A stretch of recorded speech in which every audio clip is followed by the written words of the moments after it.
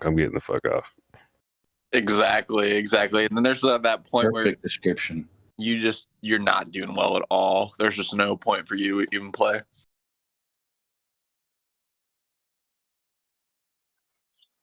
That's the point where I start like meleeing walls on accident.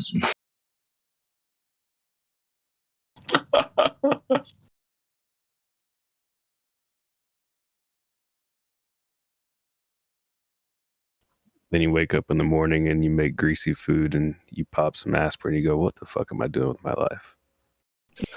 That's exactly what I said to myself this morning. But the thing is, sorry, I'm eating. I just don't have aspirin though. Rip. By the way, can confirm these are all factual things. What do you mean? What's factual? Oh, these... Everything that's said about what was going on with Call of Duty, it is confirmed 110% right. fact. I see. Yeah. Big facts. Yeah. It was super funny last night too because I've never created a Twitch. So I said screw it last night, and I was like, you know what, boys, we're gonna stream Twitch today. I've never done it, and my college buddies were making fun of me for it the whole entire time. Hilarious. And I was like, I don't even know how to see how many followers I have, and then all of a sudden, like a couple followers popped in or viewers popped in. And I was like, guys, I have viewers. And they're like, oh yeah, dude, it's just us. Oh my god. We would do Twitch like over the summer because, you know, like our like community likes to dance and like go out, and we love like EDM. And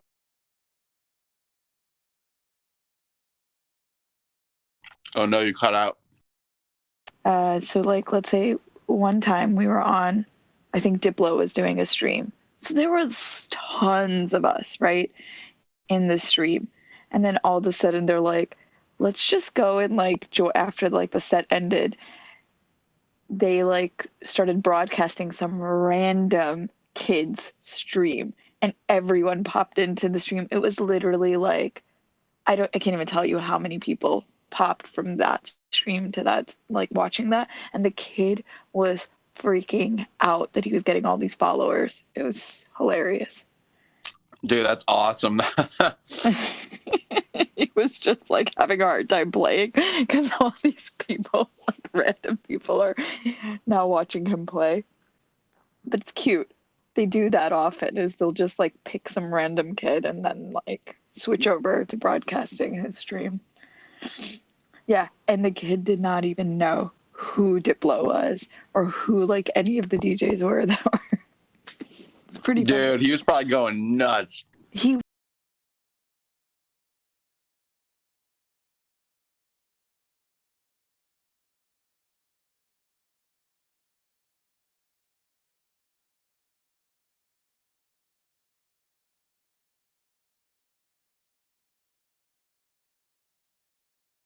Y'all ever seen the channel That Was Epic?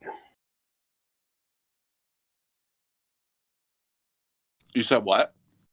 Have y'all seen the YouTube channel? It's called That Was Epic. No. It sounds familiar, but I don't know. I don't know. Yeah, so he's this guy. His name is Juan, and he does like he used to do pranks and stuff. I mean, I think he still does. But yeah, he kind of like popped up around the whole like YouTube prank era. Well, I mean, now he tends to give a lot of like money and like Apple products away. And one of the things that he's done recently is he'll go to people's houses, knock on their door, and be like, "Hey, I was just wondering, how much do you pay for rent here?"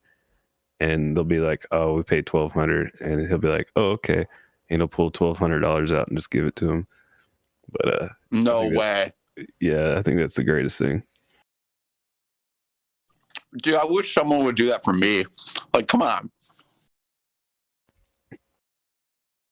Yeah, like I would love to do stuff like that. Like I really want to get to that point where I could just go and like Just go up to some homeless person and be like, "Hey, here you go. Here's $10,000." Like, dude, I literally would love that because my uncle, dude, he rest his soul. He passed away when I was pretty young, but I would always hear stories from my mom because it was her brother that he would just pick up random homeless people all the time during the week and just be like, "Hey, where do you want to go today?" You know, like he just does that to random people. He's like super kind-hearted. And if you could just add a little bit of money in that and just give it to random people and, help them out, that's awesome. Great hearts. yeah, man, it feels good to help people out for sure.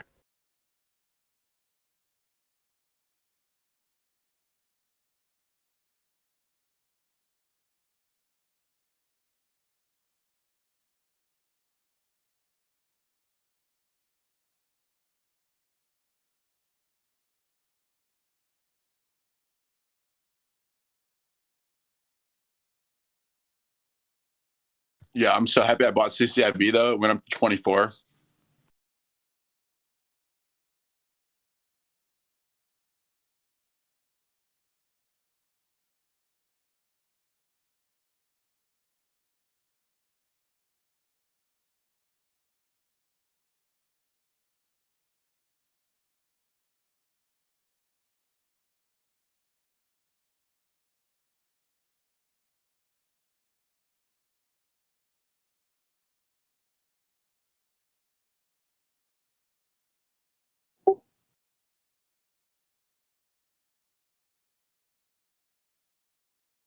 Hey guys, I've been watching some videos on that scalping method.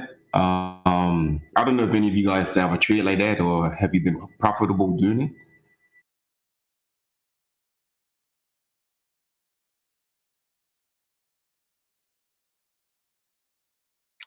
What is it? Scalping, with that form of trading where they scalp stocks or something like that. I don't know if I'm saying it right, but Yeah, it's basically they get in and out on very, very, very like short trades. So they wait for some kind of indication that there's going to be a little breakout, and they get in and they get out with like preferably a larger amount of shares, and they basically make small profits very quickly. I think it's like they basically, when they get into a trade, they'll have like 2 ticks up and 1 tick down for like a take profit and for a stop loss. I've never really done it, and I mean I'm still a new trader myself, so I don't know what the fuck I'm talking about. But it seems like it would be lower risk than like day trading or swing trading. Like especially if you can figure out exactly, like, you have a good idea of when the breakouts can occur, or you can like get in while it's happening, knowing that you're not just chasing. You could get in and get out real quick. yeah, that's what I got from the video I was watching. And yeah, it is all about the timing. But yeah, it's something I wouldn't try, but something I'm kind of interested in. But you do have to pretty much monitor, the charts and whatnot.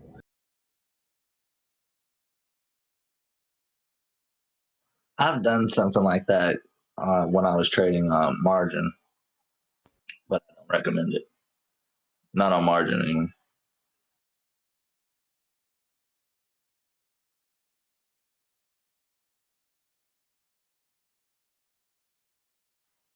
Or with leverage, and I'm talking about in crypto.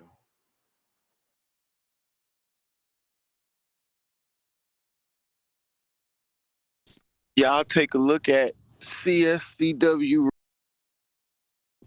Y'all take a look at CSCW real quick.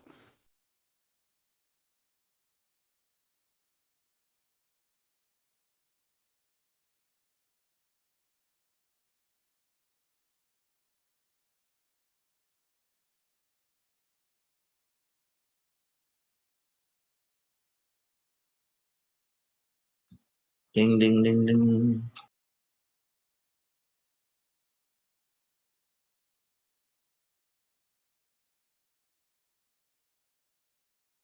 9:30.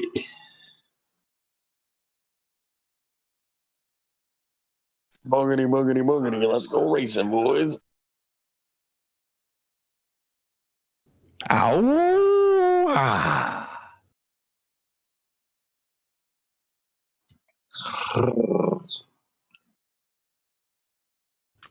I said.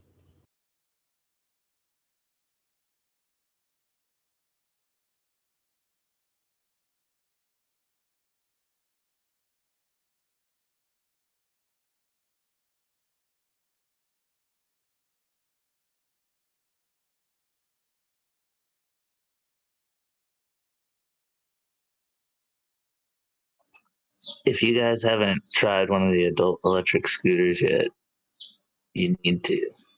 They're so much fun. The ones that I bought, I'm loving. I What's have the a hard brand? time taking anything serious that starts with the word adult, and I know that's a shortcoming of mine because I'm Well, I mean, thinking they're of a scooter primarily with a for dildo kids. strapped to it. I've got the hover ones. I just bought 3 of them for $65 a piece at an auction.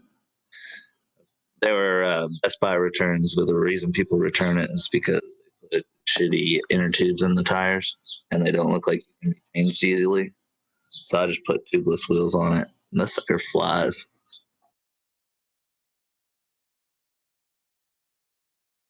I haven't drove my car in a week. Nice. Let's put it that way. Dude, I freaking swear, Ford goes over 1250, I'm gonna be pissed. Oh well, never mind. It already did. Buy yourself a parachute.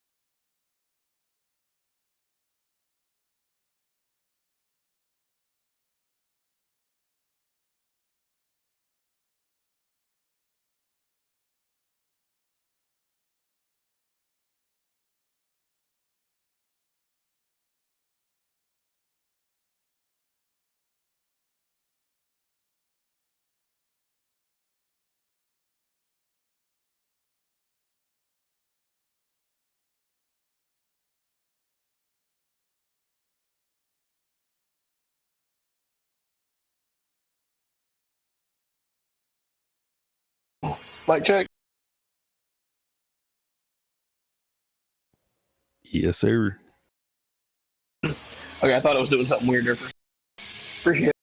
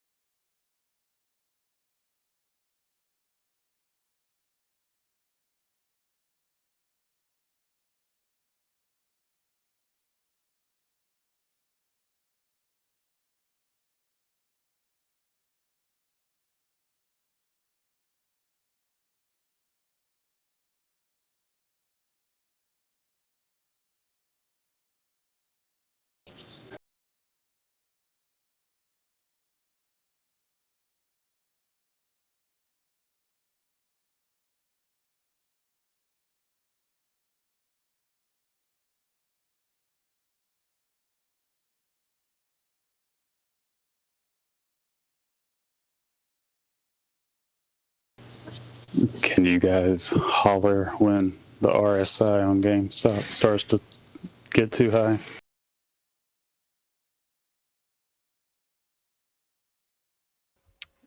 Probably happen in about 10 minutes if it does the same thing it's done the past 2 days.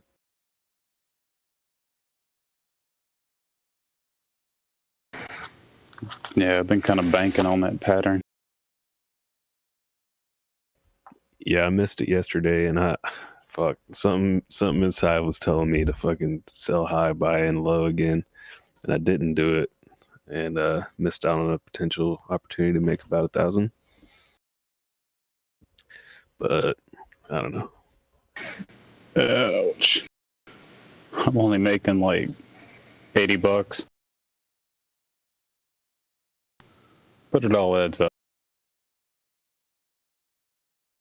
Yeah, hell yeah, it does.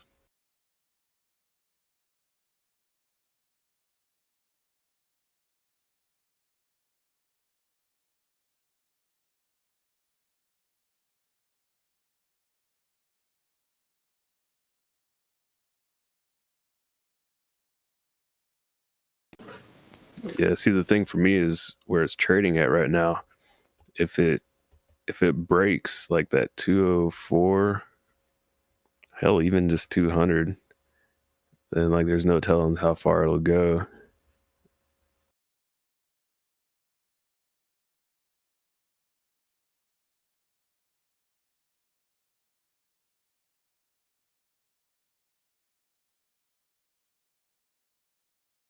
Kind of funny you said that. Something was telling me about an hour ago to just leave it the hell alone today.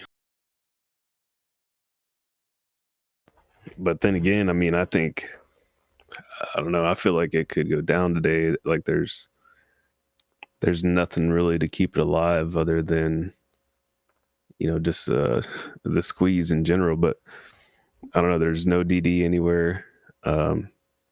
There was no information on the interview they had, and I don't know. I just think we may see a dump today, but I have no idea though. I mean, that's just speculation.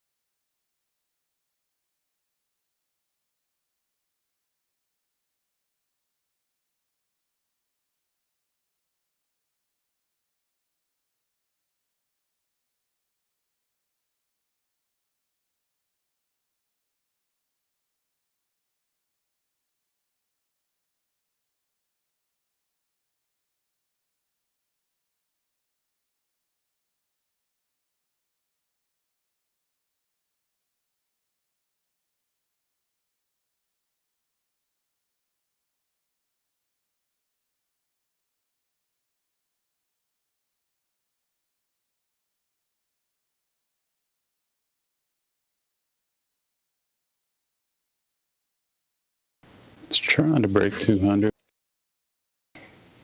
It's so crazy that I make in about 5 minutes on GameStop on average on daily like $20 less than I make at my job a day.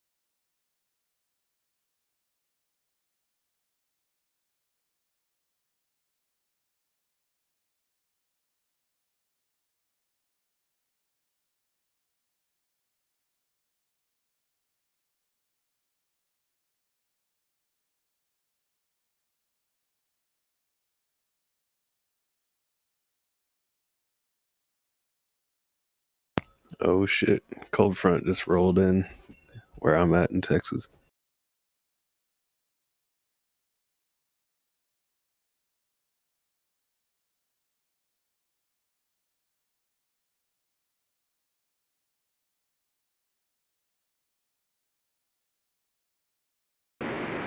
Does that make it like 60 degrees?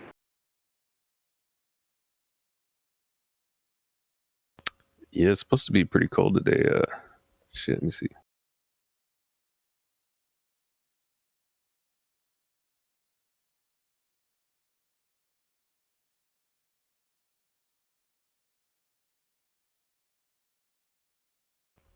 Currently 68 degrees, low of 43 today. Damn it. That's like short and t-shirt weather.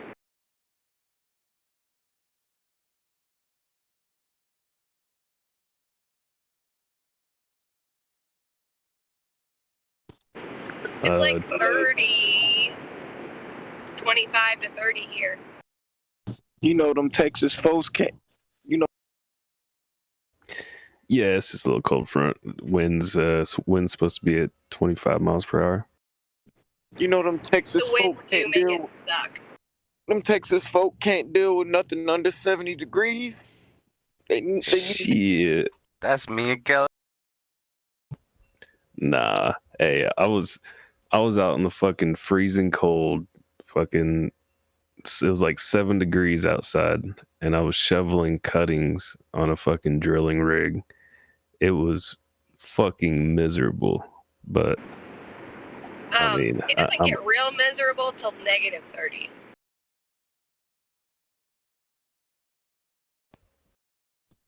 Damn, where the hell you be at? Partying? It gets down to negative 30 in Nebraska.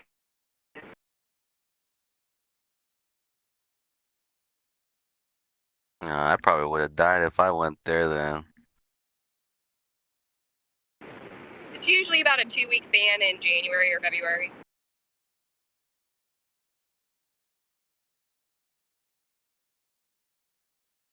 Yeah, see, I'm from California. I'm not built for the cold like you guys.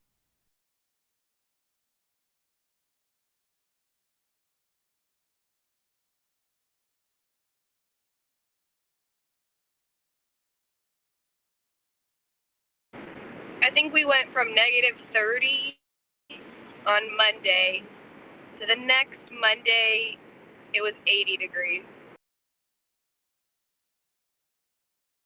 Yeah, you can always tell when someone from California comes here because it'll be like 30 and they'll still be wearing shorts and t-shirt.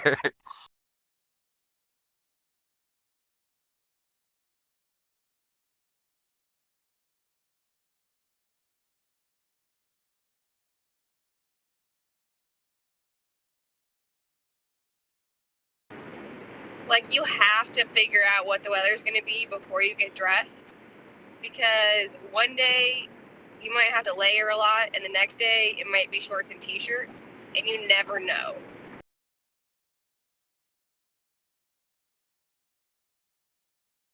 Dolphin guys. Nice run. Man, fuck Dolphin. I know, but there is a nice green candle on it. Yeah, I see it. I'm looking at it now. Celos too, trying to go for its all-time high. It broke over $5, which is great.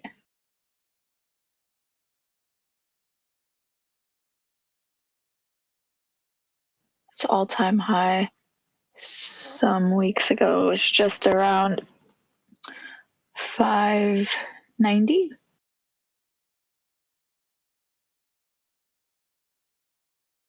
I mean, that volume on open is huge.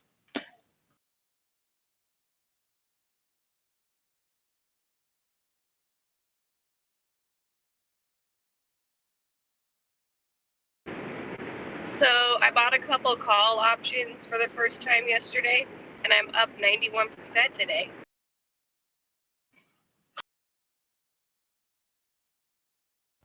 Hell yeah. I'm getting pretty close to getting in diving into options. I'm still learning. Yeah. I have my Celos, which is like, yes, let's go. Celos option. I got my ass kicked this week in Ford. Oh yeah, how did it go with Ford? I didn't see what the stock was at. Man, it like rose to like 12.50 something this morning, and I was like, you know what, I just don't want to risk losing so much more money than I have to, so I ended up selling a loss, which sucks. But yeah, I ended up buying. It's funny, we were talking about this yesterday. I ended up buying a call, and then the stock goes down. So I'm like, bro, what the fuck? Yeah, it's going up though. Look at it. Oh yeah, that was the upside down thing that happened yesterday, right? It was like kind of moving sideways, and it went down to 230 something, touched like 239, 240, 1240. I mean. Yeah, so it's not. This week's not a good week for me for options. It's a weird week. April Fool's options week. They're playing tricks.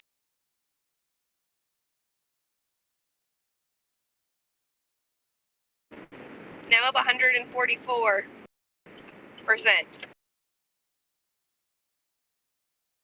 What option did you do? Yeah, which one are you doing? Charge point. Oh yeah, you like that stock. I told y'all, charge point. Woo, woo. They own 73% of the charging game right now. Look at AMC, just red on red. I know. I don't know why ChargePoint is so low when they already have the infrastructure in place. Right. They literally own 73%, and the second company only owns 8% of the charging game right now. That is crazy. I think it was Fizzy and Izzo. We were looking at the map one day. Mm-hmm. It was just every single town you went to was just overflooded with ChargePoint. It's true. So if I were to hop on a call right now for ChargePoint, what do you think you'd recommend? Because you're up so much. Whose mic is open? Is that you?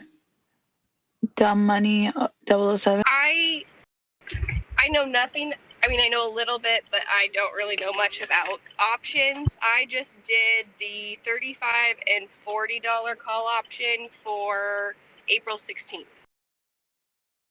And I got it at like a penny or 5 cents.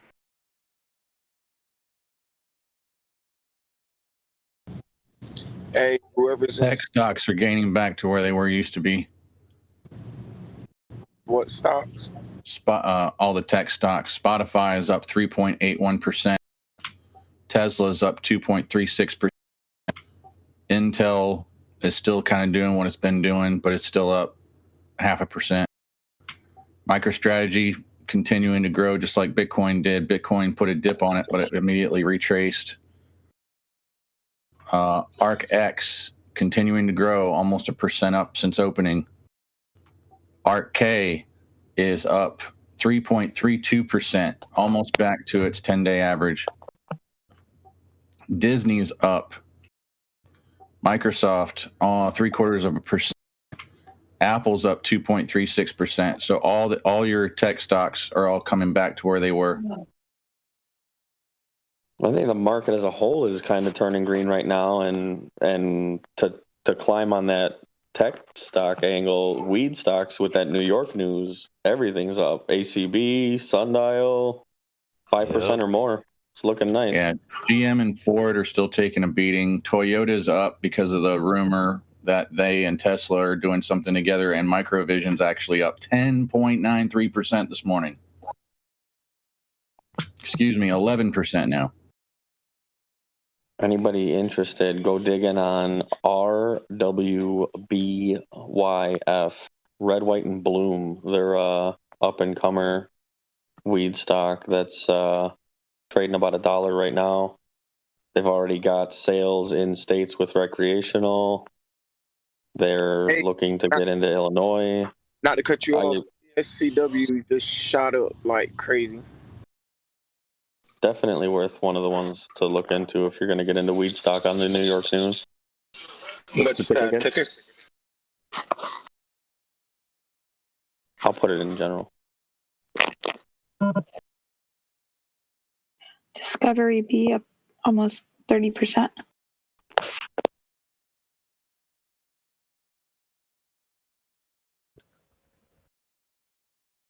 GameStop seems to have broke its trend. Yeah, GameStop seems, and AMC doing the opposite of futures.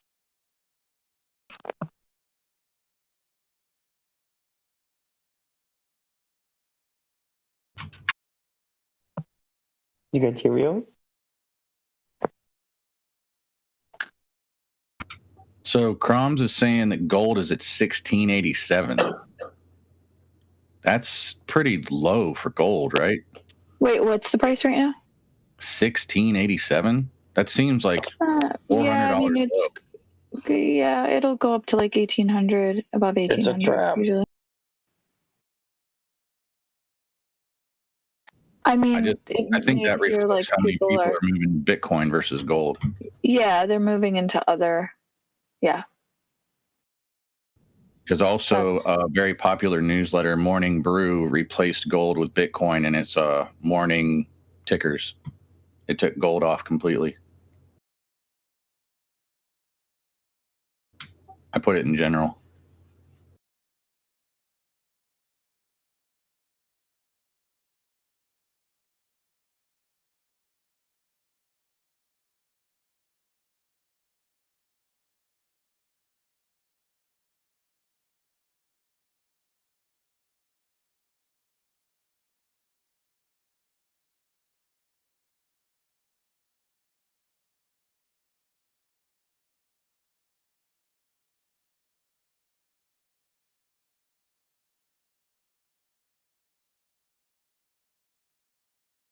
I think we should have tickers, like, I mean, channels that are specific to certain things, like Bitcoin, GME, AMC, like just within the channel, so that all the DD and stuff that's specific, the conversation that's specific to that can stay there, and rather than get lost in like general or.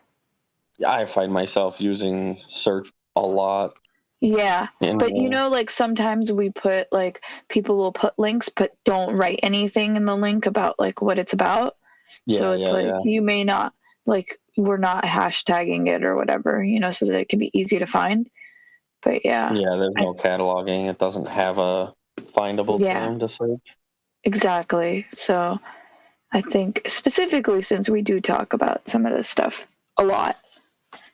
Maybe even if we were to just break it down into channel sectors with tech sector, weed sector, it would help tighten things down a little bit. I think so. Yeah. I think that would be a good idea. It doesn't do I mean, anything. I do try to keep most of the crypto talk unless it's like related also to stocks. Yeah, but you know, if somebody's searching for something that's specific, like let's say you want to just do Cardano, or you want to talk specifically about stuff that we do focus in on here, you know, then you could just go under crypto talk and it could be like a sub. I don't know if you can do that. It's sub channels under that potentially. Like, well, you can't sub-channel the sub-channels. Once you create the sub-channels, that's pretty much going to be your division. But it wouldn't be too difficult to just go forward with adding new channels to have organization. But it would just take time to do it, and then everybody to follow it. We don't really have a moderation staff that actually, you know, take stuff from where they are and put them where they belong. So got it. It's kind of a pseudo free-for-all anyway. Sounds like that baby has the COVID. Nah, she's got a little bit of a stuffy nose deal going on. It's that time of the year. All right, y'all have an awesome morning. I'm taking off. All right. See ya. Anything too crazy happens, if somebody wouldn't mind shooting me a message, I'd appreciate it. For sure. Yeah, when Adam bottoms out, I'll let you know. Or like if GME starts taking off, you know, that way I can be like, hey, keep practicing that chord for a while. I got to run to the bathroom real quick. My freaking phone died. So I was talking to the girl about the charge point. What was your call options again? Dude, sorry, my phone died. Oh, yeah. I missed that. 35 and 40 for April 16th. Okay, perfect. And do you know, like, why you do it so high, the call options? Or is that just kind of like your preference? Well, they were really cheap and I had never done one before, so I just wanted to get in something for a couple dollars and see what happens. Like, I literally was just planning to lose what I put in. I mean, ChargePoint did go up to 25 today after open. So wait, you did it for what was the price? 20? 4 cents, I think, or I think there were 4 and 5 cents. Sorry, what was the strike price? 35 and 40. Oh, yeah. I mean, you're still going to have gains because the percentage is just a matter of will there be people to buy it. And it's April 16th, so there's still time. Because that stock has been there. Yep. It's been up to like 45. But they were, I threw like $4 at one and at the other, and then I could just kind of see what happens while I'm figuring out how they work. Yeah. Screw it, I'll join you on that. You can just you can sell them before they expire. You know, that would be that was the point. Yeah.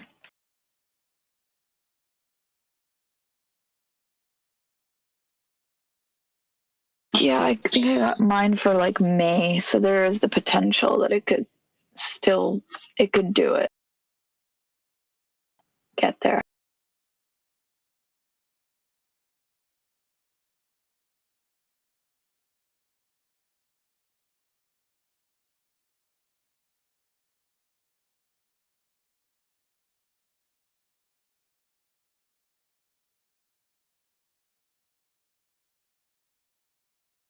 But I like buying really cheap options. Potential upside exists. I feel this is like my same strategy with throwing $1 at every coin. Yeah, I mean, but you also have like stocks and like, yeah, companies that you're familiar with, you know, the price action and you know, like the possibility of it going up. There's a bit more, you know? Yep. I mean, the worst thing that's gonna happen is that I lost $5, and I do that in minutes on GameStop. Mm-hmm.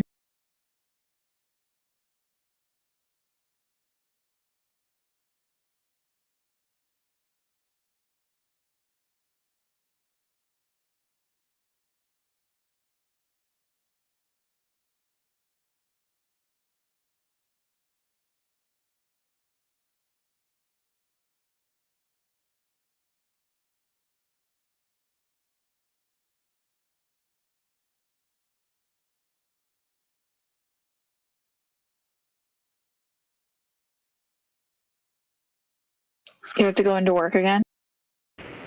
Every day.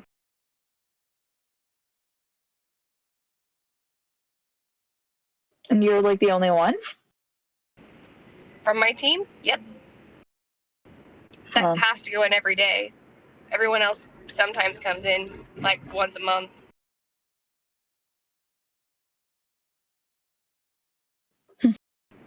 So it's kind of like working from home. You're just in an office with no one there.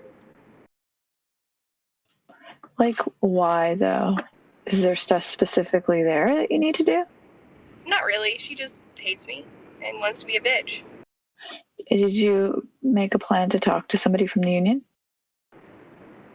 Yeah, but I mean, because she's I think we may be on YouTube, just FYI.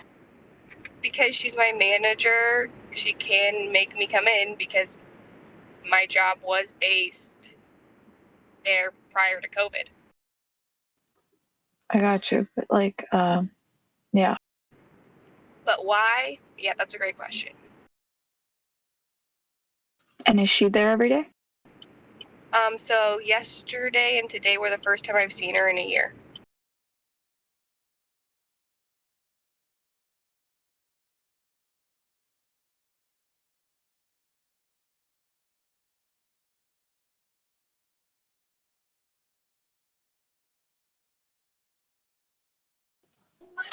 Yeah, we definitely set up that meeting because you got to discuss what happened yesterday and get that get that on the record.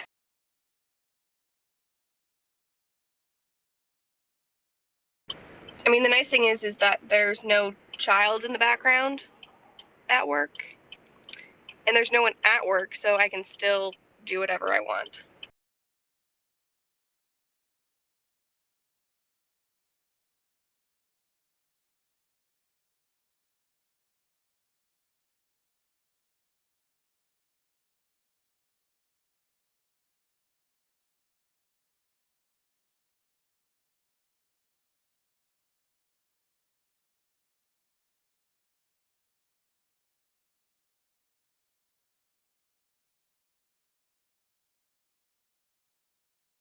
I joined you on Charge Point, by the way. So we're in this together. Woohoo! Yeah, I just don't understand why like PlugShare has all this attention when ChargePoint is the one that's actually got the infrastructure. I mean, they have more infrastructure than Tesla does.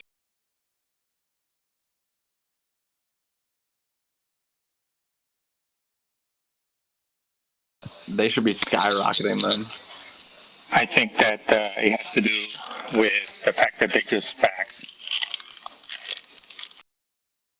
So I don't. So it used to be a SPAC and it was Switchback Energy, but now they changed the ticker to actually ChargePoint. Yeah, and I had a lot of shares of Switchback. I think I had like 50 shares, and when the merger came through, it just went to the trash. I think it dropped down to like 26 or 27 bucks, almost over. Yeah, I rode that too, and I still have. So I think that they have potential to be up there. I think at some point they were up almost in the 50s.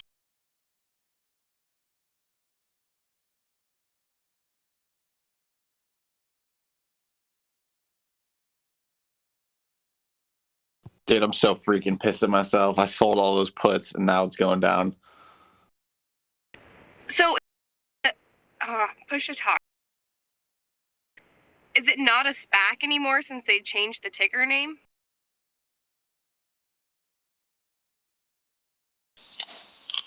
I think it still is, technically.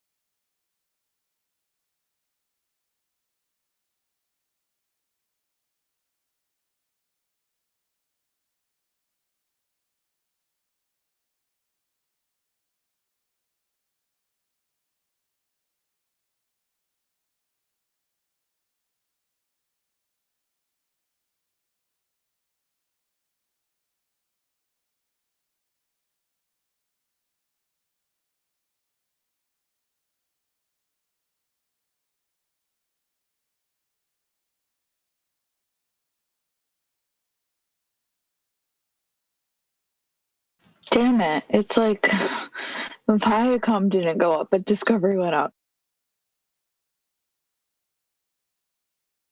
People love their animals. Shark Week. Yep.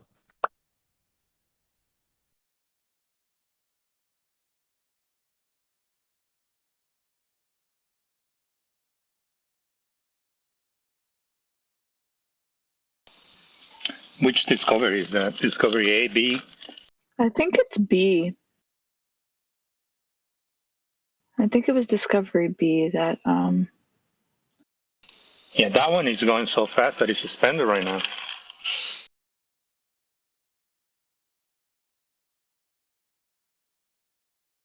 Which ticker?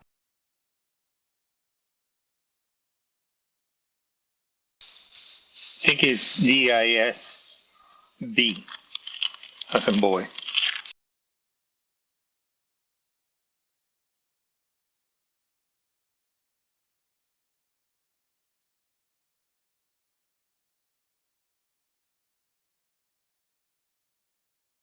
I think it's DISCB, like Disc B. But it's weird because it's not coming up right on TradingView, but it's fine on other platforms.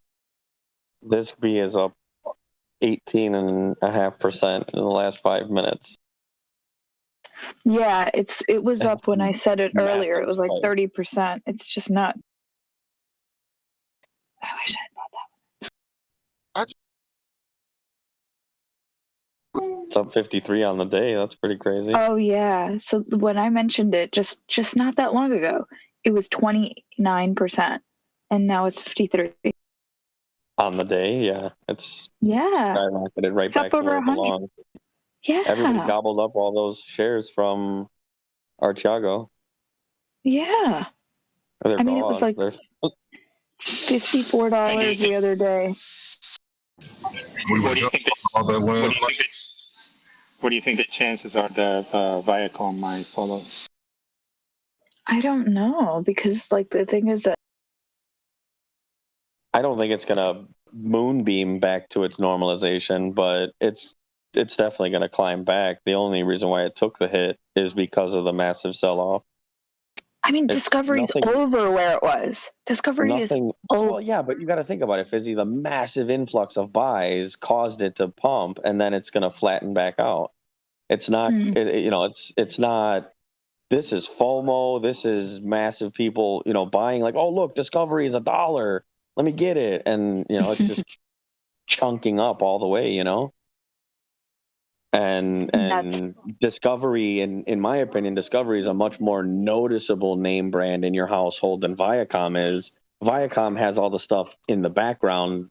Yeah. Discovery is right in your face. Right. So they're both worth a shitload of money, but who knows anything about Viacom? Right. So I think that's why you're seeing the Discovery rebound happen so much faster and aggressively, just over what it should be. So I'll let you know. Viacom will do the same thing. I'll let you know how it goes. I just got made like 20 shares of Viacom. See what happens. Yeah. We're waiting for Viacom to do it. To be honest, I'd keep your eyes peeled throughout this whole ordeal. Anything that you see take a massive plummet like that, the fundamentals haven't changed. Nothing changed about the company whatsoever. So when they're done with Discovery, yeah, I think you're 100% right, Maverick. I think when they're done with Discovery, as they start to sell off, you're going to see these massive plummets. Put yourself in positions to get on these companies that should be trading at these normal levels and will go back to them more than likely when the dust settles and it's all done. Like Roaring Kitty said yesterday, outlet sale. It's like time to go to the outlet. Yeah, that Discovery Sundial's up 3% because it halted on the way down. Yeah, it's gonna dip now because it's already gone. What was it just at over? Like it was at 107. Now it's at 96. About to take a big shit. Yeah, you're going to see the normalization happen here. Everybody that it was essentially a pump and dump, but not a coordinated one. Right. Just a massive influx of buys, and then people are going to take profits and let it go back to whatever it was trading at, that like 70, 80 range, maybe 90, depending on what your opinion is. But 70 to 90 is like normal for it. I think so. I mean, it was on the way up the last 3 months. It's just been like this parabolic curve up. So I think you're right. It'll be somewhere between. Sorry? Their platform launch, their streaming service just went live. So that's why they've been on a rise in general. But I see. Now, it's this is some of the first normal behavior we're seeing in the market, as far as like it's acting how it should to certain events. Yep. Yeah, I think you're spot on with that. Somewhere between 70 and 90 is where we're going to see it end up consolidating once the volatility dies down. Not to say that these situations are normal, but the reactions to them, a massive sell-off should drop the price. A shitload of people buying it should raise the price. Unlike what we're seeing with GME and AMC, where the price doesn't match the volume, or the movements don't match the volume. This is relatively normal, and it's actually a good sign that healthy markets can come back when this is done.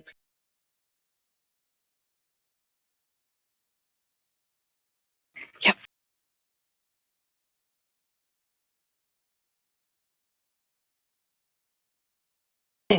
Well, guys and gals, I know this is completely off topic, but I just wanted to make this public service announcement. If you or anybody you know works in the tire industry and works with lock rings, please, for my sake, please tell them if they're doing lock wheel tires, put them in cages.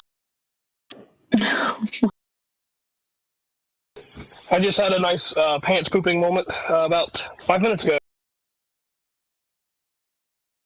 Wait, were tires just like falling, or I'm not sure I get it. Okay, so on some vehicles, they especially older vehicles or like forklifts, they don't mount like a regular tire. They basically have like a metal ring you have to put on there, like a big ass snap ring that holds them together, and you have to put a bunch of air in them. Right. They like to sometimes, every now and then, rapidly disassemble themselves. Oh. Yeah, stand about 4 feet away from that whenever that goes off, and it's got about 100 pounds of air in it, and let's just say pants equal shattered. Oh, that could be dangerous. Yeah. So just, public service announcement, if you or anybody you know in that industry, tell them to use cages. So it's called a cage. Yep, tire cage. You put it in there, big old metal hoopy thing, and it keeps parts from flying at very rapid speeds into anything that you love and hold dear. Oh my God. That's like for us in the airline industry, we would be afraid of a slide deploying. Oh my God. That's like the biggest fear. And it's kind of that similar, like, oh shit, like somebody's going to get hurt and it's going to take a plane out of service and cancel a flight.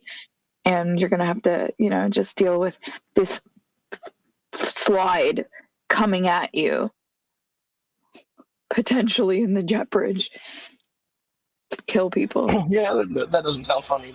No. It's horrible.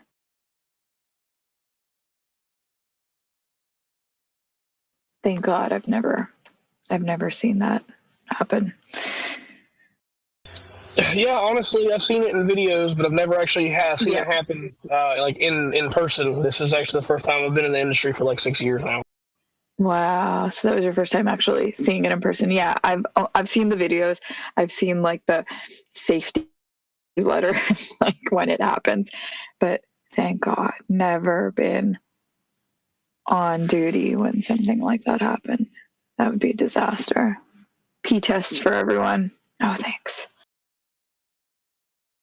Oh yeah, for sure. Luckily, I think in my case, it's just I got to put another tube in it, and that's like $10. And make sure nothing's wonky.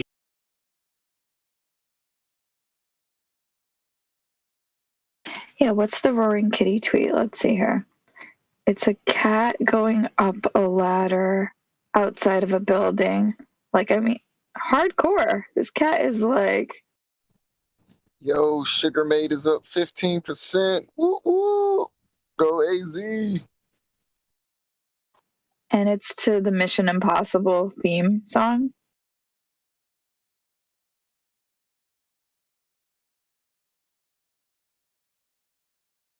The part where the cat looks around them.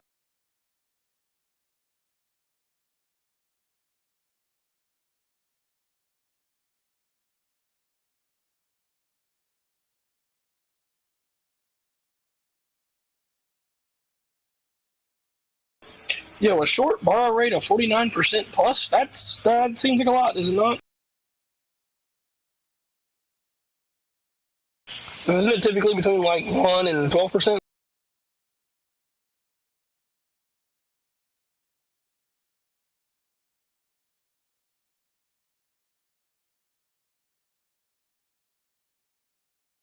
I know I wish these mofos quit freaking with the market.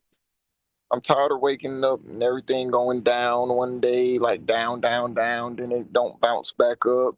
Then you gotta wait 2 months for this to do what it need to do. This one here is 2 years before it go back in the green. It's just a bunch of bull crap. Tell us how you feel, Carolina. Fuck the stocks. Fuck them all. Fuck the hedgies.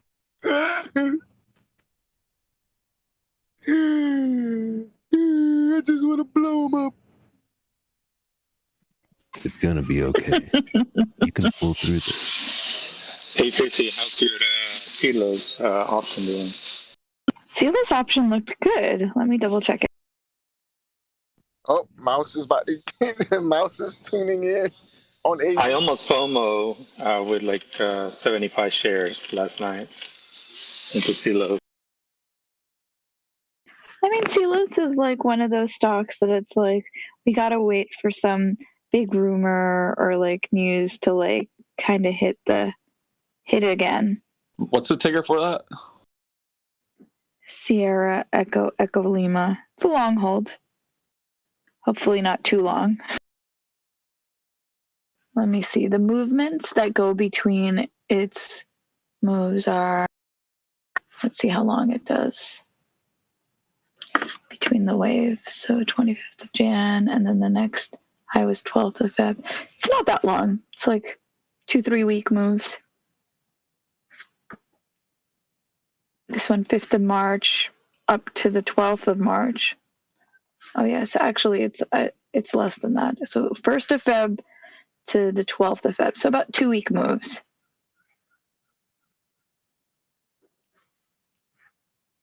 For you to buy a dip and then it go up and hit a high.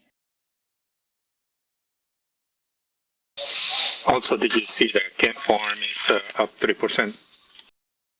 I love Chem Farm too. Yeah, Chem Farm is the one that so they changed the name, right? When they've introduced this drug from, used to be known as KP415, and now it's like, starts with an A. That's the one that whenever there's some good news, and it's also heavily, heavily shorted. So that's why I think that we also see these monster moves when it does have these straight spikes on the 16th of March. Yeah, and yesterday when you were talking about it, I started looking into it, and it seems like every 22 days it makes a big move. It's ready to make the move.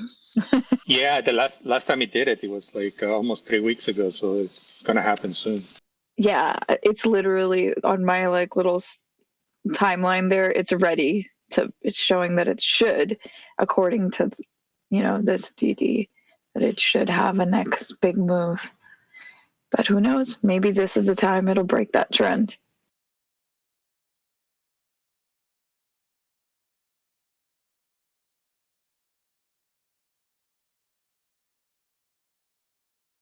Yeah, I'm hoping Celis will go up again near 6. I really wanted to go over and finally go into like a new price, but we'll see.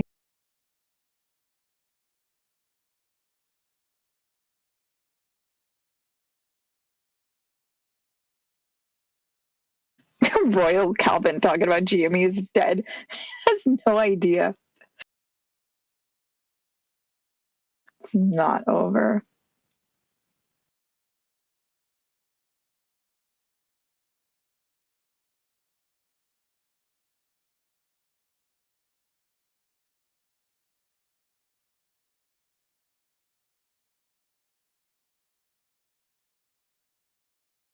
Yeah, prove it. Like his response is the big dip was back in January and people made a fortune, but it's over now. No, it's not. None of the DD shows that. None. Where are you seeing this?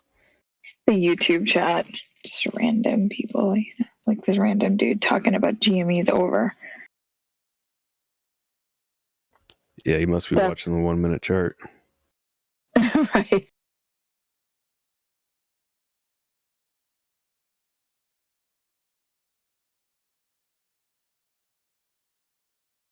You have a stock that was $40 after like holding at around 200.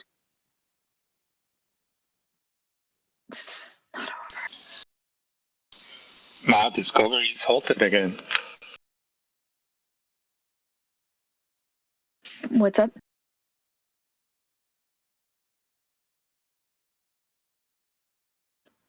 I missed what you said there.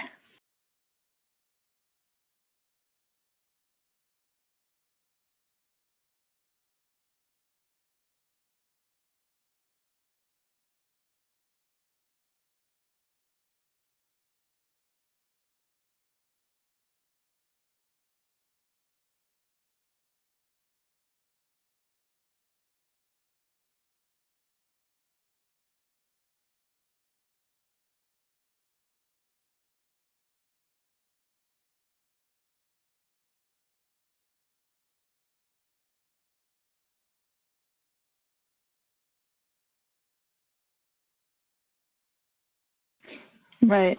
Fitz says, if it's over, why is he here? Yeah, why are you here?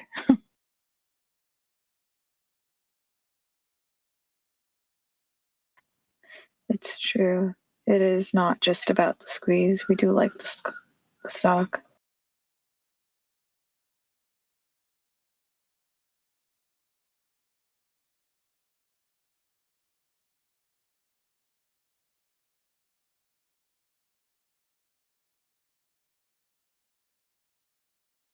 I agree with you, Vita, baby. We need spectators to watch this take off.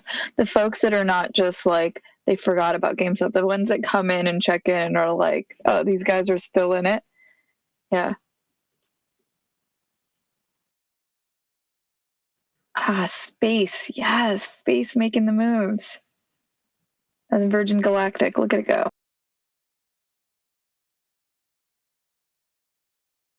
Space over 31 now.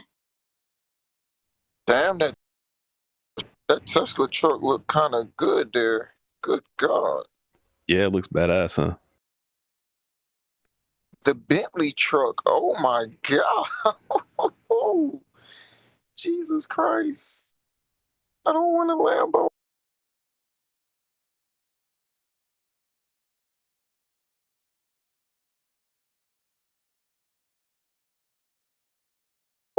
Yo, that Tesla truck looked like it'd just run through a house and keep going.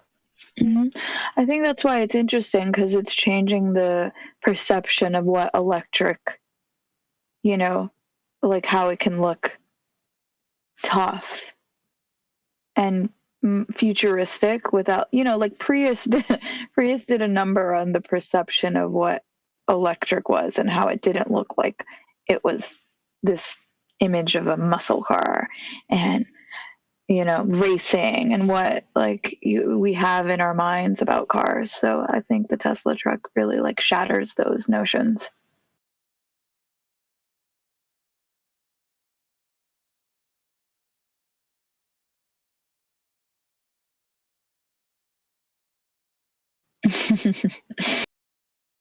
Vita baby in the text laughing like, look at Carolina shopping already. You're claiming that takeoff. Yeah.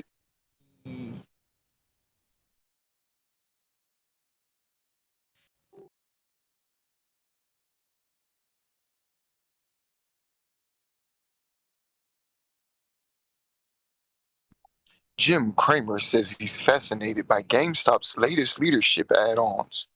Oh my god, he just wants to be liked. Like I can't deal.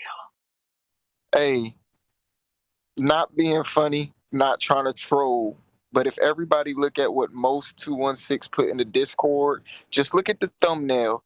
Tell me that is not Donald Trump without hair.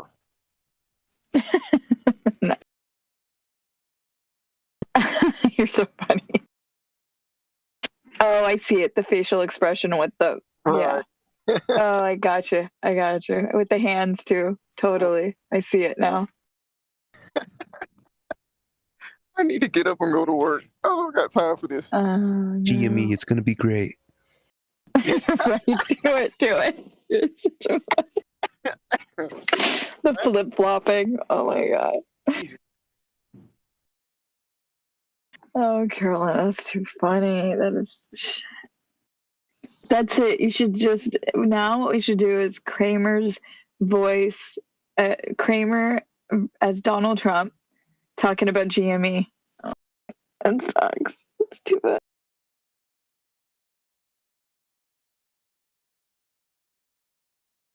Right. Time to take morning dab.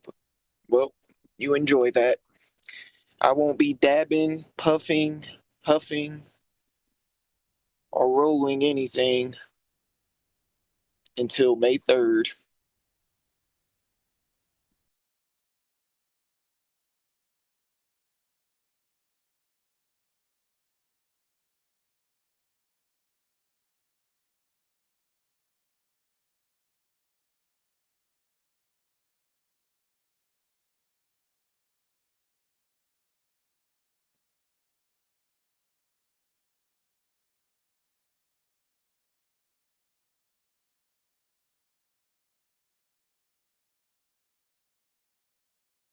A lot of sucks forming this upward move with a cup and handle.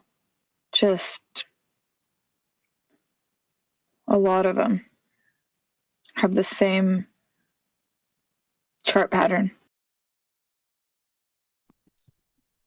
I think we started the day off wrong. Where's all my turkeys at, man? I ain't hear no turkey this morning. I think because it's like you've got those stocks are going up, and then you've got GME AMC with the other patterning that you're seeing with some stocks, like Viacom has that too. It's the downward move. Don't talk about it. Fuck that. AMC and GME is gonna blow up. Let them think it's dead for the ones that's saying it's dead. You saw what happened to Michael Jackson. Thought he was dead and he turned into a zombie and haunted, dancing down the street. Then all the apes came and all the apes was doom doom doom doom. Yeah, that's how we gonna be standing at the end.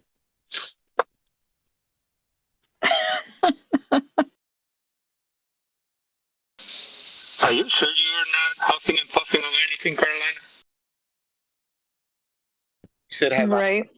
You said what? He's saying, "Are you sure you haven't taken a puff this morning? You're on fire." Nah, I wish. Oh, if I boy, wait till I get stationed back home where I'm just home and I'm high.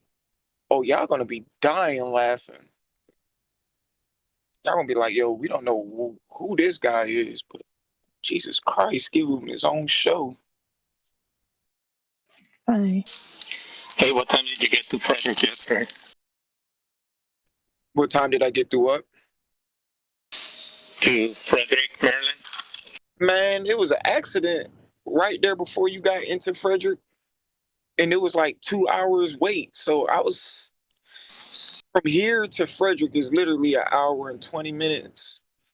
I didn't get there. I left here at 2 o'clock. I didn't get to Frederick till like 6 for 18. Holy fuck! And you were driving through 70? What highway is that? Is it 70? Yeah, 70. Yes. Because you got off at the Somerset exit on the turnpike, right? And then you took 70. Which exit did I take? I could tell you the Walmart. I went to that Walmart. I don't think Frederick got 2 Walmarts. I went to the Walmart. Got like a, what is that? Chicago pizza in the front. It's like a pizza place in the front. And then the Walmart is not by itself. It's like connected to a big shopping strip. Okay.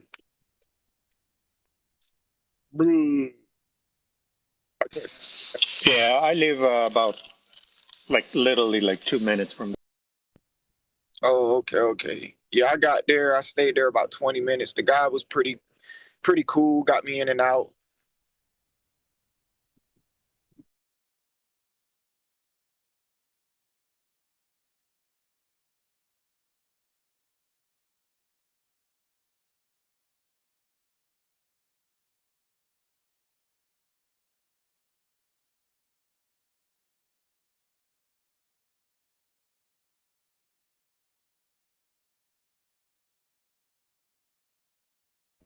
So I've been trying to talk my girlfriend into watching The Big Short with me, but she's not into it. I think I need a new girlfriend.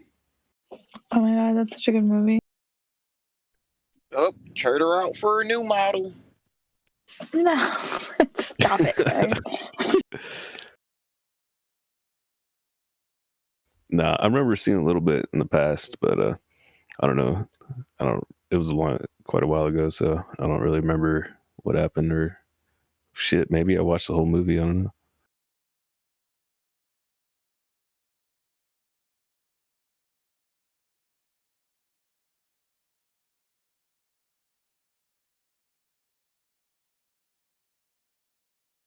Yeah, maybe I should start watching it like when there ain't shit going on, like maybe from 12 to 2.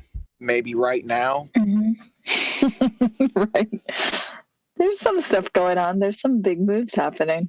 Man, there's some bullshit that's going on. That's what's going on. Damn market. Man, the market. The only bad thing about days like this is that you get to do nothing. You just watch. You can't buy.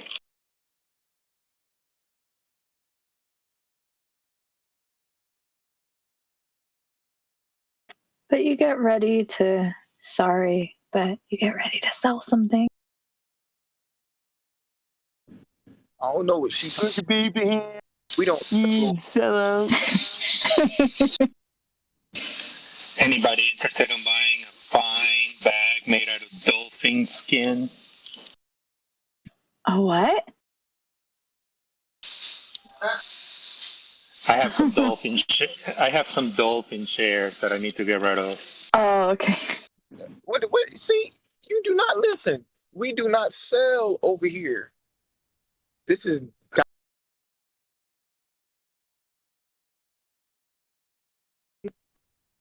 We don't sell over here. This is diamond hand game. You got initiated when you brought the stock. You don't get out. What is that? Well, these diamond hands are getting tired of carrying these big old bags, man. And what are in those bags? Bananas? Lots of fucking dolphins. Dolphins are shaped like bananas. We may see a move like with Dolphin coming up soon. Indicator on the 15-minute looks like there may be a flip. If it goes above 14, yeah, there may be the momentum that's needed for it to move up, potentially up over 1650. All right, let me know when he gets ready to jump $10 a share. Okay. The only move he's doing is from owning to selling. That's me too. Same. I want to sell some of these too. You I said wanted you to didn't get. get no dolphin. I have dolphin. No, I do. What was it? HOFV? I got rid of my HOFV. Yeah. Yeah. No, I'm glad I did because it dipped after I sold. So. Yeah, I sold for a little profit too. And I'm glad I did because it's tanking. I don't know why, but I brought more CSWC or CSCW. I brought like $100 worth more this morning. So I'm sitting at like 180 something shares, 190 something shares. So if it ever goes to $2 again, $3, $4, Wow, Discovery up to $124 and suspended again. it went back to 124. It's up to 124 and change and it's suspended. What in the hell is going on with Discovery? See, but the problem is that there's no volume. So if a big whale decides to sell, everybody's gonna be screwed. Hey, better get to selling with them. Better be like them little fishies that be swimming beside them big ass whales. You see him dip, you better dip too.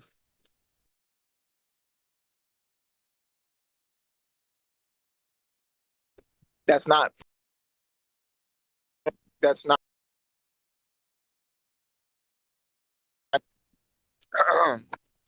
push to talk keep going out. That's not financial advice, but that is a survival tactic. We don't sell. I didn't say nothing about selling. I said a survival tactic. If the fish goes down to keep you from getting ate, you go down with that fish so you don't get ate.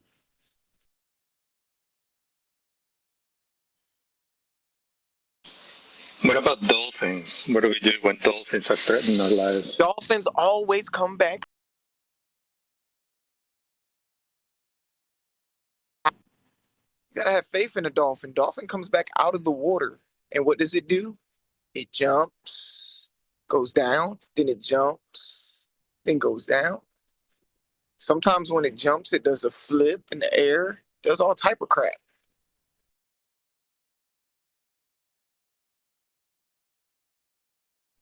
Mouse said GME is trading like a normal stock. No, Mouse, we don't want to hear that. We want to hear it trade to the moon.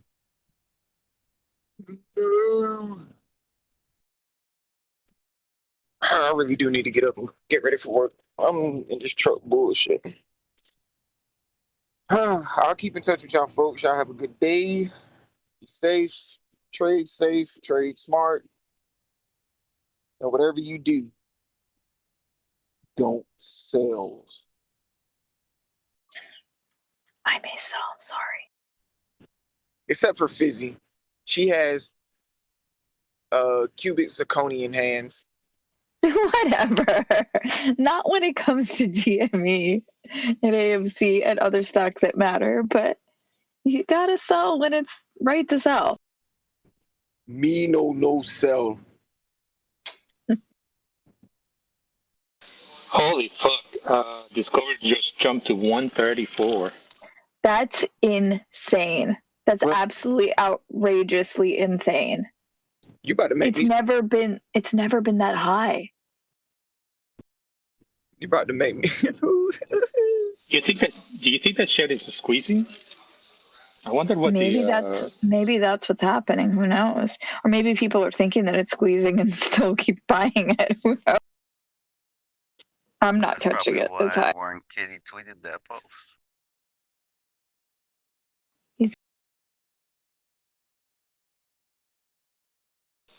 Yeah, I think it's squeezing. It's 143 and the volume is only 145,000. Wait, so what's squeezing? I don't know. I think Discovery might be squeezing because it keeps jumping like $10 and gapping up.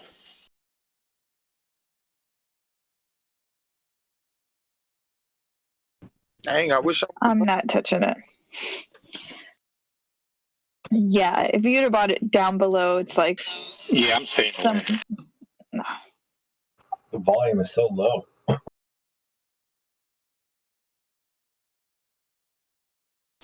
I already have enough bags in my portfolio. No, thank you. Don't want any more. But good to all of good, good for all the people that bought it at under 100.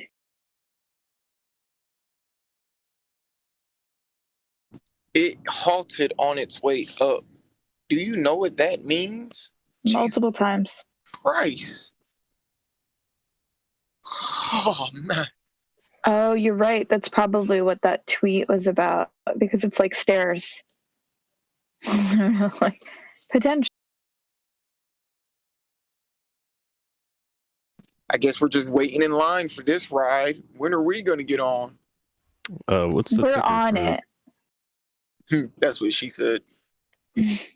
DISCB, I believe. It's on. Yeah, that was Discovery. That was that was the stocks that tanked on Friday. That's why I was saying when you guys over the next couple weeks here, you guys are going to be able to do that. There's going to be long and short positions that these hedge funds are in right now. So like last week they were long and they overbooked themselves on Discovery and what was Viacom or something like that, right? Yeah, so Viacom. When they got liquidated and couldn't cover those shorts, that price tanked. Okay, but that being said, there's still money in Discovery and Viacom. So now they're trading 40-60% at what they actually were. So you guys could have bought in yesterday after hours and then just rode it up this morning. Well, we bought Viacom. Some of us bought Viacom. Yeah. Didn't buy Discovery.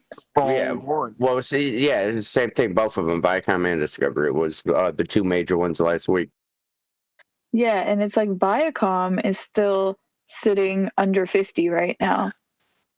Yeah, there's other issues with the Viacom. Viacom's really only probably going to bounce back to maybe $70. It was overbought at $100 and some dollars. It shouldn't have been $100 and some dollars a share. So just like GME shouldn't have been $5 a share, Viacom shouldn't have been $100 a share. So, Mouse, you just broke my heart. I'm sorry, buddy. Well, 70. We'll take 70. That's fine. I'll take 70. Yeah, if it's $40-$50 right now, I mean, it's a good buy.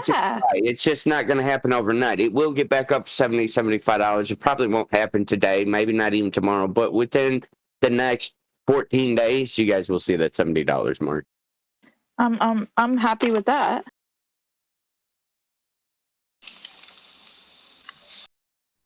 Oh my God, it halted again. Jesus Christ. It's nuts. It's absolutely nuts. So like, Mouse, what do you think is like causing that much of a run up where you're seeing Discovery go over its high? It's gone over like it's never been that high. Hold on, let me look at my let me look at charts. I don't have level 2 anymore, so I can't see the orders. But I mean, with that low volume, I can't really think that it's like people just buying at that high. Yeah, the volume is so low that it's not even showing the freaking candles on this chart. That's what's happening. I'm like, this chart just looks so weird. I don't see it. This is just not.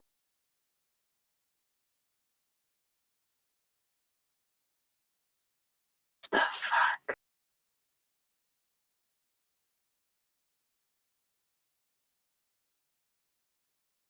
Could it be the volume so low that it's actually not halted? No, I think that we were. I'm gonna double check the halts. It is 104.97. I feel like we're gonna blink, and I feel like we're gonna blink, and that thing is gonna be like $10. Yeah. I think it's gonna go up a little bit more. The ticker. Oh yeah, they're halting it. They are absolutely halting it. They've been halting it all day. Let's have a little friendly bet.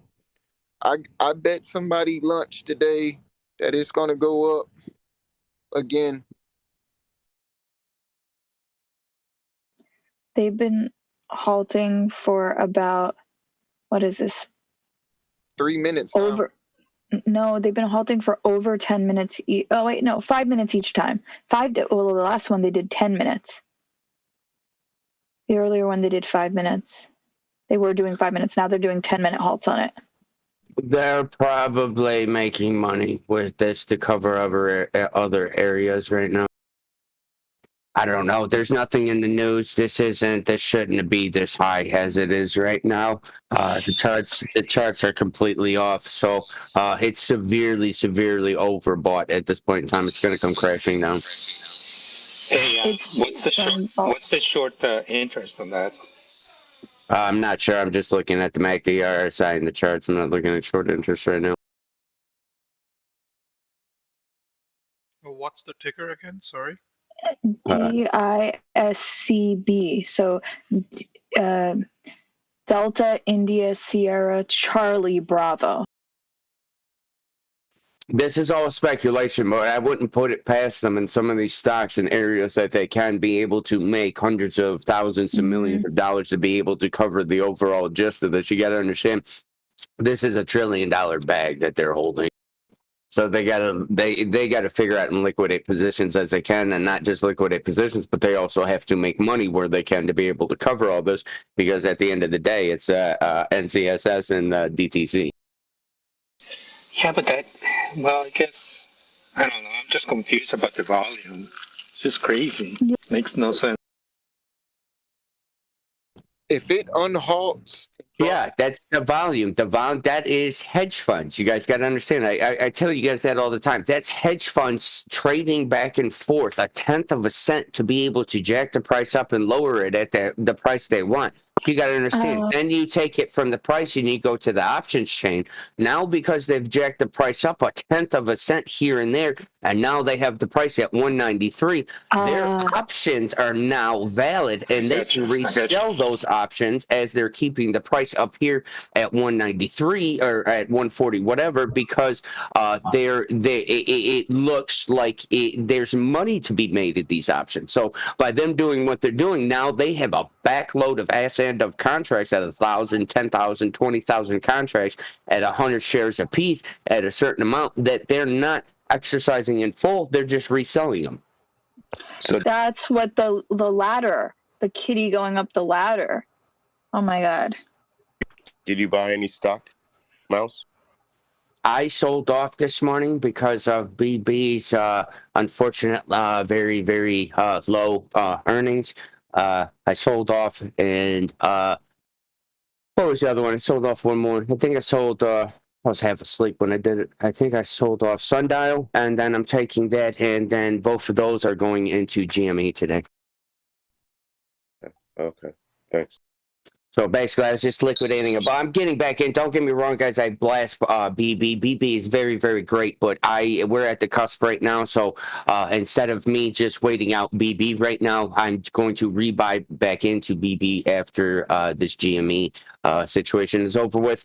But we're at the point right now. It's a cusp. It doesn't matter what the price is right now. It's still a great buy. And it's going to be tenfold, if not bigger, than what I've initially assumed.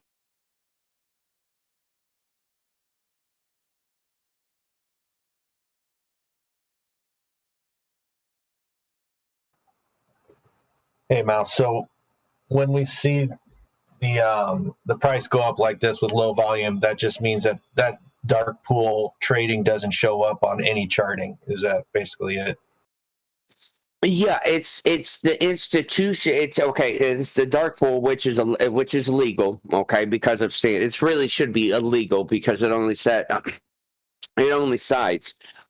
with hedge funds and institutions. So there should be no dark pools, and there's a lot of advocates to get rid of dark pools. That being said, yes, what they do is behind closed doors. They'll trade in between each other, 1/10 of a cent, less than that, type of situation to be able to move this, So when you guys are looking at these charts, and you're seeing here 175 volume. Oh, where am I? Ticker. Hold on. Okay. See 19,000 volume, 1,594 volume, 13,000 volume. That's institution. There is no retail in that right now. So this whole run up right now is all complete since the start of the day today. This has been all institution. This has nothing to do with retail. And now you guys can look at this and also now understand these pump and dumps. Also, this is a pump and dump. They are pumping this up. Retail has gotten into this. Let's see. I can tell you exactly when retail has gotten into this. Retail got in at 3:31 at 9:41 in the morning. Retail got in at 9:46, 9:47.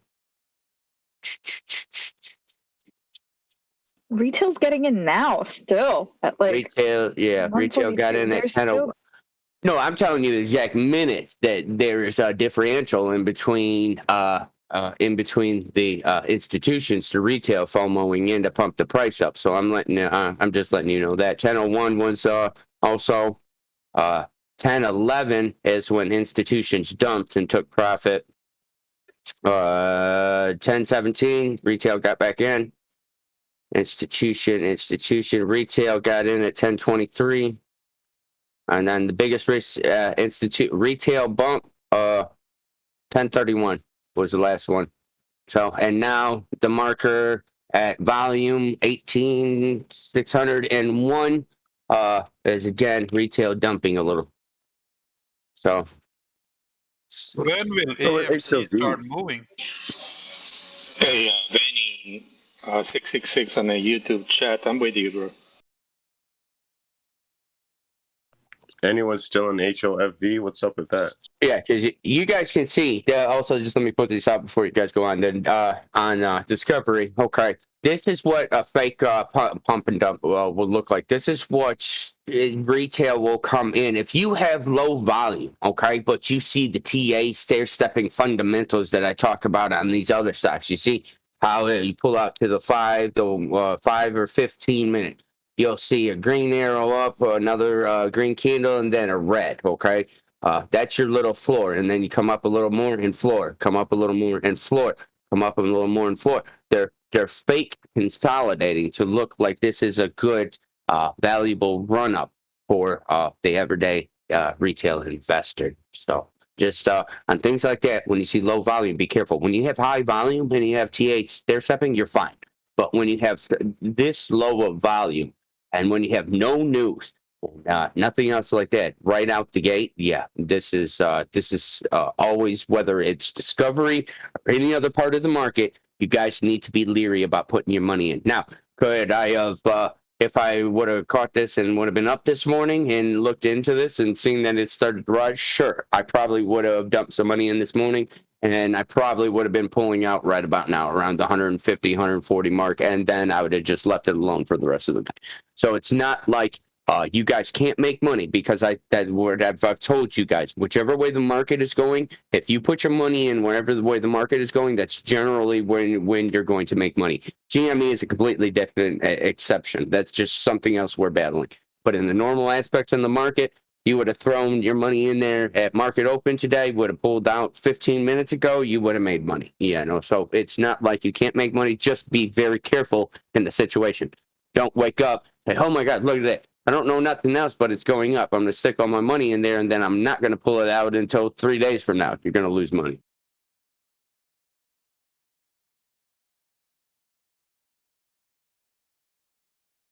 Speaking of that, what's up with HOFV?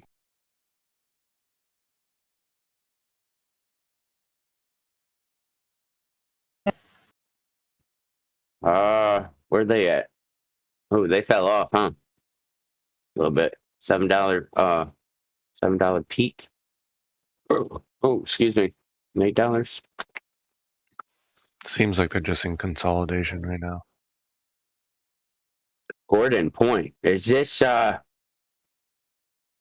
just some acquisition corp? Okay, who's Gordon now? Is it Hall of Fame Gordon? Hold on. You can do DD in a second. Hold on.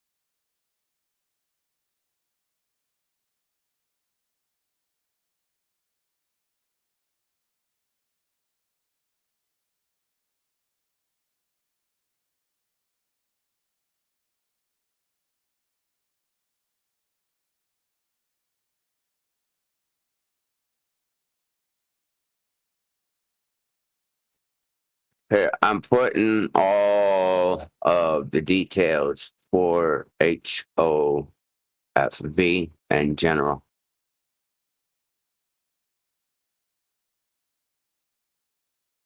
Thanks, Mouse.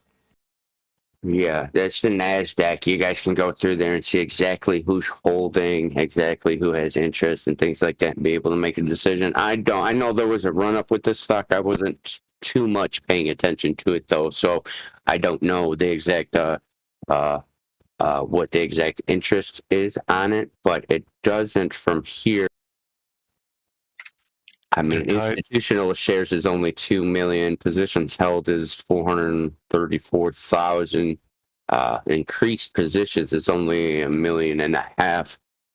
Institutional ownership is only about 2.5%. And then, let's see, shares outstanding is 83 million. So, I mean, it's not that bad share-wise. 70, 80 million shares for the size if they're trying to size up the way they're looking like they're going to. So, Any thoughts on AMC for the rest of the week?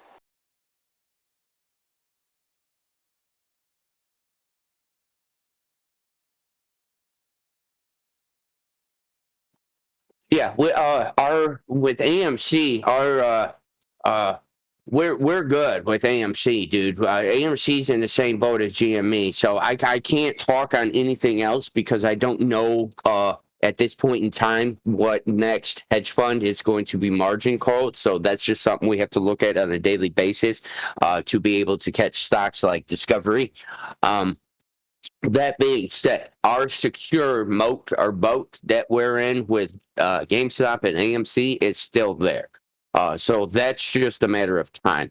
AMC is consolidated just under the $150 or $10.50 level. That is that was a ceiling for us. So as soon as you see AMC break out of that $10.50 level and then be able to hold that $10.50 level, then we're in the next channels of trading, which is fine. Again, I said it on Monday. I really do believe this is just a consolidation week. Honestly, we're done as of Thursday. There's no trading on Friday. I don't see any major movements coming this week. I really don't. It doesn't even matter that options are going to be on Thursday instead of Friday of this week. It doesn't matter. They're not going to exercise them. This isn't the week to do it. So that being said, it's probably GME and AMC is going to trade sideways all week. If we do get anything, maybe on the fundamental level, we'll maybe TA up another $10 with GME to crack that $200 floor or ceiling like we got. But other than that, it's just going to be a sideways week with everything. So if you got the money, consolidate it, put it into GME this week, dude. This is probably going to be right around the last little bit of the last time to be able to dump some money in. Appreciate it. Yeah, not a problem. I liquidated 23% of my portfolio to dump it in GME today.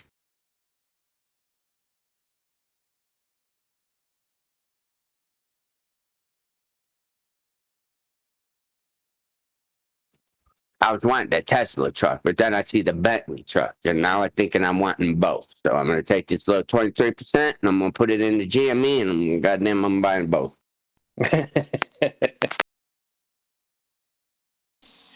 There goes Discovery, 119.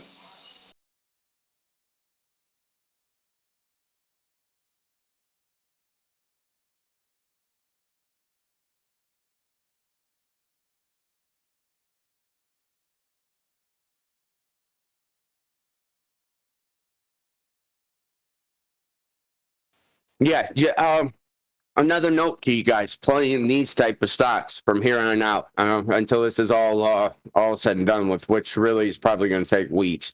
But these stocks that go up and down like this, yeah, same concept I told you guys for GME, how you're going to see. How you're going to see them suspend the market on the way up, GME on the way up. Okay, same thing on the way down. They're going to suspend on the way down.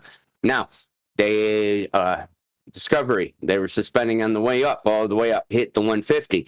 Now they suspended it at that 150 and it dropped down, right? So it was at 136, right? Dropped down. Now it's at 128. Well, this is your time to get out of Discovery right here. Same thing if this was GME. So if you're looking at the 5 minute on DISCB, okay, you'll see your top candle is 150, and now you're trading at 138, okay? Do not get your feelings into this, okay? This is the time you would look on GME or any other stock to be able to get out. They halted right before on the green candle, before the red candle on the 5 minutes, before it got to 150. As soon as they unhalted it from 150, bam, they had another halt on the way down at 141, and it was kept going, or 130 something, and now it kept dropping, okay? That is how you're going to be able to look at these charts and comfortably say, okay, we're on the way down from the peak of the squeeze, okay? As soon as you get past or before or after that first 10% drop halt that we have in the stock, you guys get out. And any stock going forward from here. So that's how you guys can tell when to take your money and when to get out.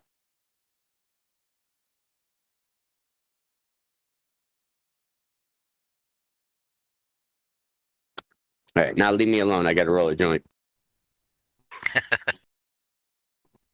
And that's not financial advice. It's just a survival tactic.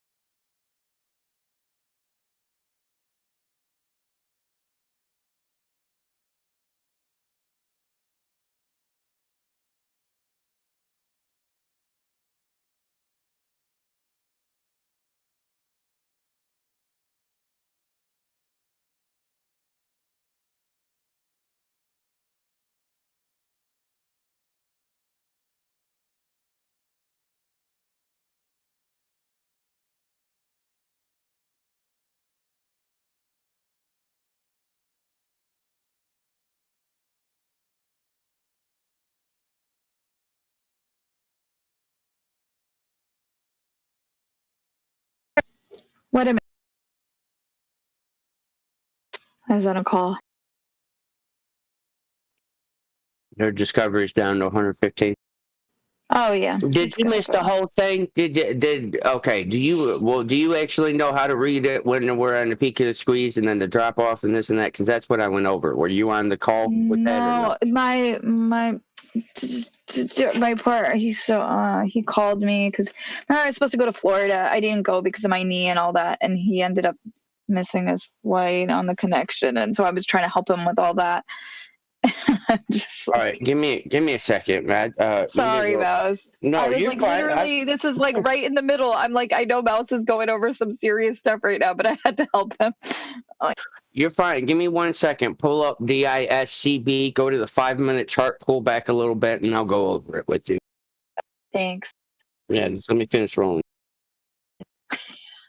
I love it. Jeez, you're not done yet? Perfection takes time, my friend. Perfection takes time. Let's be a fat block.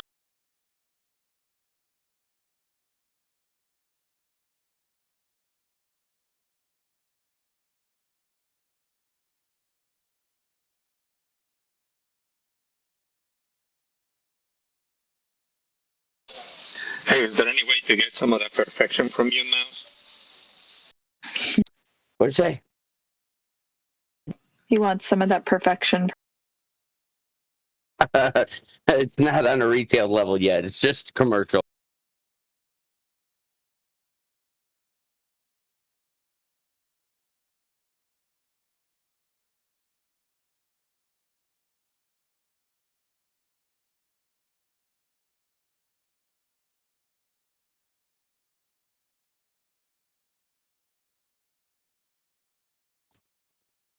Okay, are you with me? Pull up the I'm DISCB chart.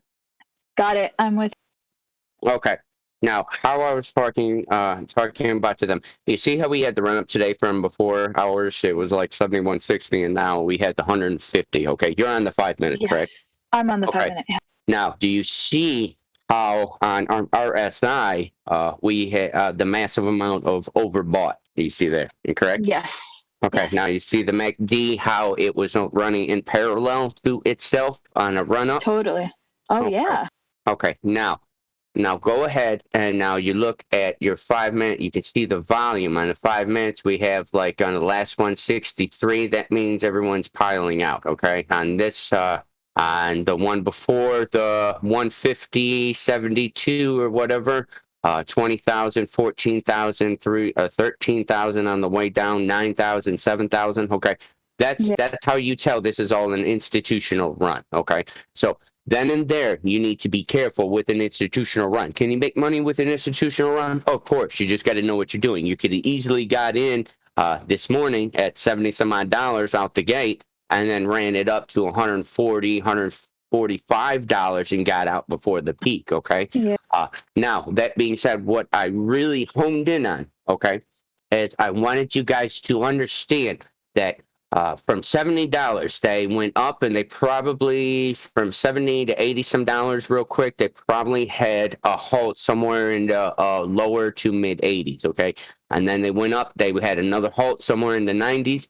Went up, had another halt somewhere in the low hundreds, and kept going up until the last halt. The last halt they had was about $145, $150. I'm just guessing, okay? Somewhere around there, okay? But your peak was at 150.72, okay?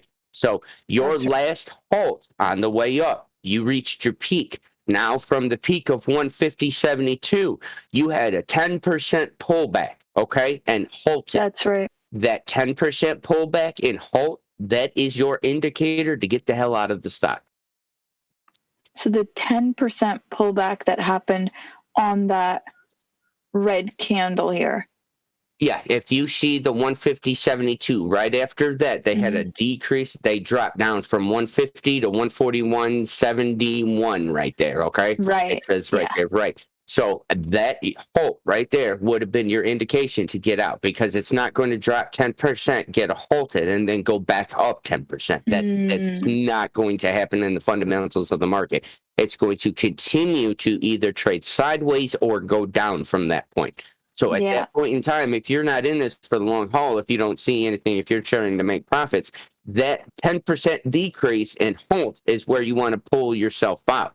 Now, can this stock possibly be getting played and go back up a little bit and come back down? Sure, of course. They can play this sideways for a little bit until it ultimately keeps coming back down. But what I want you to take into the mindset with this is GME. GME is going to do the same thing. It's going to keep going up, halt, keep going up, halt, keep going up, halt, keep going up, halt. Now, it may, like VW, float around the top for a little bit, but the first time you have that 10% halt on the backside on the way down, that is your point to where this is all over with. Got it.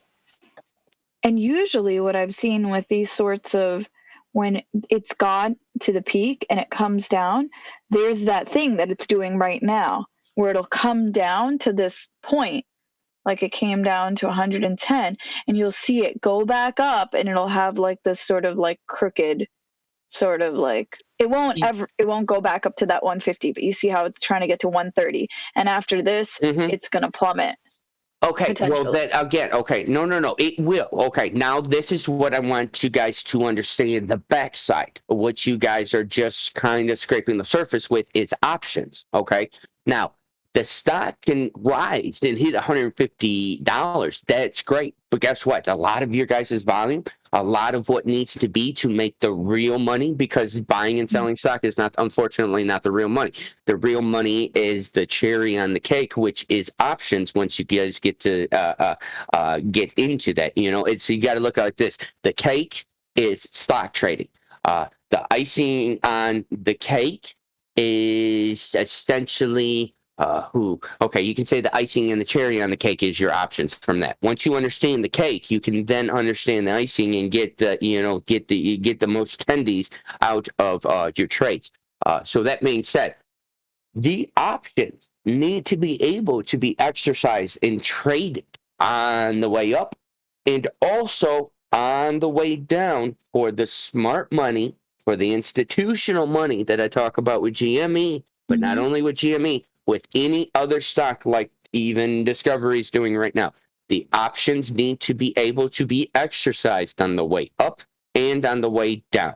So what they're doing with Discovery right now is they have consolidated on the way down to be able to exercise those option contracts, to be able to get out of said contracts and pass them on to somebody else. And then the stock is going to continue to float its way down. Yet you have to understand, when you get into options, you vastly, rarely ever close out your position. You only exercise an optional contract to be able to resell it back to the initial market. Right. You know, Exactly. you're not looking to hold on to options. You buy and sell. They're insurance. So I want to buy at $70. I want to sell my optional contract at $130, $140. But on the way up with the halts, I'm not going to be able to, not everyone's going to be able to do that, you know? So you need halt on the backside also, so you can make money on the way up, but you can also make money on the way down. And that's essentially when I talk to you about you guys with GME and the implied volatility and everything like that. That is why we need a controlled burn. That's why we don't want to see 500-600% implied volatility in one day, going from 300 and some to 600%, because then we're going to burn out. Then, not retail, because it's not all about us. The money that's really moving this GME stock is going to get hurt. And if they see they're going to get hurt, they're not going to play GME. And if they don't continue to play GME, guess what? Sorry to say, retail doesn't have enough money to do what we need to do with GME. So that's why it is taking time. That's why it's a controlled burn. That's why you guys want to see all your tendies tomorrow, and that's great. I would love to see my tendies too, man. I've been in this since last August, September, okay? So I want to see the major squeeze also. But the fact of it is that we need to be patient. It needs to be a controlled burn. Everybody needs to make money. Otherwise, this isn't going to work. Oh, shit. You know what else is crazy? Is that right now, what I'm seeing is on this other chart that I was looking at, the way that the candles are forming, let's say on TradingView, is different than earlier. I'm wondering if right now you have more retail getting into it. I don't know why it's doing that. Which stock are you talking about, Busy? Still about Discovery B.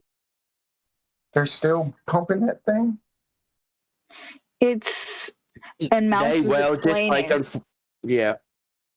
Mouse was explaining the correlation between the chart on this one, the 5-minute chart we were looking at, and what to look for when we're going to be trying to exit, when you or I or whoever, us individual traders, are going to be exiting your position on GameStop or any other sort of run up like this, what you want to look for to exit efficiently.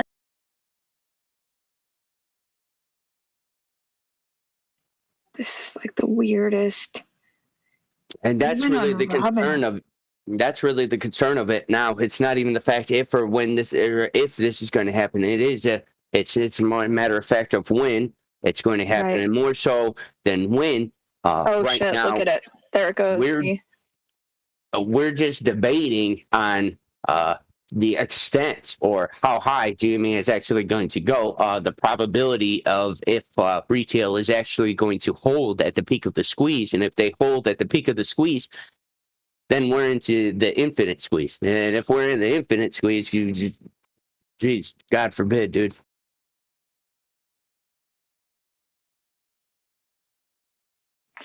Yeah. I think that is going to be prevented. See, that's the thing. Let's say they can't. The only way it can be prevented is if retail sells out. It's not even in an institution at that point in time. But it's about Institution is going flinching, right?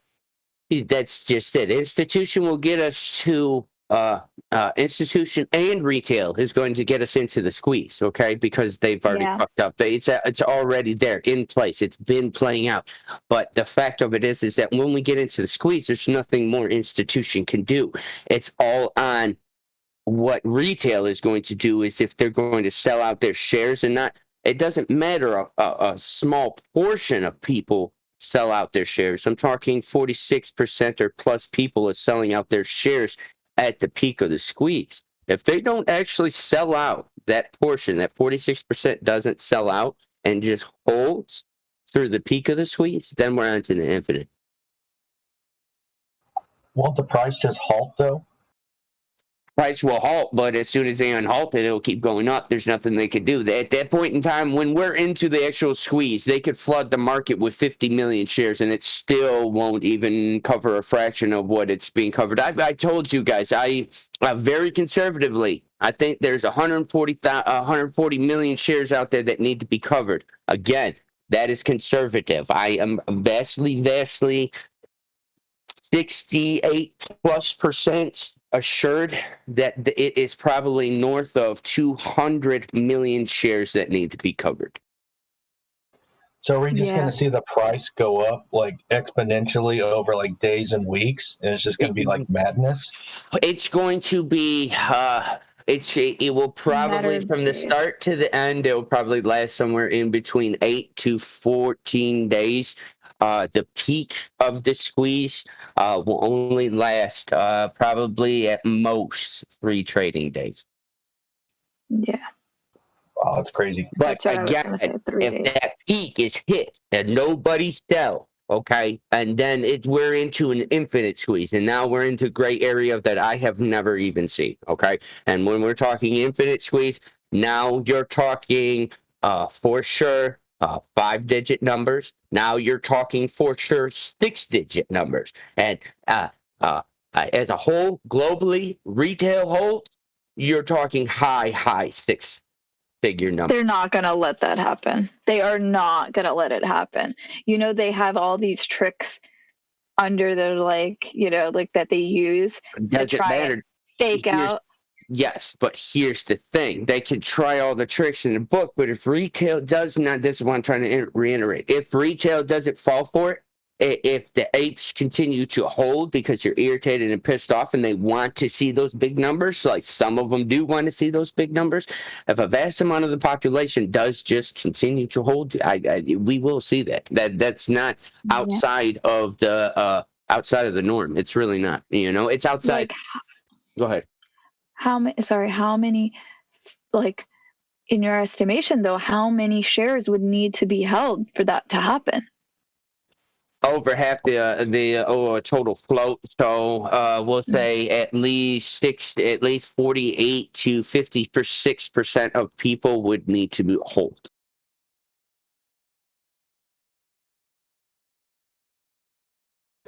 Yeah, I don't know.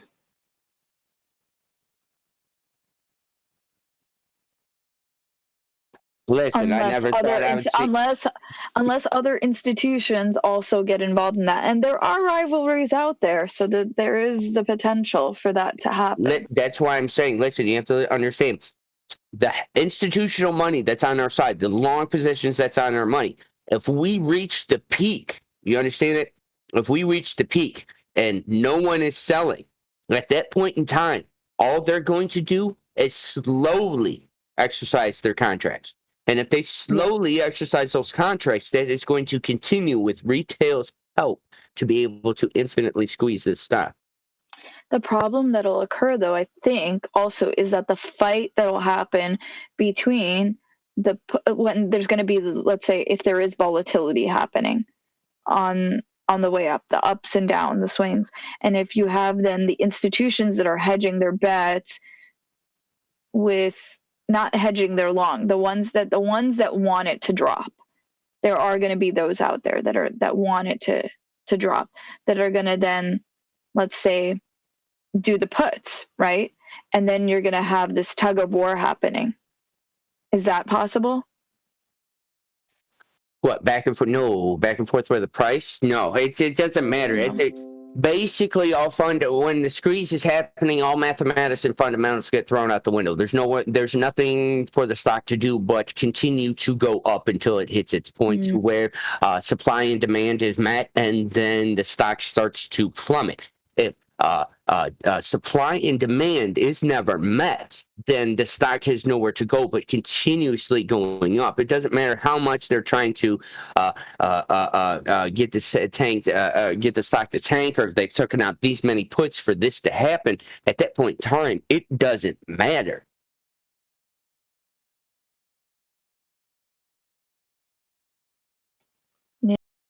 I'll look at it. It's just moving kind of sideways now. I think it's going to do this little bit of a wave, and eventually it's going to dip. It's not going to move up again. Discovery B.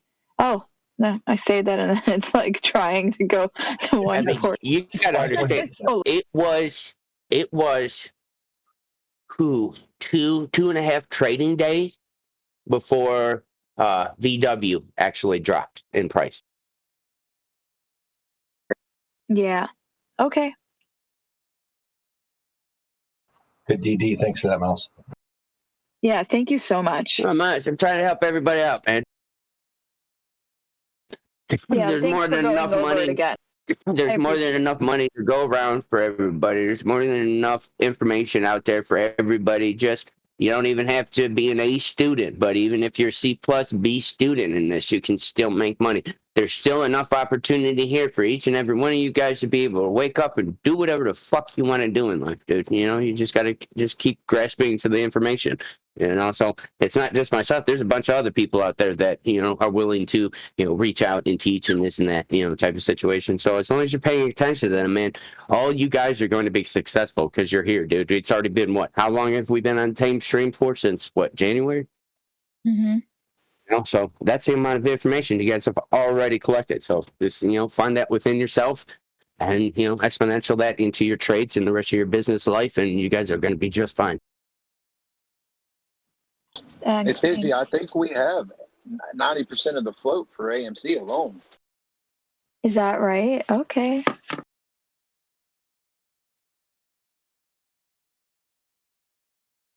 So this is the last week to get into GME, or still we have a chance next week? Well, I think Mouse has said before that the timeline could go all the way to June, so I don't know.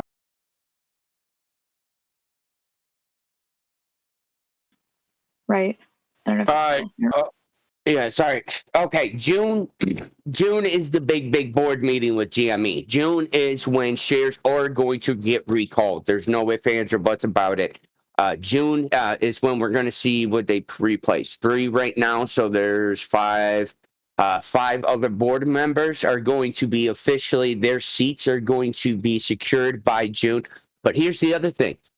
There is no CEO for GME. That is the main catalyst right there. As soon as we figure out who CEO is, that is just the catalyst. Now, if it's somebody else besides Ryan Cohan, cool. It would just be another notch in the catalyst to be able to shoot GME through the roof. But if it comes out in June or sooner, you know, which I don't think it's going to be sooner, it will more likely be June, that Ryan Cohan is going to be voted on to be elected to the CEO of GME, then that's it right there. It's going through the roof. But not only this, why don't you guys take a look and just think about this for a minute? The owner, the creator, the guy who built the brick and mortar from the ground up all them years ago and GameStop, he is now can literally take $500 million and walk away from this corporation and leave Ryan Cohan in the helm of this corporation, and he would still get a percentage every single month from GME by retiring, along with that initial bonus right now. All right? He is up there in age right now. I don't know if any of you guys know that, but he's knocking on the door, unfortunately. You know, so why wouldn't you put somebody very passionate, very successful, but not only that, somebody that invested their own money to take 13% of the corporation and basically build it from the ground up? Why not just go ahead and give him another 8-9%, make him a full seat on the board? And at that point in time, he now runs this company and is going to take this company from where it is to where it's going to be. Mm-hmm. Yep.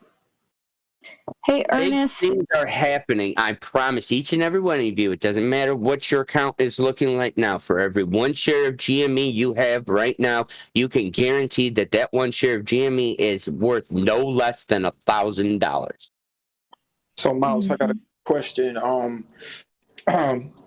Right after the infant squeeze or the mofo squeeze or whatever squeeze that we go through, and it do drop, um, that would be the initial time to rack up on shares. Like if it drops back down to like 100, right? Not saying it would, but You're correct. No, you're correct. It's going to get north of 200, and it will stay above $100 when the squeeze is all said and done with. It will get back down to somewhere right around 100. If it goes south of 100, I'll be very, very, very surprised. I really don't think that.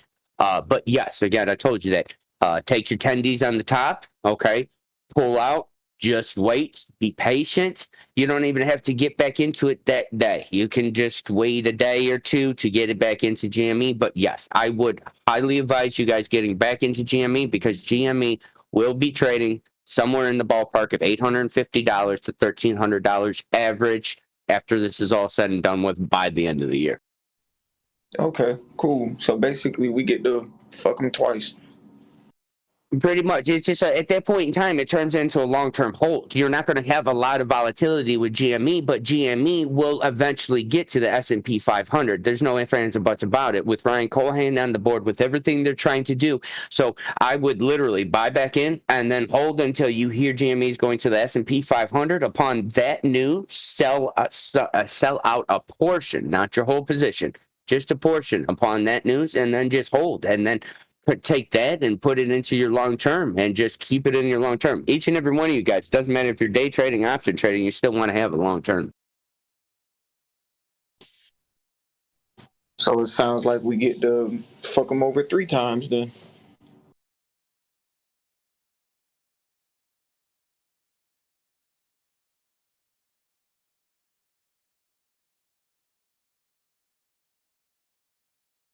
I tell you guys, if you want to be a very, very vastly passive investor for the next 5 to 10 years, all you'd have to do is invest into crypto, Bitcoin, invest into Tesla, and invest into GME. And you ain't going to see crazy returns, but you'll have enough returns to where you'll be happy with it, and it'll be a good start to a long-term portfolio.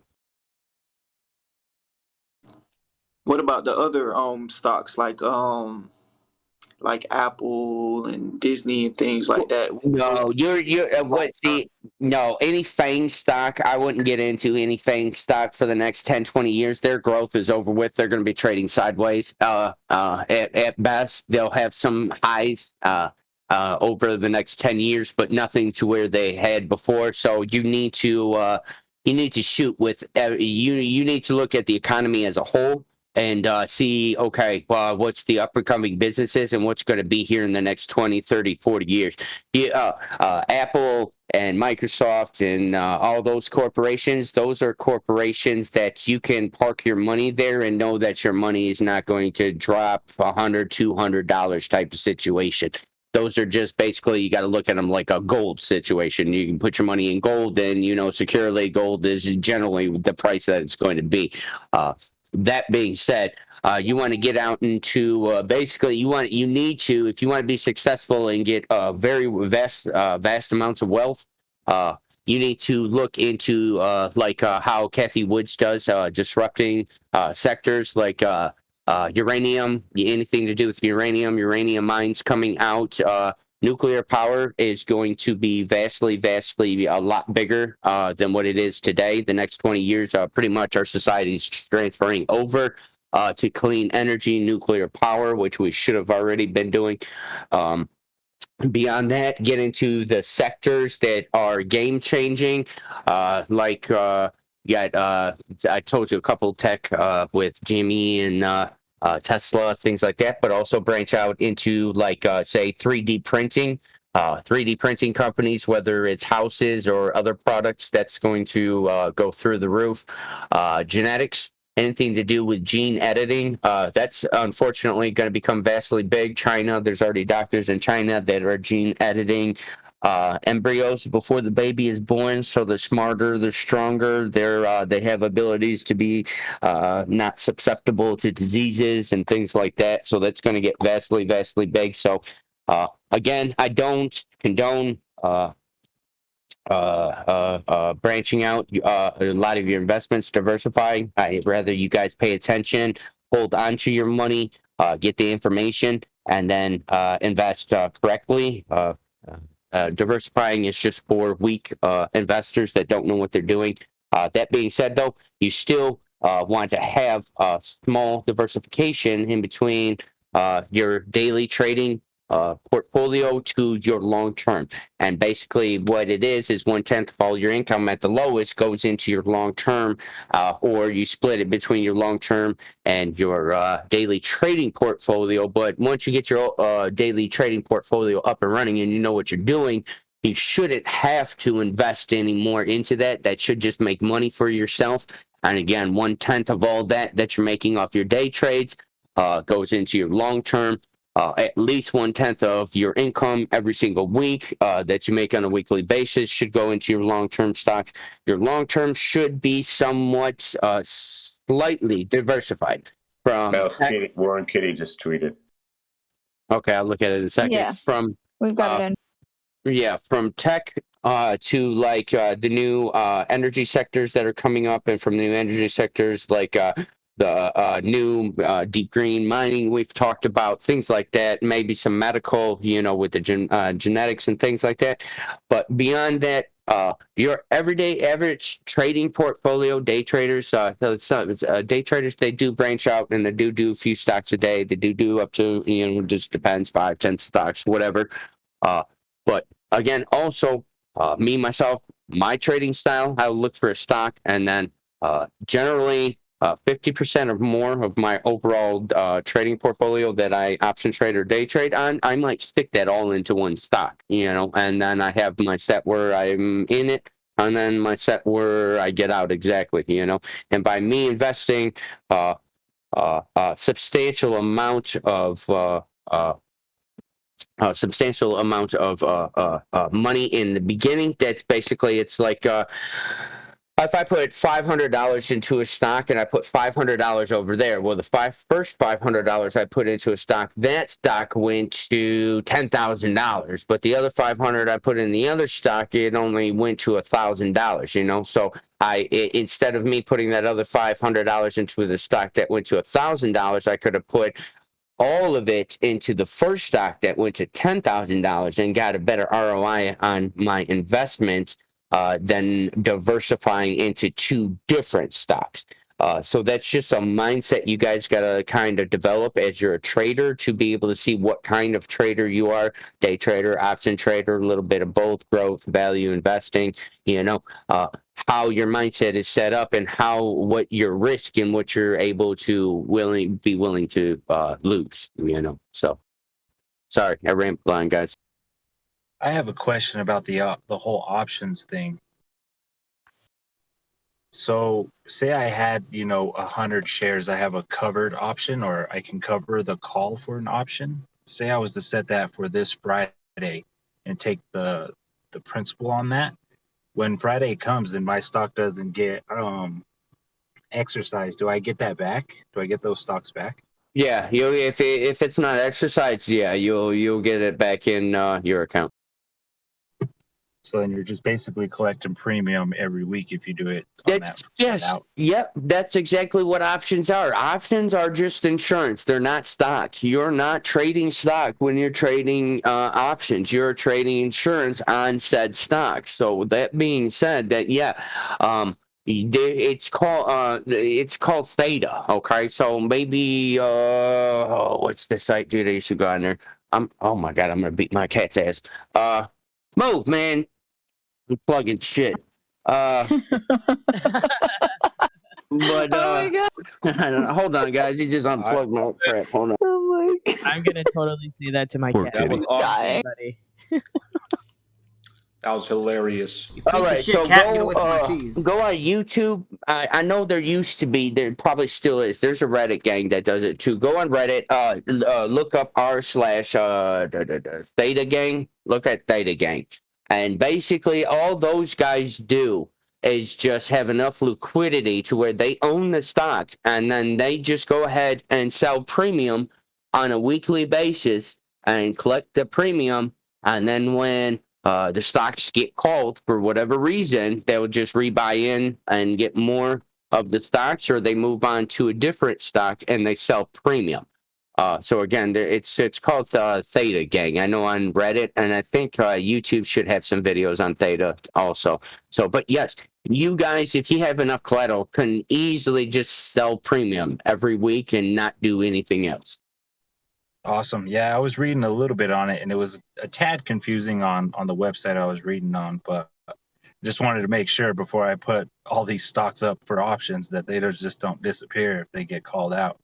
I mean, they're kind of far out of the money, so I'm just trying to collect the premium every week.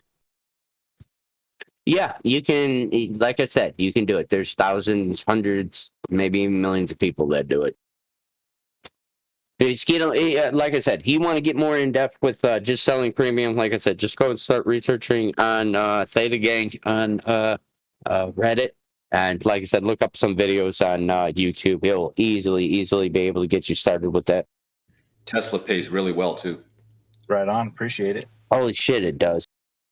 Like that's an extra paycheck every week. Seriously, if you do it right. GME was doing good for a minute, man. I was running like $900 some for a few minutes, dude, a week.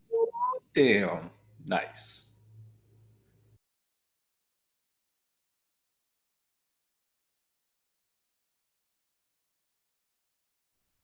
Yeah, it's crazy. I've only been doing this now. I've done the research for about a month now, and it's insane the amount of ways you can make money just by not actually putting up any money. Like, I mean, you're putting up with your options being covered, but if they're far enough out of the money, then you're really not at that big of a risk. Yeah, it's yeah. I have my own personal thoughts on that one.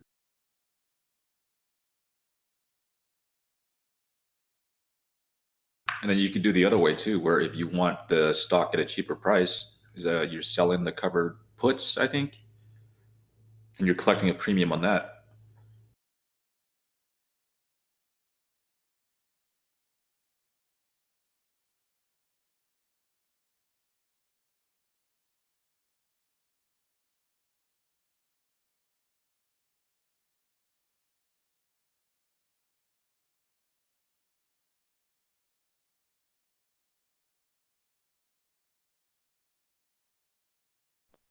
Hey guys, I caught the end of that right now. I was on diaper duty. Say hi. Can is there is there a mouse? Can you just give me a quick recap on that? Because it sounded like there was an opportunity to make some money, so I want to know about it.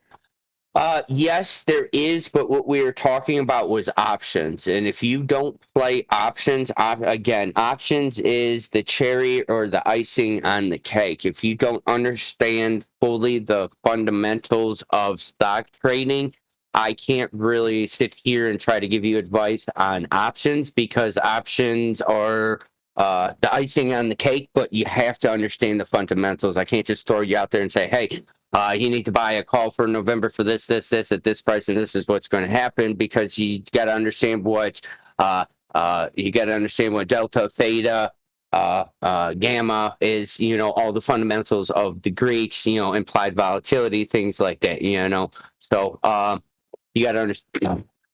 I would say if you're trying to get into options, if you want to learn options, which you can, it's not a problem. Go on Go on some YouTube videos. There's guys like In the Money. He's a really good channel. He'll start you on getting into options. Another one, they're live. He's live Monday through Friday. I pop into his channel all the time. He's a really good good guy. It is Trading Fraternity Live. That's all will get your feet wet with options. I would honestly learn what options are. Learn the basics of the Greeks, and then as soon as you have the basis of the Greeks and know what your delta, gamma, theta, vega is and how it correlates with one another, then go ahead and get into options, because there's things like time decay and things like that that you need to understand when you're playing options. So if you're new to this, I would please don't just jump into options, because you will lose money. You need to really understand what's going on before you even think about options. Yeah, I know very little. I'm starting to learn more about like the keywords, but I don't have enough information to even be confident or to even try to jump into that. It just seems like if I make a wrong move there, that's a lot of money that I can just kind of throw out there. So I definitely need more. First and foremost, go ahead and research, get information, and I promise you, get with the information first. But then once you're getting into it and you get the information, do something stupid. Just not stupid. Just do something small. Go ahead, find a stock that's got optional contracts on them and something that's trading in between, I don't know, $2 and $8 or something like that. Something small, dude. You know, so just in case something happens, you're not going to really be too much out there, money wise. And honestly, you really shouldn't lose anything too much, to be honest with you. But go find something, and then once you start to understand options, you'll understand what the volatility is and how that's important to options. And then once you can pick a stock that's like $2 or something, $2.50 or whatever, go into the options contract and then start with time. Okay, time is the most important thing when you're playing with options. You can make money with quickly expiring things. I always like to go far outside of the money, because my premium is vastly different than if I was in the money.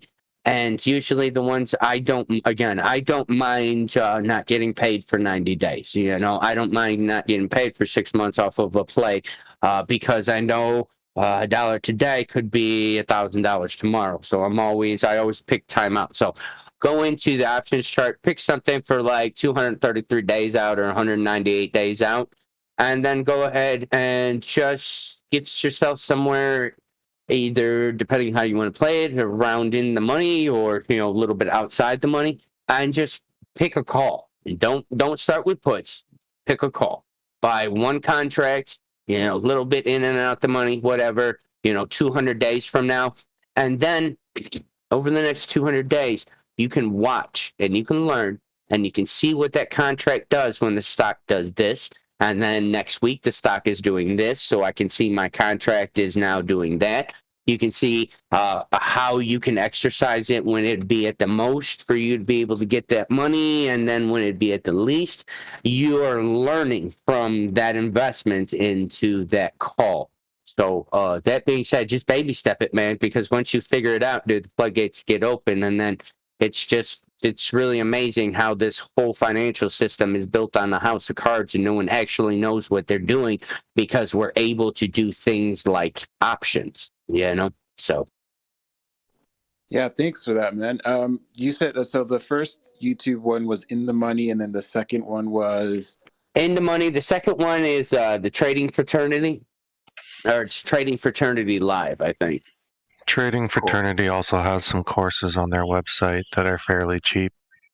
Yeah, he has a $5 course. You guys buy it, because I promise you, there's thousands of dollars there. You can pay thousands of dollars for courses, and the thousands of dollar courses will not teach you as well as that $5 course.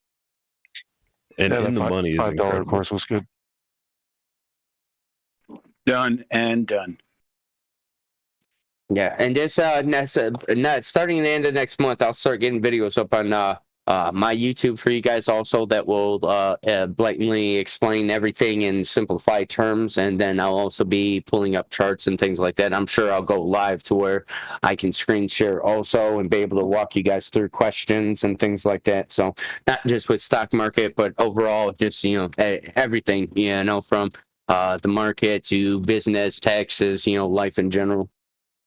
I was gonna say you should definitely start something because I remembered joining on YouTube, and it was, I think, part one, and you jumped on and just like you like brought instant clarity. I forget what was going on, but it's like as soon as you started to chime in, everyone just like hushed up and was like, okay, let's take notes, and because he seems like he knows what he's talking about. And since then on, man, I think you'd do great if you. Well, I appreciate that, man. I got the YouTube channel up. It's just not. I don't have any videos on it because I'm in the middle of a move right now. So if you go on YouTube on Direct Mouse Experience, the channel is live. But I don't have videos, and I'm not going to have videos on there till the end of next month, or maybe the beginning of the following month after that. But yeah, I really do appreciate that, guys. I love each and every one of you guys to death, dude. I wouldn't be here if it wasn't for you guys, man. You guys put a smile on the face and bring some light to my day, man. So I appreciate all you guys. Hey, shoot a link to what was it? Direct Mouse. Yeah, I see nothing but Mickey Mouse stuff. Vice versa, Mouse. We appreciate you. Hold on, I'll do a link. I'll be your first subscriber. There you go. Yeah. Sorry, dude. My son was trying to jump off a chair, so I just like ran. So what was it? Direct Mouse. I'm gonna drop a link. Hold on, give me 2 seconds.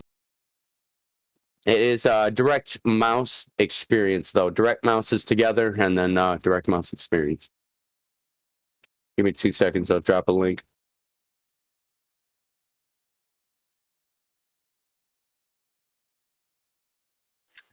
It comes up if you put direct mouse together. Oh, yeah, that has to be together. Sorry.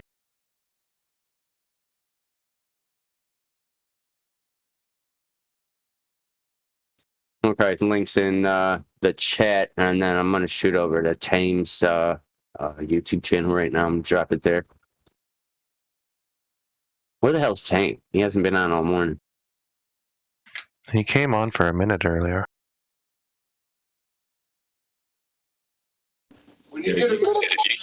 Talking on the YouTube chat. Ah.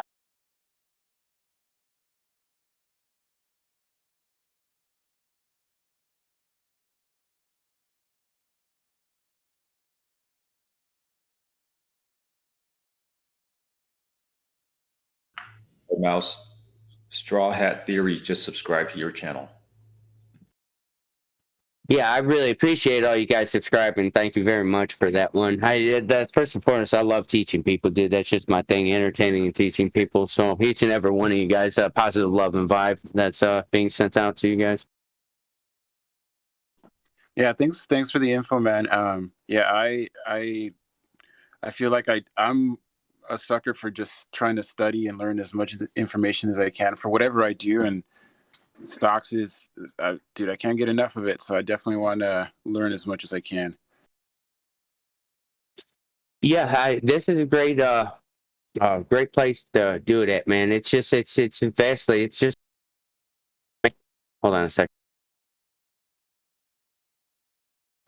Once you get the concept of the market down, I mean, it's just amazing how you can, night and day, you can change your life. Just the fact of understanding the laws of wealth and compound interest. I told that book out there, The Richest Man in Babylon. Just understanding those fundamentals, not even playing in the market, your life can change tenfold. And then just compound that by starting to understand the market, and then from the market, starting to understand how you could take your profits from those areas and be able to invest it into other aspects of your life. And just the basis of getting the understanding that you guys go out there and you work a 9 to 5 every single week.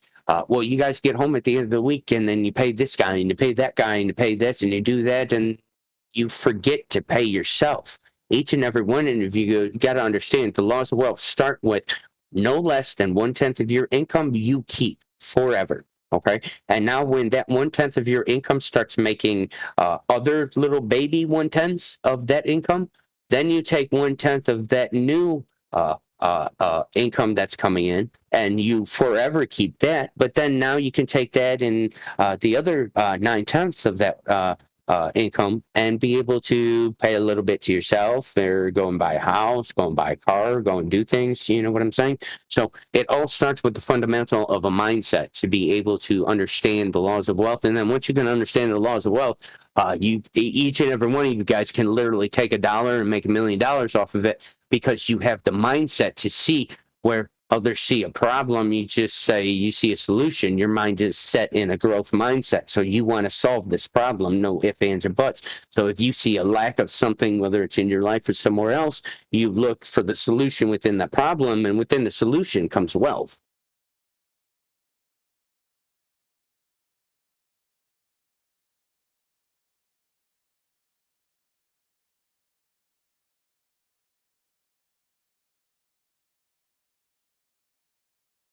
But yeah, all you guys are awesome. And I appreciate the love.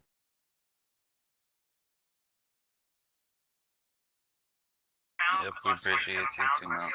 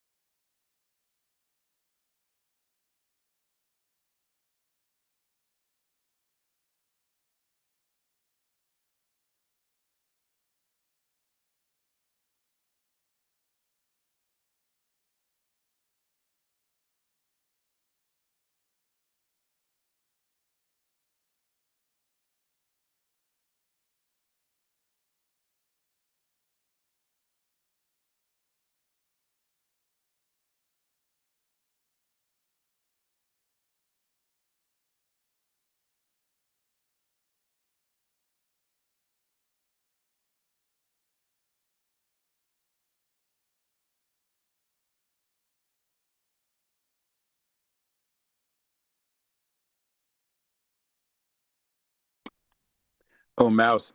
Thank you also for that book drop. It's called you said The Richest Man in Babylon. Yes. You're the second person that someone told me like a while back. They were saying like, hey, in your lifetime, you should try to get around and reading. I think there were like 3 or 4 short books. And it was at the time I was doing Uber to make extra cash because I wanted to propose to my now wife but girlfriend at the time, and one of them was that book, and I still haven't gotten the chance to read it, but hearing it come back up, I think I'm going to go out and buy it right now. I advocate all of you guys to just go ahead and cough it up. You're not going to like it at first, but you guys got to get in the habit of spending money on yourself every single month in order to better yourself. So I don't advocate and entertainment.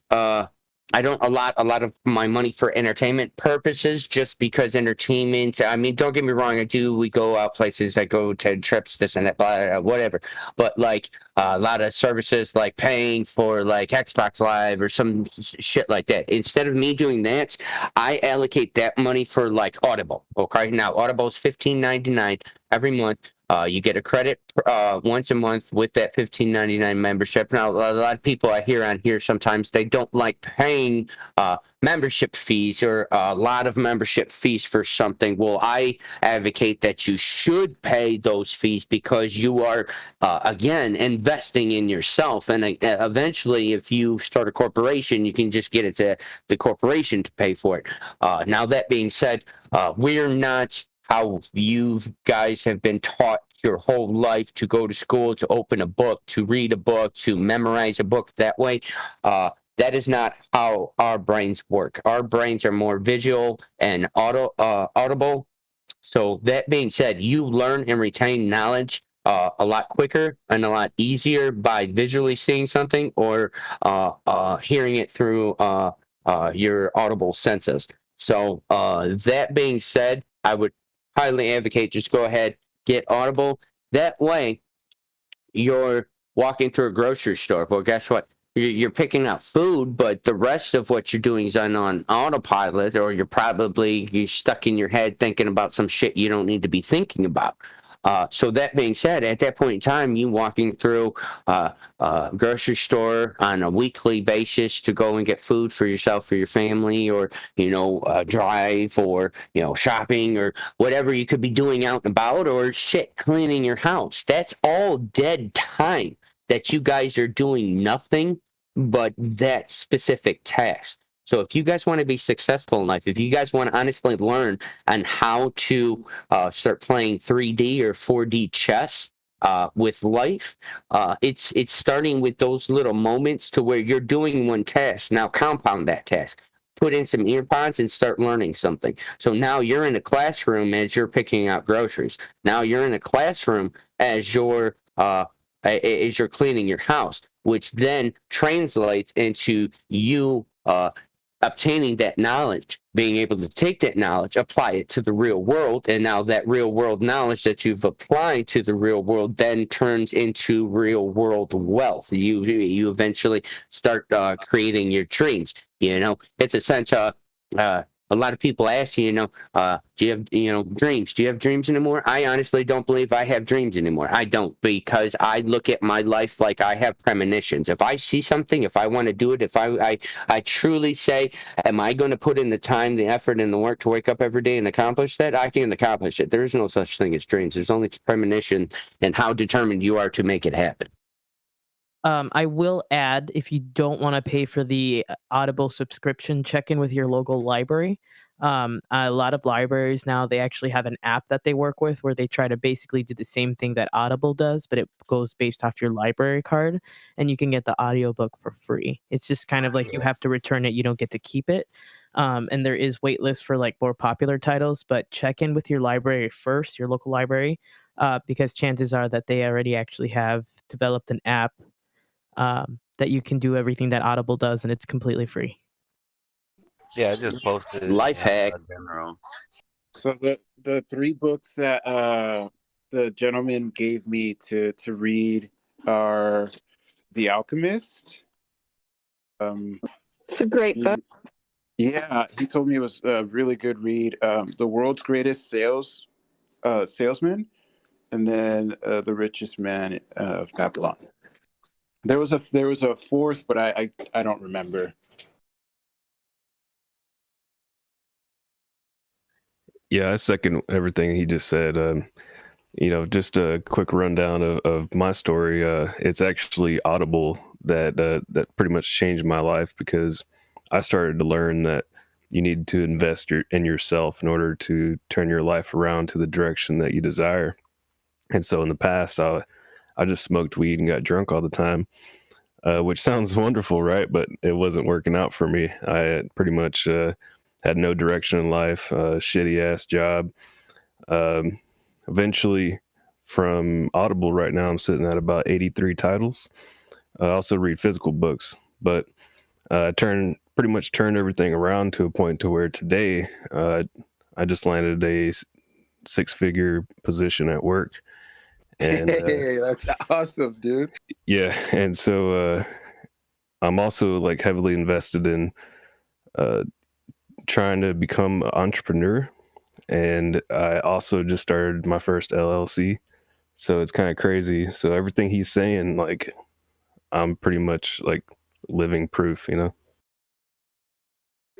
Yeah, dude, and your story is super encouraging because for myself, I mean, this COVID season it's been a real, I don't know, it's just kind of turned my perspective around a lot. And I've been doing like counseling and things like that, and coming to like terms that I might be struggling with a little bit of like mild depression and things like that. And um, stocks kind of came into my life when I was like, I want to do something about it. And then I joined this Discord and things like that. So I feel like I'm still like in the midst of that journey myself, but it's really cool to hear uh, where you're at and just how I've struggled with drinking a lot and smoking a ton of weed and just like felt like I was just kind of like wasting my time or being stuck in park or however you want to call it. So it's cool to hear your story, man. It's super encouraging.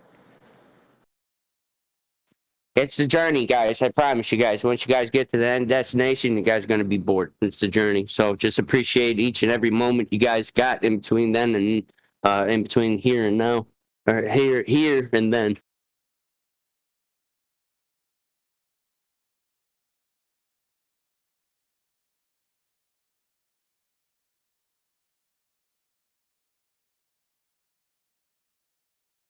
I think one of the really life changing books that kind of like woke me up was The Power of Now by Eckhart Tolle.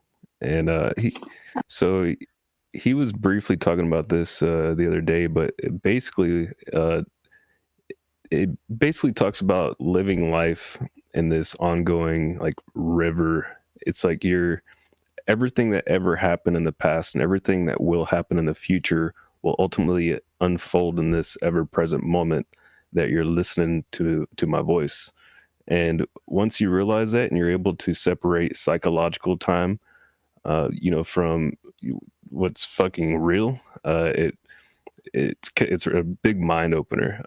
It's fucking crazy.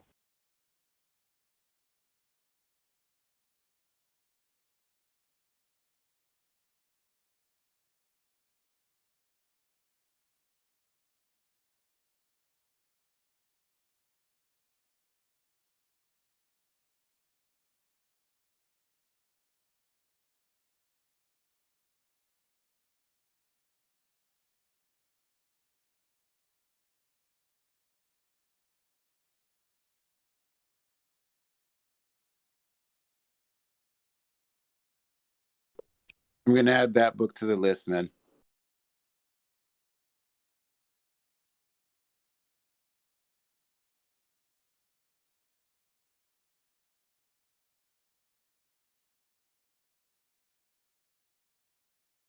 Will you put the book titles in general? I'm just I was like trying to add other titles already into my Audible and I missed that last one. Yeah, I'll put it in general. I'm in the same boat. I go through books. I still smoke weed, but it just slows my ADHD down so that I don't have to take Adderall. And I love doing audiobooks while I'm at work because I sometimes have to do a lot of solo work. That's kind of like, dishes and stuff and putting away stuff. But I mean, my personal goal is to go through at least 2 books a week. So I have the Audible, but I have the one where you pay $20 and you get 2 books a month, like a credit. Then you also get you get all their free books that are included in that membership that don't count towards your credits. So yeah.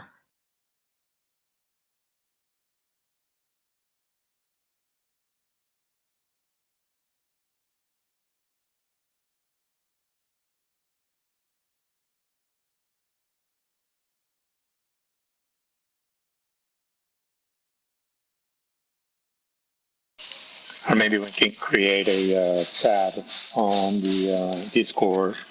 Um, we can call it resources.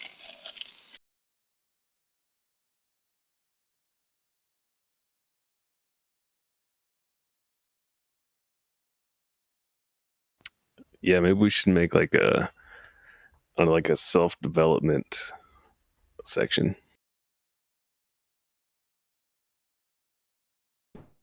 Yeah, I Shoot, we know could if Go ahead. I said we could make like a channel too that's just like book recommendations. Go ahead, Carolina. What's Yeah, up? that would be cool. Just like a channel with like books and self development and just like all the things that can be like of resource to someone like myself or others. Honestly too, I just love books. I love learning. And so just a suggestion from all of y'all of all the different books, because actually the book that Mouse has suggested on a previous occasion, I've actually been listening to it, and it's really good. It really opened up my mind to ayahuasca and stuff like that. So definitely think we should make a book channel for the books, so we can go back and look at titles. Would anybody buy my book if I was to release it? It's called Apes versus Hedgies. I'm thinking about making a movie on it too. Is anybody down to be? So did you get? Oh wait, sorry. I'm sorry. I wasn't trying to interrupt you. Oh no, I was just saying I'm writing a book called Apes versus Hedgies, and then I'm gonna do a film on it. It's gonna be an action film. Just wanted to know if anybody wanted to be a part of that. How Can I many? write How the much music does for it it? cost? Attendees. So New York legalized recreational marijuana. What? Yep. That's what I'm just seeing this like sort of yeah. Hell yes. Hopefully my sundial option is going to pay up.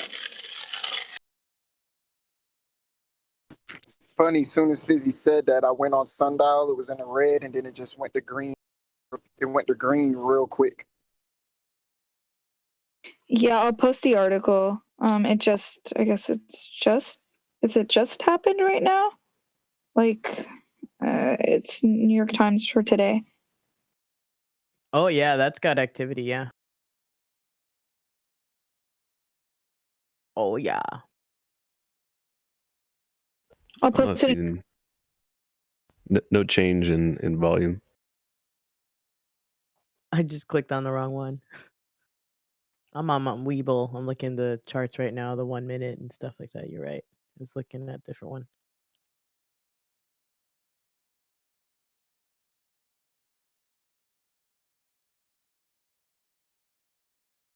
Man, I'm holding bags in Zom. Like today supposedly it launches, so after today if it doesn't go out, I'm just gonna be upset.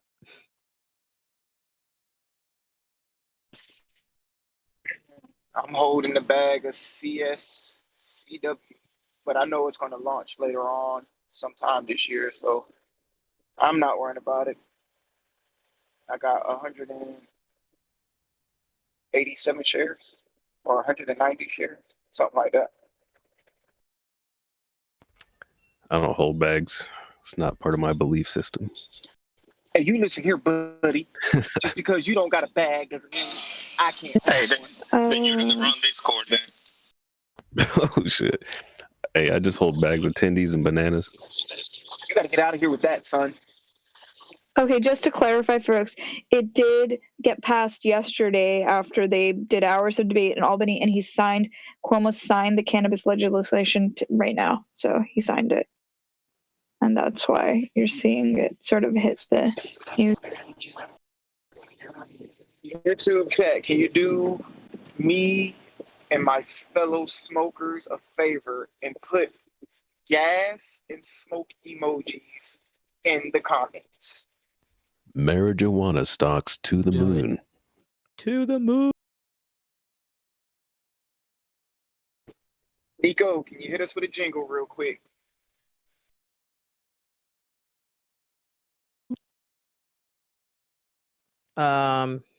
Any specific one?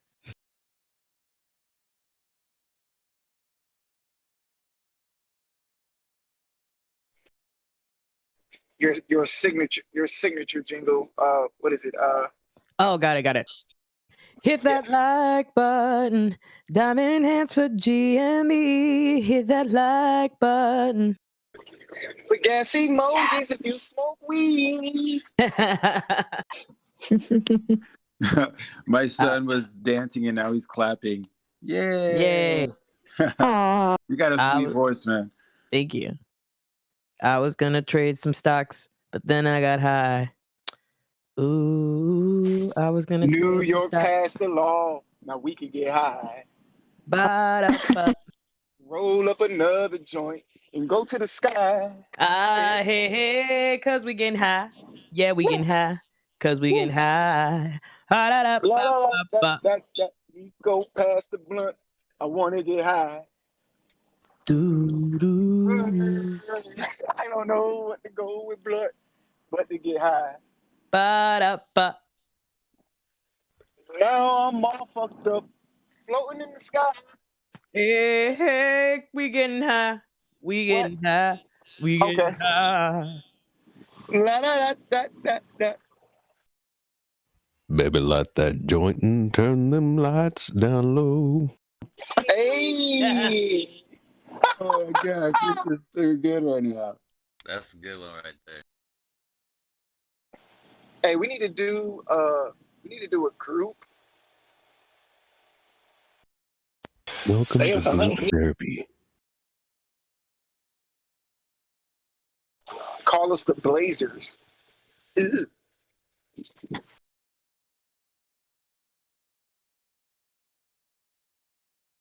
If you wanna be my homie, we gotta go light some joints. Being friends forever, getting high as hell.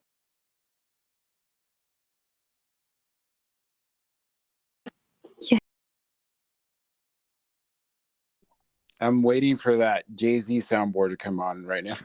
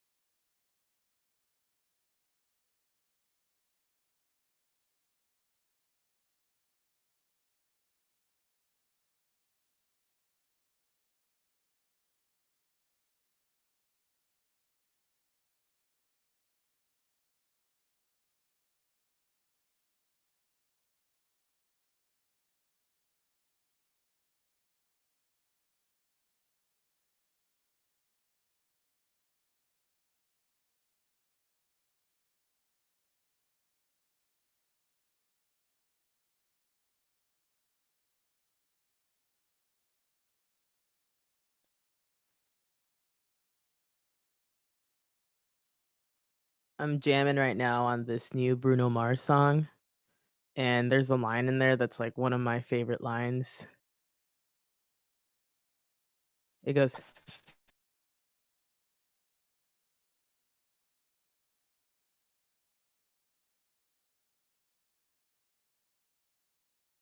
it's the line that goes, if you smoke, I got the haze.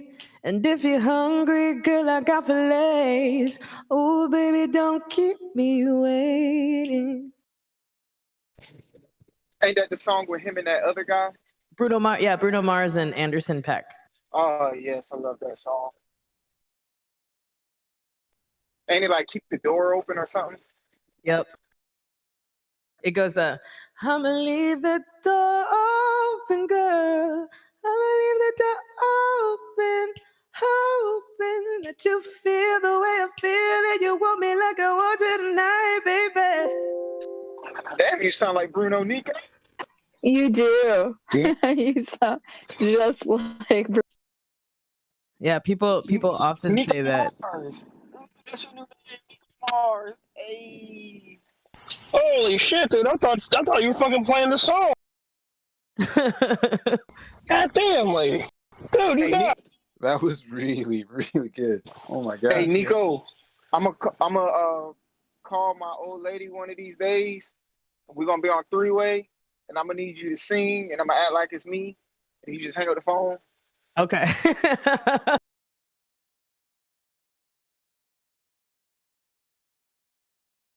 I'm working on a cover for that, but I'm still like practicing that one. I did do like a small TikTok clip of it But yeah, I love that song. It's just like, oh, it's all the feel good old school music.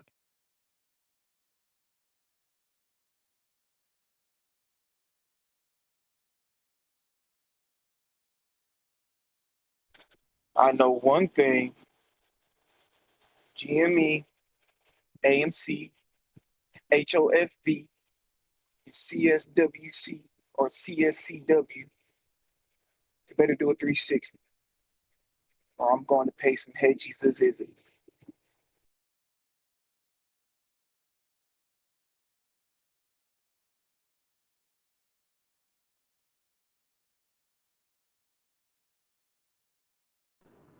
I'll bet you $20 that you won't. Put some money on it. I just did $20. Nah, I need more than that because I'm gonna go. I'm up here in Pennsylvania. It ain't shit for me to go to New York or Chicago to either what is it, the stock markets.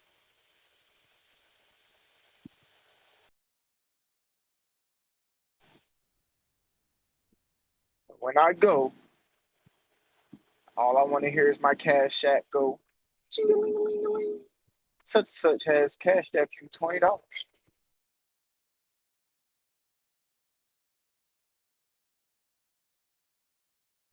Then I'm gonna go to AMC and buy me some tendies. I just can't wait to go to AMC and watch the new movie on GameStop when this is all over with.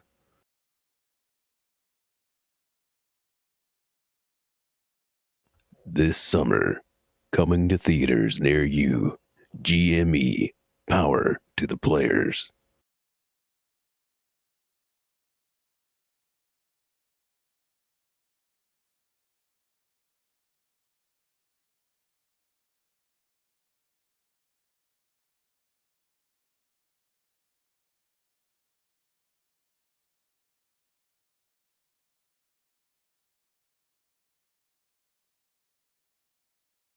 Okay, wait, I got a request. I'm gonna try this out.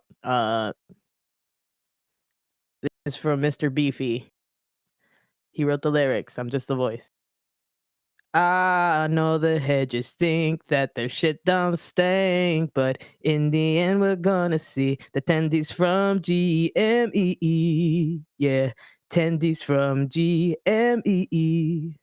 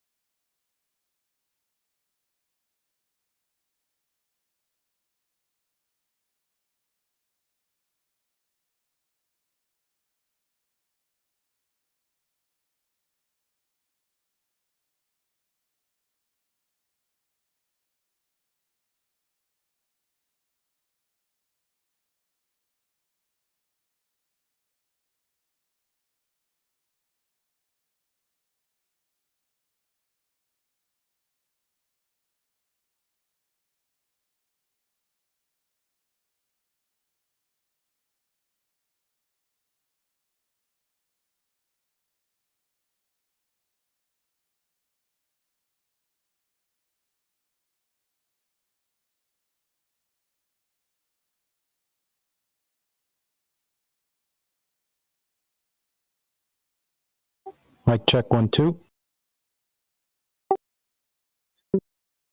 What up, Tame?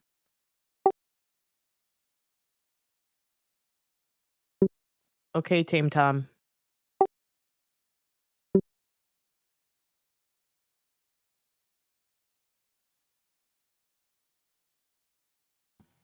Are you my Facebook friend?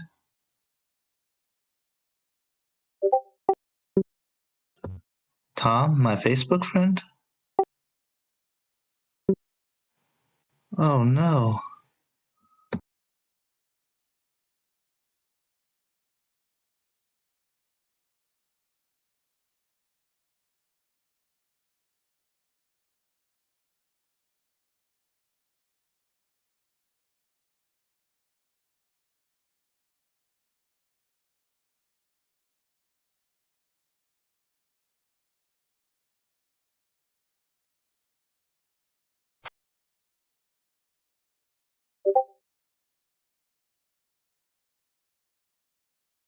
Isn't Indianomics or IDEX doing their earnings call today?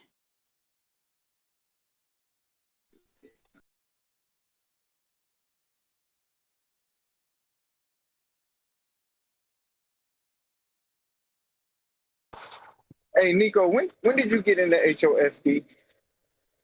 I mean not HOFB, CSCW. I think like last week, or hold on, let me see if I can remember. How much was it?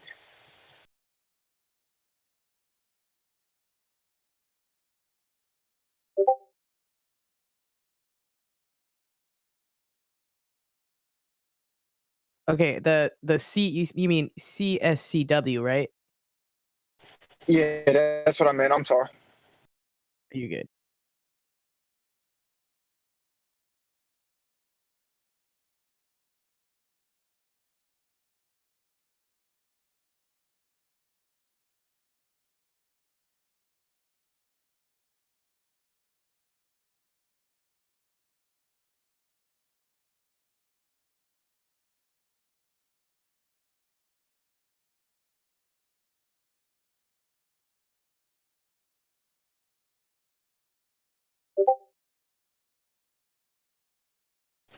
I wish Sugar Maid was on Weeble. I would have put that $200 yesterday on it. So the SCSW or CSCW, I bought that one. I want to say like a week and a half ago, and at my average price is $1.14. And its average low was what? Because I'm still trying to learn how to read that part, like the weekly 52-week high, the 52-week low. Still trying to learn how to read it. I'm still learning the charts on Weeble, so let me see if I can figure out where that is. Oh, you're on Weeble too? Okay, cool. Fuck it, we'll learn together. You said you're trying to find the 52-week high and low. Yeah. I see it, but I'm just trying to learn how to read it. I don't. It's crazy.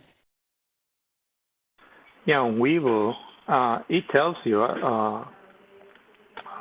whenever. Oh, 1 second, I'll send you a screenshot. It tells you what the high and the low is. You don't have to read the chart. Yeah. No, but that's the thing. I want to see the chart, like when it was 30-something cent. It doesn't show me when it was like 30-something cent. That's what I'm trying to find. Like on Robinhood, you can go back a month, a week, or whatever on a chart. You can do that in TradingView as well. Got you. Well, I'm just all phone. I don't got computer or nothing. Is that I can pull that up on my phone? I don't know. I have a. So to answer your question, the 52-week high is $2.67, and the 52-week low is 31 cents.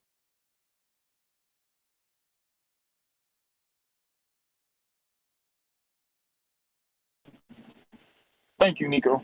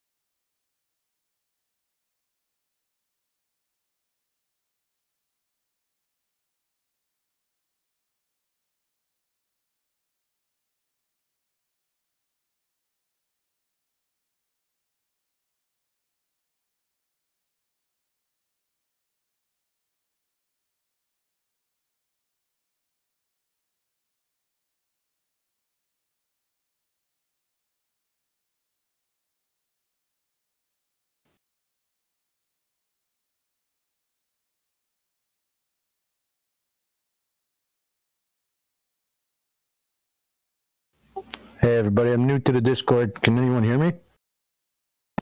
Yep, we can hear. Sorry. Hello. Hello, welcome. Welcome. Hi guys, I was looking into something. Actually, my daughter pointed it out. ChargePoint is probably going to start running up a little bit. It actually already is. With Biden's new infrastructure plan, you guys are going to want to start looking into things into the actual infrastructure side of the EV, which is going to be things like ChargePoint. Now, Mouse, me and you gonna have to have a sit down, Mouse. Okay, what's up? I just said that 3 days ago, and you was like, "Nah, it's not." And really gonna Kata do mentioned it earlier. I think she I might have just. I'm sorry if I did. I glazed over you guys, and I probably wasn't fully paying attention to what you guys said. My daughter has. When my daughter comes around, she has my full attention. So it probably. I just didn't have full attention on it. That's why I kind of probably said something. But yeah, they own 73. I said this yesterday. They own 73% of the charging game right now. So they're like massively everywhere. The second company.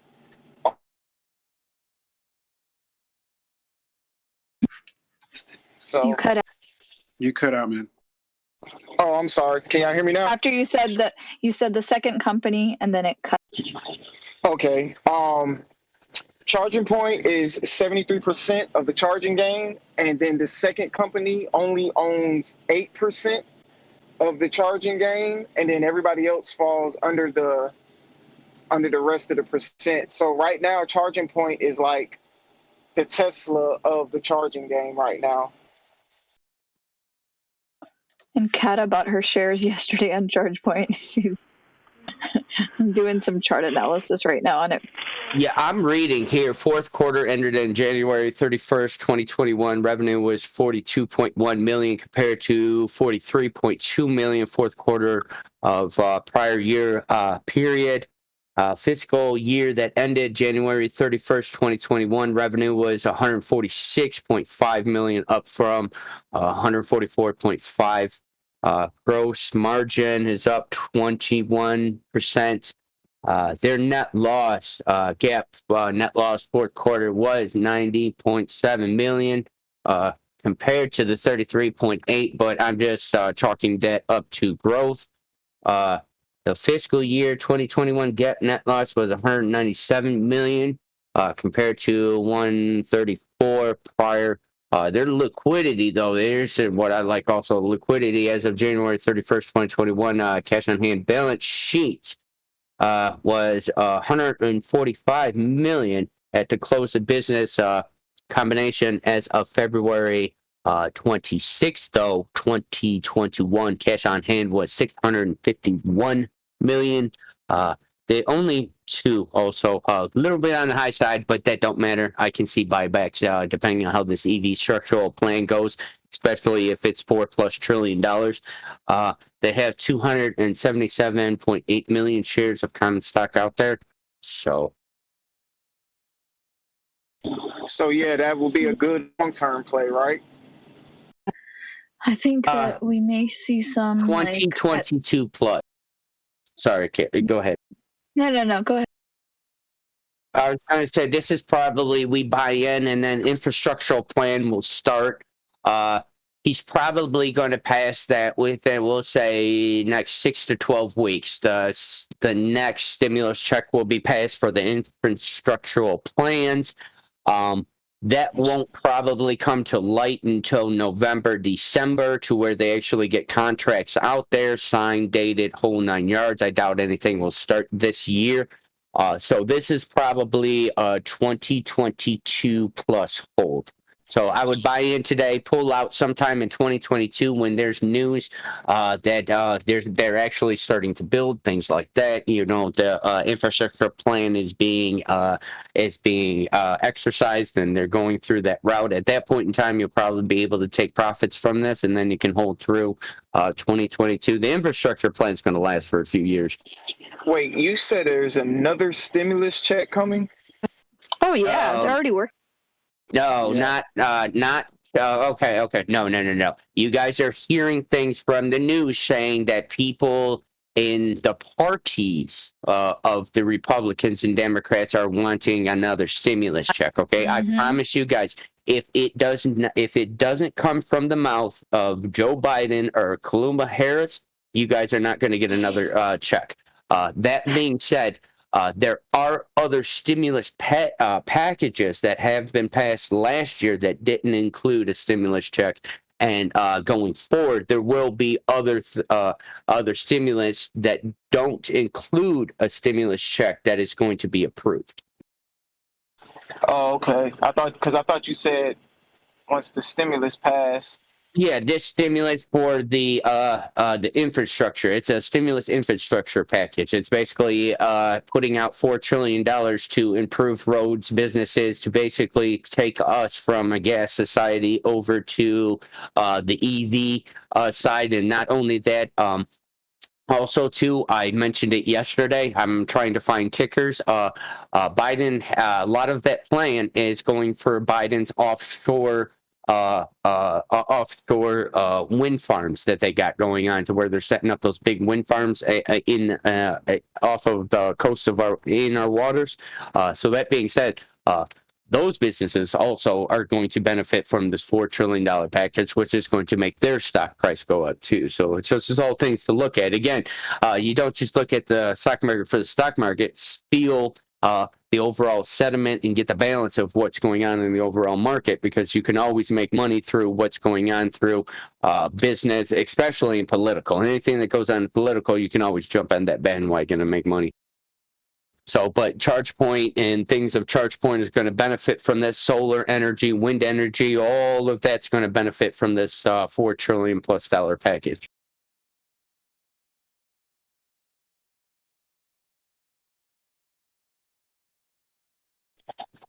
Hey, did y'all hear that?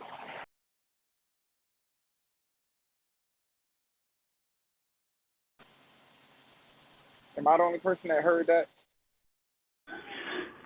Heard what?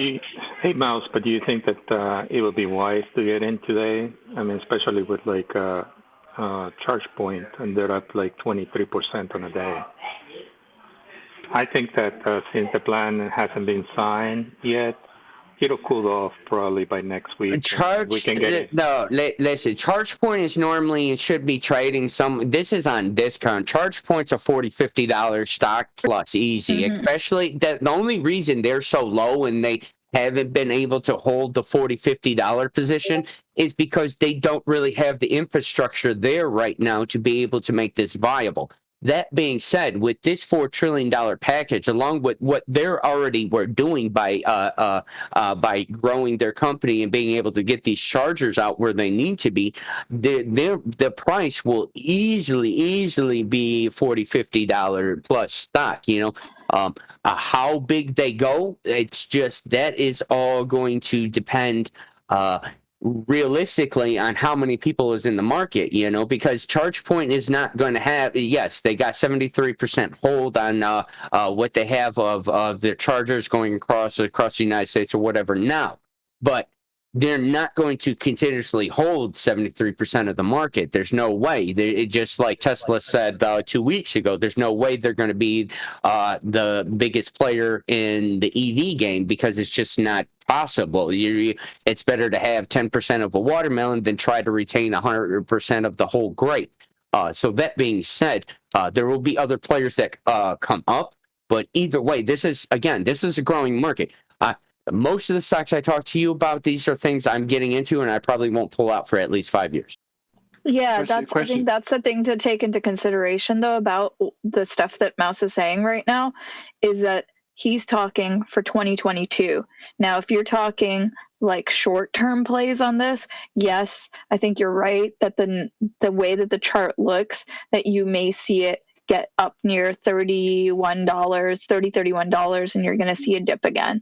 The way that it's been playing out, that is still likely. But if we're talking about long-term, yeah, there's no doubt that eventually that we should be back in that $50 plus range, and then from there go higher. So no, I'm totally with you. I was just saying, just to clarify, I think that today it already run Yeah. like 22%. Yeah. Yes, Just wait yes, a yes. few days and then get in at Yeah. a better point. Yes, definitely. I yeah, think that it'll consolidate. Yeah, and I apologize for that. So I would just put that out there. I am a value growth investor. I do look at long terms. I'm really not playing. I'm on here a lot with you guys, but I don't really play too much day trading. So a lot of the information that I do give out to you guys is for value growth investing. That's anywhere from 8 months to a 10-year type of play situation. So which one were the 5 years? Charge point and which one? Oh, that's the only one we were talking about so far was ChargePoint, unless somebody else threw something out there.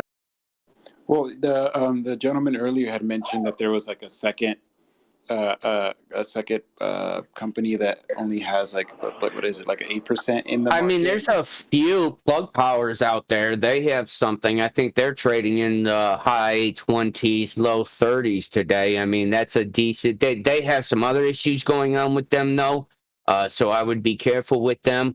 But I think they were trading for a minute somewhere around $60 to $70. I'm trying to remember off the top of my head. So that being said, you guys gotta understand the overall market is shit right now, and it's going to be a little bit more shit. So this right now, especially for anything in the technology sector, if you guys were trying to get in on it, you just get in on it now. That's why Tesla has been trading low.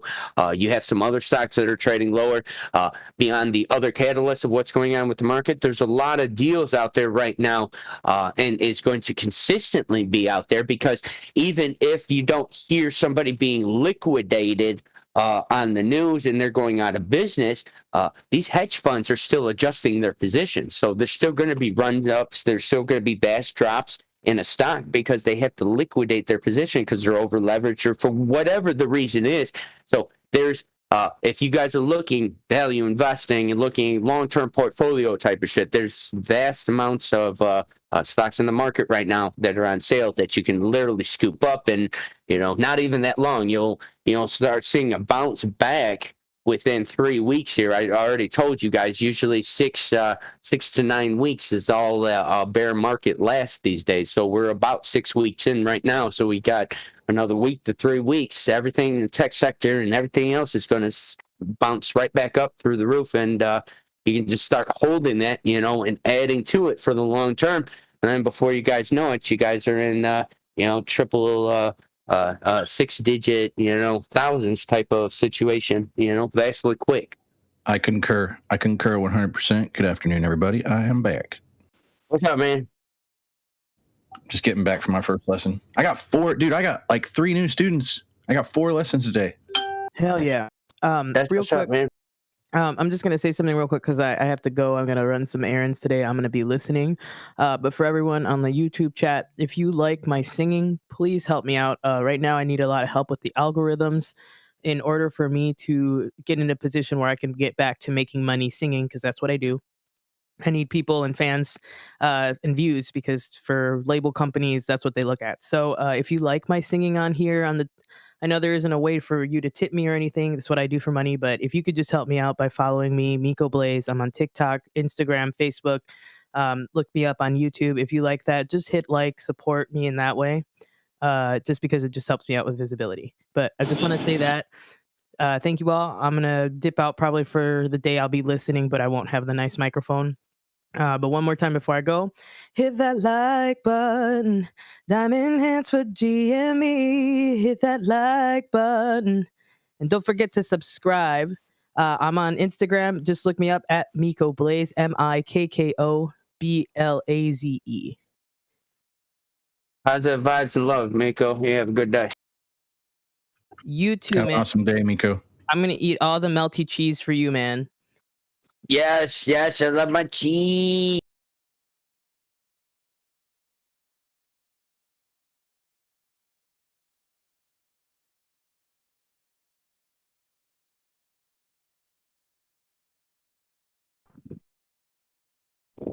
Where's my CKB crew at? Cheesy.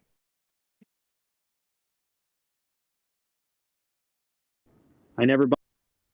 Dude, I'm in CKB and I'm already 50% up. So fucking excited.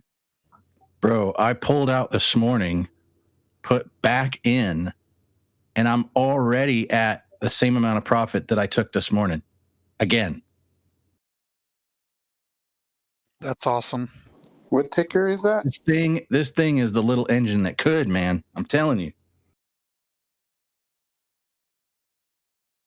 Oh, it's a crypto coin, CKB. Wasn't that a drug? I don't know. Was it? I don't know. I'm pretty sure I heard it on the news, like in middle 2000s, dude. Kids were getting high on it or something, dude, and going to the hospital. I'm pretty sure, dude. That's a weird, name to have. I'm looking it up right now. Is that one only available on like a Binance? I didn't see it on Binance USA or CoinDesk, which is what It's on Voyager.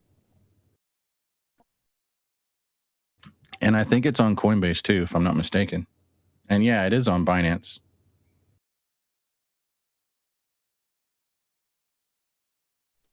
Binance USA limits or doesn't have, or I feel like it doesn't have a extensive list of cryptos like I initially thought I would have access to, because I had initially heard about a few others like VeChain and others like that I wanted to invest in, but I didn't.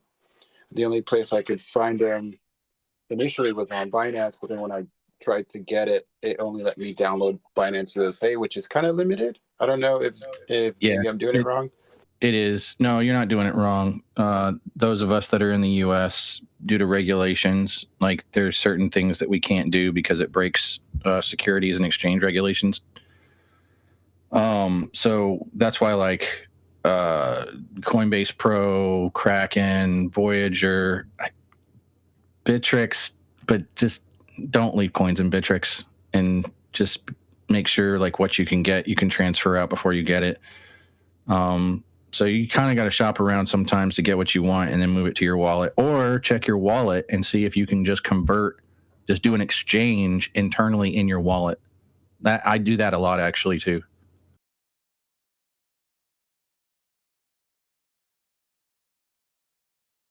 Even Stormex is up too, man.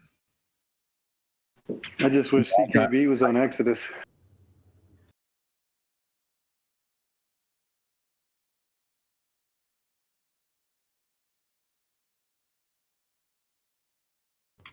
ARCX is doing great today, 1.11%. I will take it.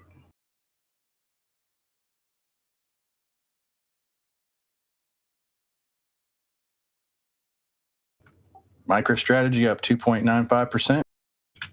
Intel up 0.2%. Tesla almost 4.5%. Spotify almost 4.5%. GME is kind of holding steady at 192. Consolidation looks solid. HOFV is taking a 5.36% dump. Don't like to see that. Microntech is up almost 2%.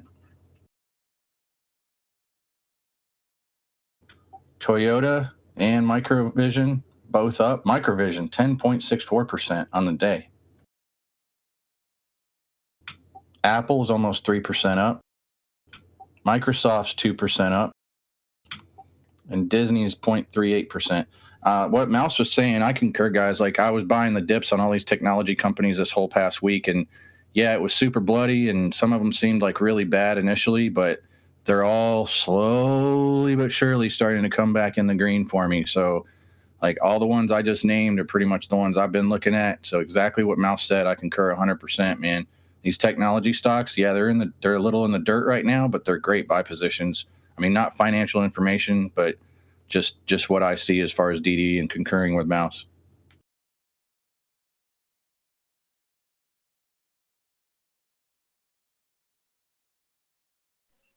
Hey guys, I wanted to test these Galaxy Buds Pro. How's it sound? Sound good. Right on. So the last ones I had My girlfriend was giving me shit about it, saying that like she could hear me like drinking water or chewing, and I don't know. These hopefully these are a lot better.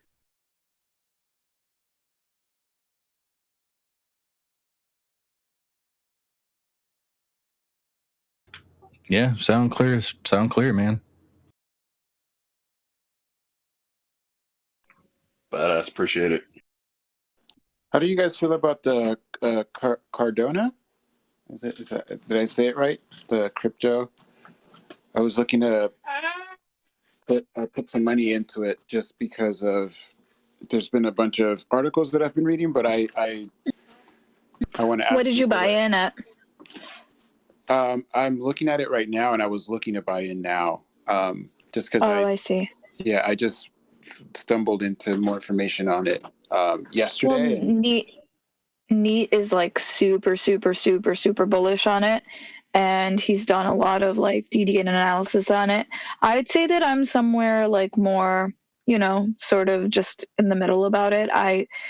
Both my partner and I have invested in it, and like a significant amount of money, but like I think I am in it right now, waiting for it to go up so I can get out, like trade, like do like a short-term trade on it to get back in at a better price. So I'm willing to sort of do day trades on it because of just the way that the chart is right now.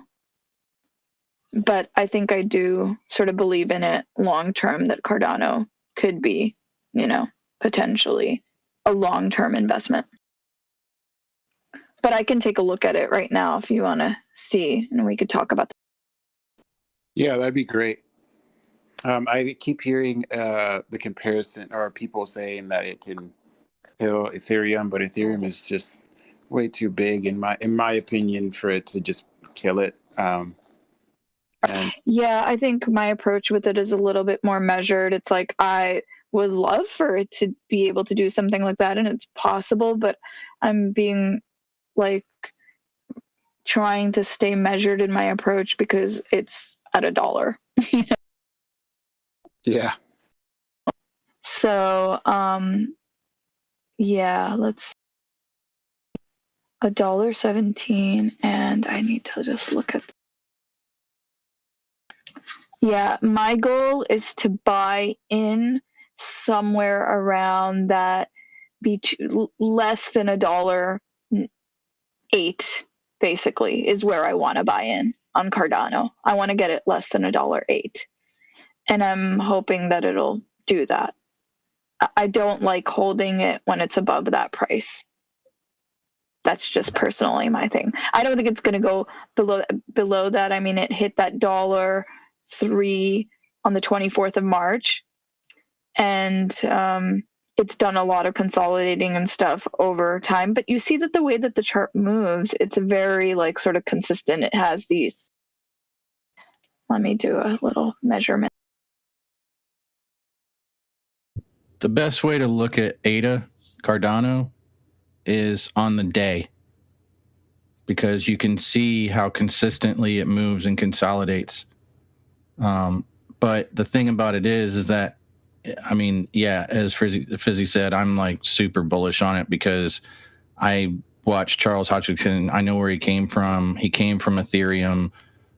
He was actually one of the original founders of Ethereum. Instead of putting band-aids on something that was broken, he decided to move on and create something that was new and that was right from the start. It's not even like, it doesn't even have the training wheels off yet. If you look at the market cap compared to similar market caps like Polkadot, it has a larger market cap than Polkadot, and Polkadot's $37 a coin. So me personally, I think it's like incredibly undervalued. I think in this bull market, it could easily hit $2 to $5. Yeah, I'm hoping for that. Like I said, even I think coin doesn't do anything yet, though. Actually, that's not true. That's just what a lot of the haters on Twitter like to say.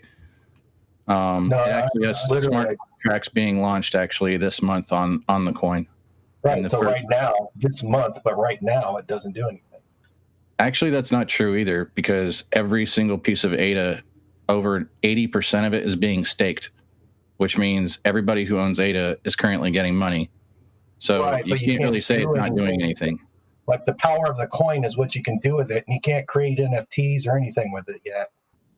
Well, you have to understand that's all this month. All of these catalysts are all this month. It's like everybody expects a coin when it comes out to like automatically just be like if you watch Charles Hodgkinson videos, he explains like he doesn't care about the price of ADA. He doesn't. He cares about changing the world. ADA is going to tokenize the entire continent of Africa.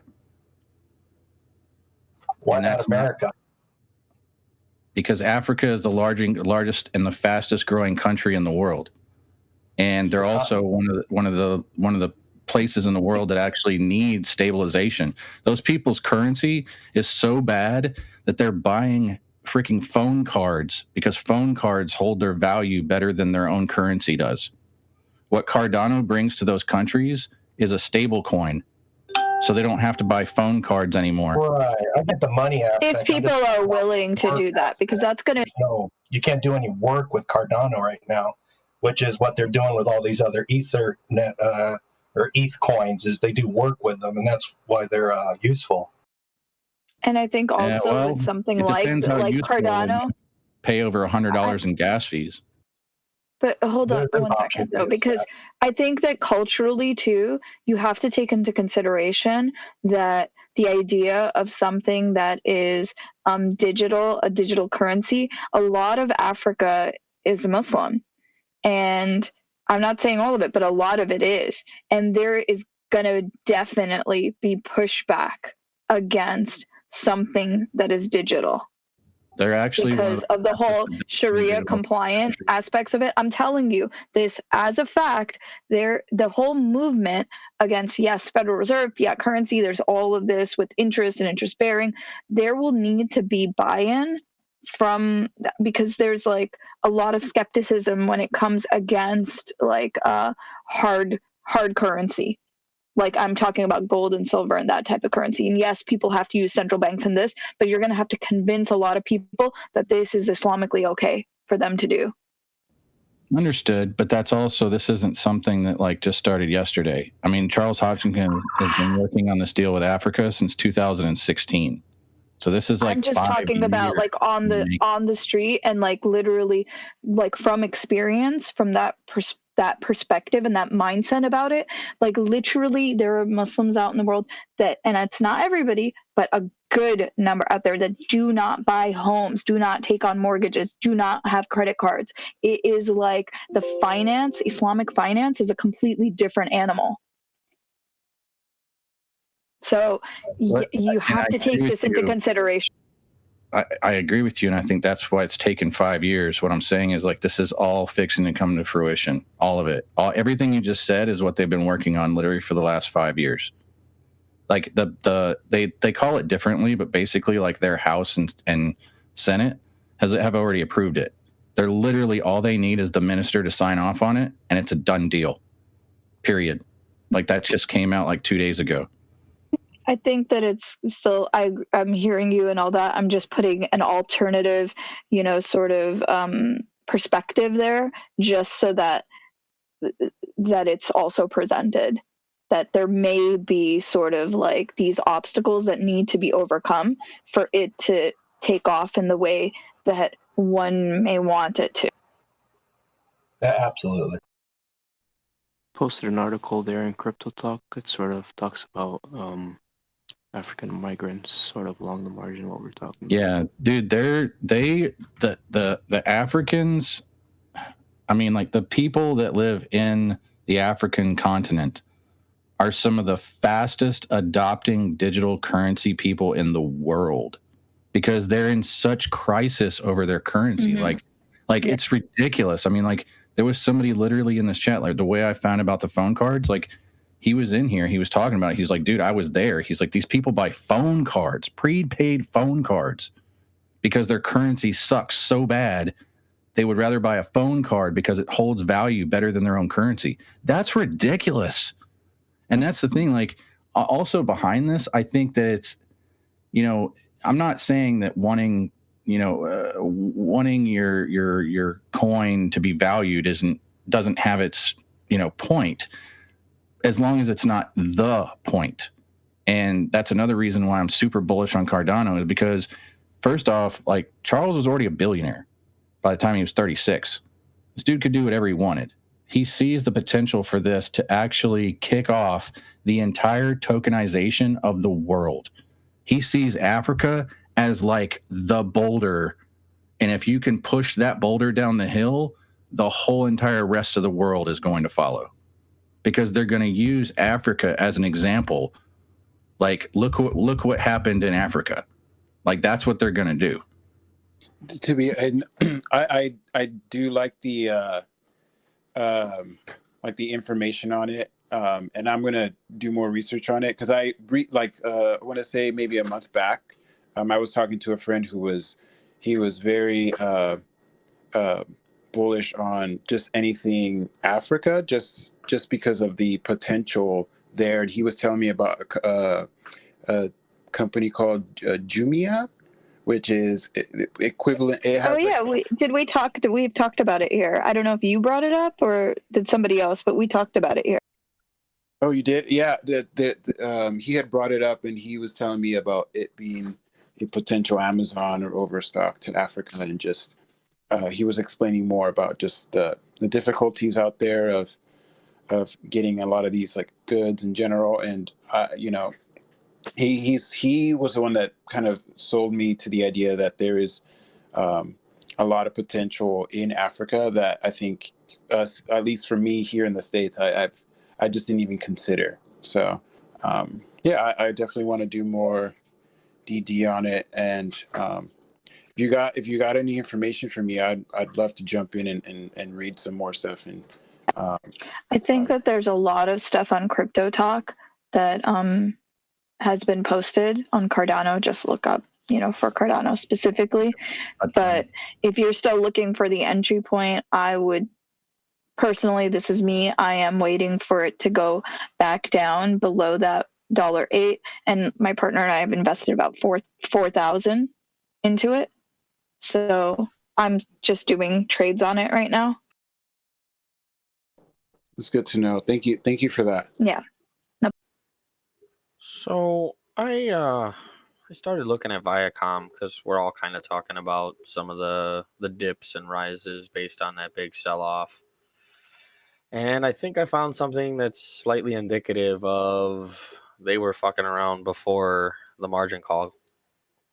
So from the beginning of the year, starting January until now, the sell-off, the Viacom company has been on a steady climb, non-stop climb, no hard dips, no big news, just slow and steady climb, almost 1% daily, basically every day, the whole time. And then right as we get to the 9th of March, there's a big old sell-off right at market open for some reason. But the news hadn't even come close to breaking yet in regards to them getting smacked on their PB and the margin call happening. And then the same thing happened again on the 17th. So 1 week later, the same open, another big old sell-off. And then here we are, the 24th, a week later, the margin call happened, and they got for real hit. So this whole time, Archiago has been shorting Viacom or holding Viacom or however they were playing it. And as the GME situation did what it did and they were forced to do what they had to do, you can see it weekly. It matches with the options of the other, of the GME options expiring in the money and them getting caught having to pay. It was just really interesting to see how far back these massive spikes are happening, or massive dips, on a weekly basis.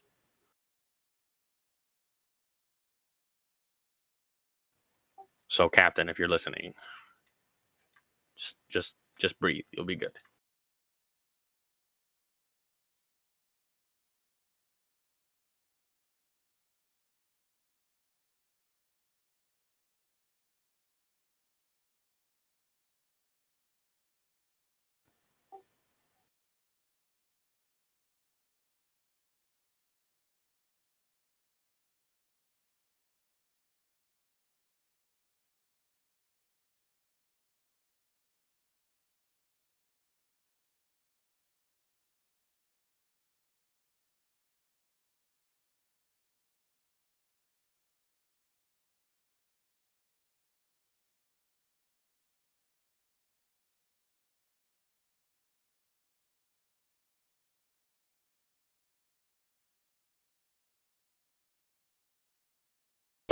Who was that was just talking about the Viacom stuff? Mav. All right, I got a meme I need to send you. Wait, who's our new person? I didn't get the screen name because you kind of came on right when, and then we went off on a bunch of other stuff.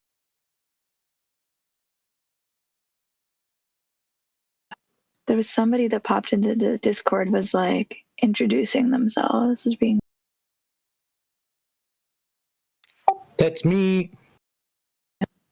Oh, Mitsosha, who gave the super chat earlier. Welcome. Yeah.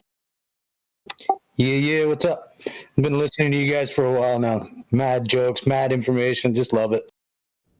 Welcome to the party. Welcome. Your time has come, my lord. Fair dinkum, mate.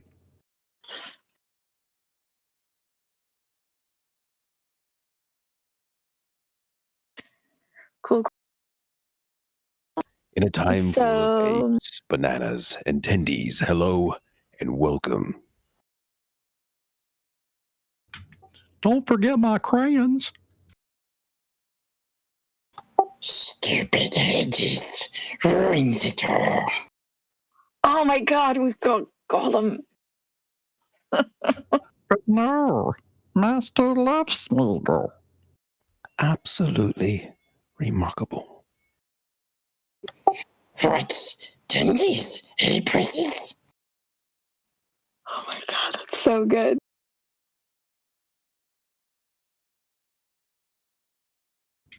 I can't do that one around my wife. It freaks her out. Oh my god, I was such like a LOTR fan. Well, man, back when like smart TVs just came out, I was able to hook up a voice recording to my TV, but the screen was just black. My wife came home, and I just started playing it, and she was like freaking the fuck out. It was hilarious. Okay, wait, for your accent, you sound Canadian. Yes, sir. Nice. Oh, hold on a second. Did we just have David Attenborough talking to Spiegel? Because that's exactly what it sounded like just now. You're absolutely correct.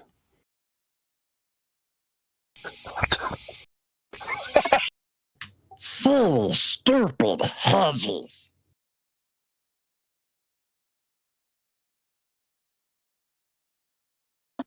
Guys are so.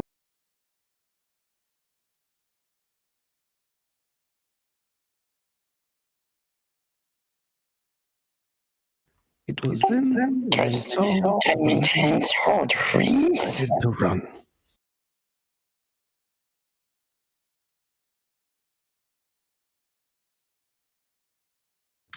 So there's a very, very, very important, and it's like spot on about, in my opinion, about Cardano done by NASDAQ.com. It's about a week old, but it goes over like some really, really important key points that I 100% agree with. And I could, everybody in here knows I could probably talk about ADA for hours, but anyway, but that, if you want to know the nitty and the gritty and the beef of it, it's right there.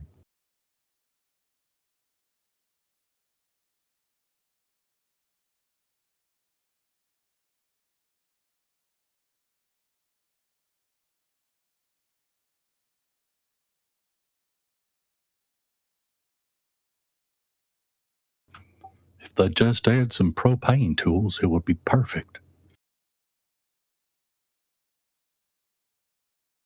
I'm Morgan Freeman, and I approve this message.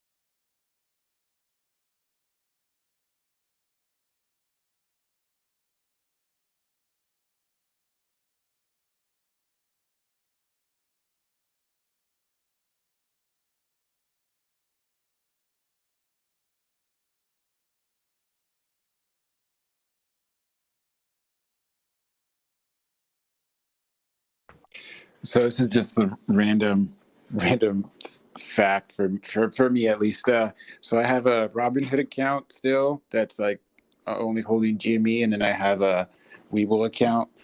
And you know, the layout on Robinhood, it's easy, it looks pretty, but the charts are they just suck, at least on the phone.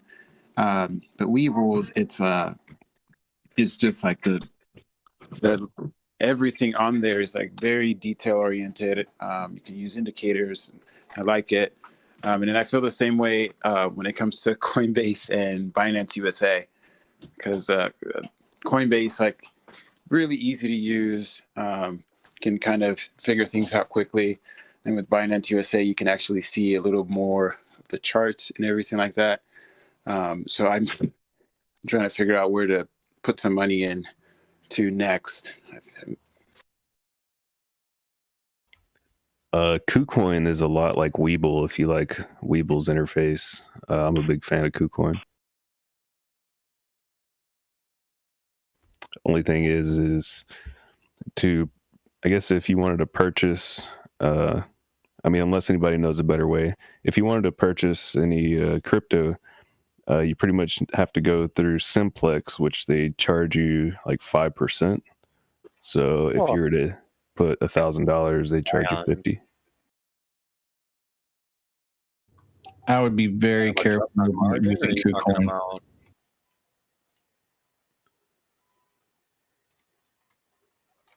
KuCoin. about buying crypto in general, or what do you mean about the So on KuCoin, if you wanted to buy crypto, there's you have to go through Simplex, which is like some external deal, and they charge you 5% fee. So I mean, I don't know if there's a better way to do it. If anybody knows of like somewhere else you can buy it and then transfer it, but I don't know. But yeah, they use a third party so that people can purchase. They don't have their own purchasing ability on their exchange, so they allow a third party to have access to perform the buying, which then they take their cut. Yeah, and KuCoin is a wallet and an exchange. It's not a marketplace. You can't take US dollars and turn them into any crypto coins from their market. You have to technically go to an outside source through them. But you can put money into your KuCoin wallet from another place if you wanted to do that. So if you wanted to buy crypto from, say, Voyager, to not have to pay an extra 5% fee and then transfer it, you could do that, but then you have to calculate gas fees and such. So don't go buy it somewhere else thinking, oh, well, then I don't have to pay the 5%. Well, then you're going to have to pay to transfer it. So calculate that in on your buy and see what the gas fees are and what coin you're buying and how the transfer costs and time and all that. Yeah, I tried Voyager, and I'm not a fan of the spread. The spread is just ridiculous.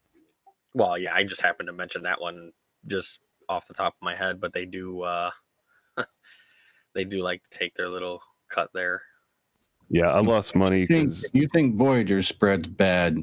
I would love to hear what you think of crypto.com. Oh, fuck that. That was like one of the first ones I got into, aside from like trading crypto on Robinhood. The first one I got into when we were all talking about ADA pretty heavily. I got crypto.com because I was like, fuck, I was FOMOing real hard. I didn't want to miss out. I got on, and yeah, right away I was like, wait a minute, the fucking prices aren't even the same as other exchanges. Like, they must be like none of them are. They all change too. So like I monitor them through you can do it through a couple places. Coin Market Cap. So like currently Coinbase is at 1.49%. Kraken is at 0.26%. Binance US is 0.1%. Gemini is 0.25%. CEX, I don't use them, but they're 0.25%. They're big in Great Britain and Northern Ireland.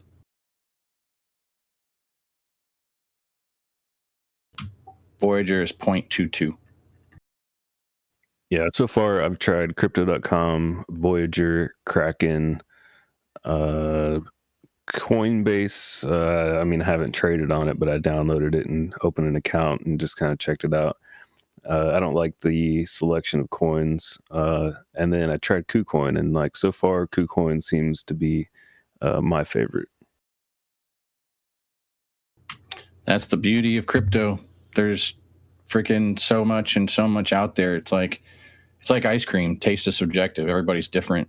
I mean, depending. I personally love KuCoin's user interface. I don't use them for trading. I just use them as a platform to watch the graphs and everything because I just like their user interface. But my big thing with KuCoin is that they went down a week.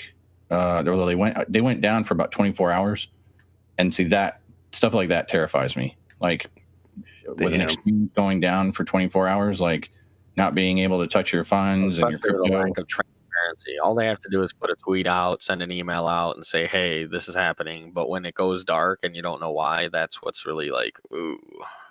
Yeah, that's terrifying. I didn't know that. Yeah, it's happened twice actually in the past 2 months.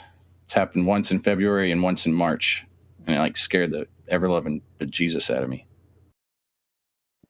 Did you do any digging on it to see the time frame when it happened? They never responded. They never tweeted about it. They never did anything. It was like they just pretended like it didn't happen.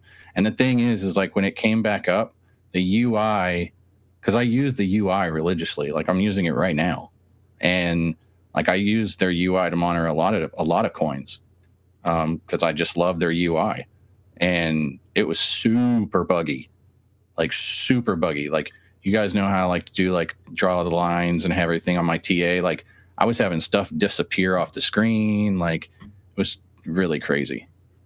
When you had said it was about a month apart, like once in February, once in March, my brain immediately went to server maintenance. You know, like if it's happening on a reoccurring schedule, it could be downtime due to maintenance, and they just didn't announce it, which would be even bigger of a what the fuck. It just scared me. That's all. Because I was like seriously about to because you can do. I mean, you can do everything on KuCoin. Like you can do futures if you want. But like, see, that terrifies me. Can you imagine like being in the middle of something and then it go out and you're like, whoa, whoa, whoa, whoa, whoa, what happened to my money?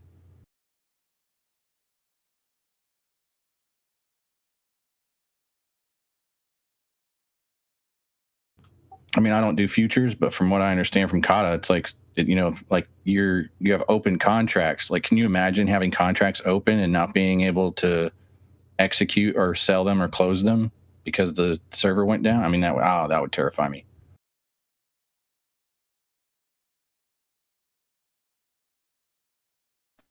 Since we're on the subject of crypto, what is the best exchange you guys think for like quick trading with small amounts of money, like as far as the lowest fee per trade? Obviously, it's different per coin. Well, the thing is once you get a grip, once you pick a platform and you get your money in place, as long as you leave it on that platform, you're generally not going to be spending a lot of money per trades per se. You're going to lose a little bit of percent, a few cents here and there on the spread, which is the difference between the buy and the ask and what you actually end up getting it for. Some vendors or some brokers are a little bit more strict because they're a free service, so they're actually making their money in between the sales, and that's how they keep it free. So the spread tends to be a little bit bigger, or if you put in an order for 005 and it lands, it might not land until 0056 and have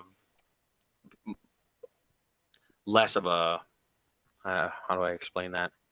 There's a bigger window of when your trade will execute, even if you have a limit order set to your limit. It makes they wait until they're happy with where it's at before they execute. Well, my main reason for asking, I put about 400 into Coinbase, when I first got on this whole kick. And then a friend referred me to crypto.com, and I was looking around, and I mean, that's probably one of the worst places as far as fees go. But I tried to move some of my crypto in Coinbase, and it's telling me I don't have, the minimum requirement to move it around. So it's kind of like, well, if I can't move it, how do I know what the minimum amount's going to be for each coin that I need in order to play around with it? Yeah. How much were you trying to move? It was like $90. I was watching it go above and below $100, and I was trying to do the whole, it goes up pretty crazy right before the weekend, and then it dips on Monday. So I was trying to just get out at the high and jump back in at the low, get out at the high. But so I finally decided to go with my gut, and it tells me I can't, move my $100 worth of ETH because I don't have enough of it or something. Oh, Well, and what that was, you because were of the trying to gas move fees the on whole amount. Well, exactly. You were trying to move the whole amount, and what happens when you do an ETH transaction is it takes a little bit of it along the trip. So if you say move 100 and you only have 100, then they won't send the transaction. Well, that's because right now to send $100 worth of ETH, it's going to cost you like $60. Oh my god! You see what I mean? That's why ETH sucks right now. Yeah, that's what I was wondering. I mean, so neat. You're on Voyager, you said. Would you suggest that for somebody trading like just small amounts like me? I personally think Voyager is the best all around. They're not like, as far as fees go, they're in the middle. Okay, they're like 0.23, so they're better than Kraken and better than Coinbase and better than Crypto.com. So that's just the fee standpoint. For me, I have a hot wallet and I have 2 cold wallets. So I transfer crypto in, so I don't have to worry about fees. I pay my gas fees, but see, that's the thing. I'll pick a coin that has really cheap gas fees like Litecoin or ADA. Like, I only pay like 2 ADA to transfer $4,000 into Voyager. That was $2.08. So, Well, yeah. What was your conversion price to get it from whatever, like your exchange, because you changed it from one coin to another? Imagine you want to move your ETH, so you turn your ETH into something else and move that, or what it would. So it's all about timing. So like for me, everything's timing, and the exchange is timing. What I'm going into is timing. I swing trade anyway. So what I try to do is make multiple moves at the same time.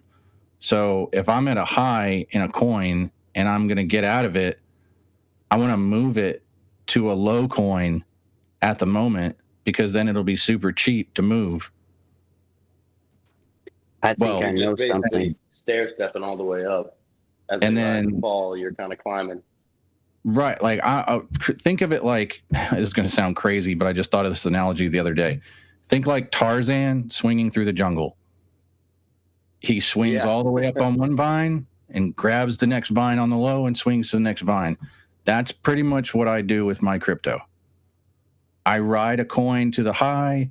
Like, it doesn't really matter what the price is. It's the percentage is that I watch. Like CKB, I could care less what the price is. The fact is, it came up 15% or 23% in a day yesterday. So for me, as soon as it came up 23%, I'm like, okay, cool. I'm out to the next one. But I saw that it's still going to keep going. So I just moved my capital right back into it and just kept the profit. And it's back up another 20-something% this afternoon, which is insane. But I mean, like, I do the same thing when I'm moving from a wallet on an exchange on a platform. Personally, I think Voyager is great. If you have the patience, you can put a limit order in and you don't have to worry about the spread. Now, they won't execute your limit order until they cover their juice, but you won't be paying for their juice. Versus if you do a market buy, then you have to pay attention to the spread, and you're covering their juice. So I mean, it's just like the stock market. I mean, you have a spread with a bid and an ask.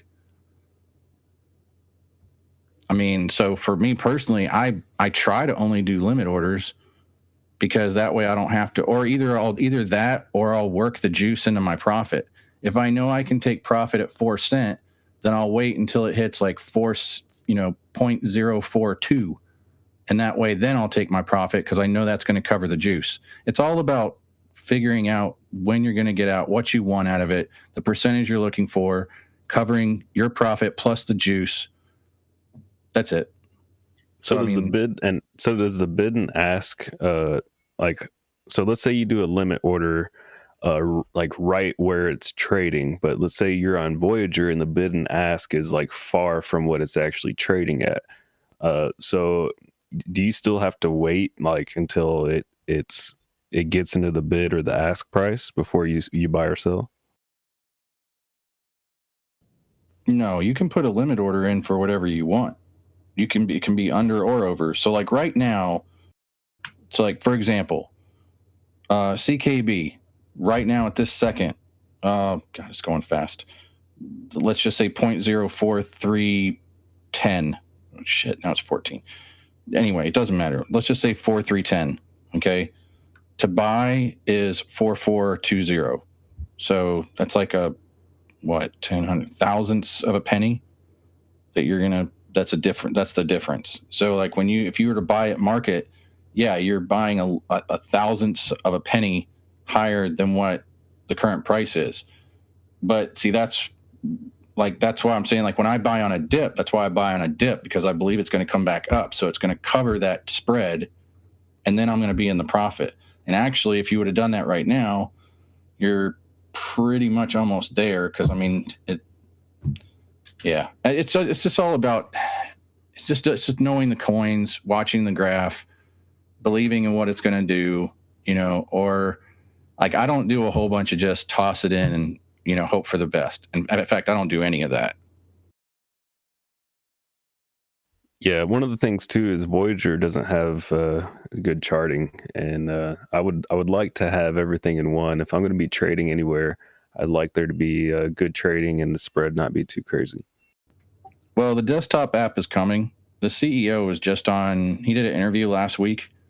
It was some really great information, but honestly, the interest rates are like the biggest kick. Okay, so when I shave my profit, first off, my profit always comes to me.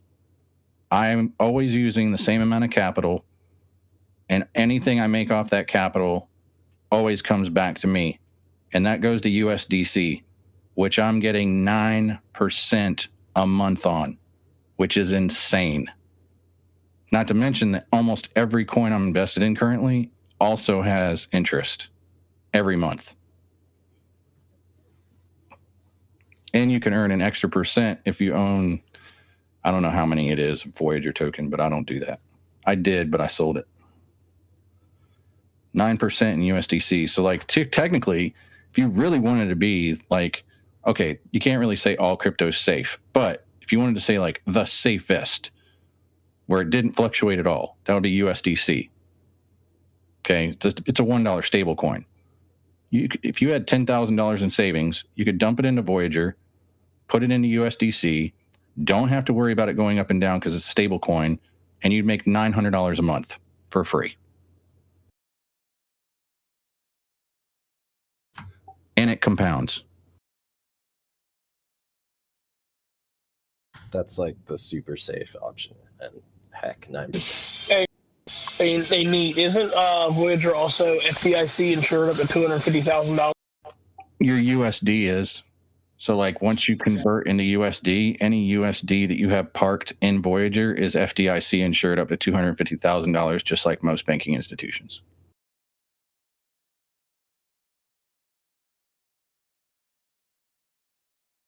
I'm not affiliated with Voyager in any way, shape, or form. I personally have Coinbase, Coinbase Pro, Exodus, Gemini. I'm just going off every single one I have up here. The coin market cap, Bittrex. I haven't done Anchor yet. KuCoin, but out of all of those, I personally like Voyager the best.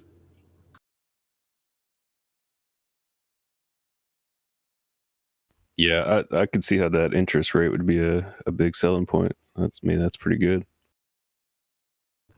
Well, it's huge.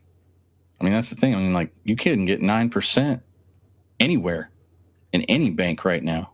Heck, they're in negative interest. They're charging people to keep money in their bank at some banks.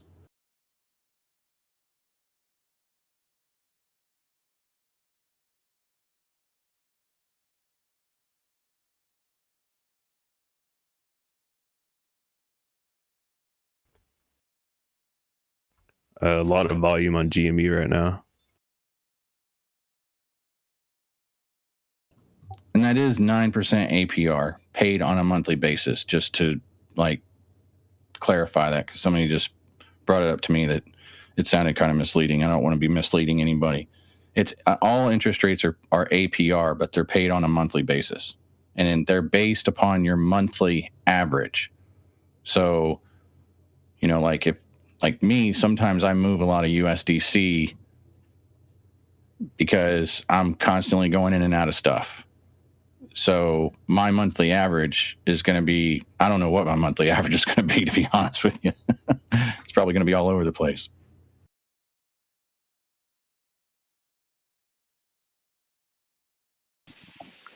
You said you do your own accounting, don't you? Say that again? Do you do your own accounting? No, I have a CPA that I pay very nicely every year. I bet. That's a lot of transactions, man. Oh, everybody makes that out to be like it's a big thing. Dude, all you have to do is request a profit loss statement, and that's literally that one page is all that you're like people, the YouTubers. They just need the information there. And if they want to find more, they'll ask you for more. Yeah, the YouTubers are making this like, and I only say that because I see this like all the time on YouTube. Like, YouTubers are really taking this whole crypto tax thing like super clickbaity, and they're really misleading people. I'm going to tell you right now, okay? I've been with a CPA, the same CPA, for roughly 8 or 9 years. It may have been close to 10 years now, okay? Of the LLC that I own, the LLC that I previously owned, that I know, well, I still own it, it's just no longer in business. And then my personal finances, all she wants to see is that profit loss sheet. Yes, I have all of the other 20 million pages. Yeah. Excuse me. And you have to keep that on file. Work for nothing. And you have to keep that on file for 3 years. Okay. And yeah, it goes with all the other tax documents. But all she cares about is seeing that profit loss sheet. Yeah, I only ask because my grandma is a CPA, and I did some work for her when I was in high school.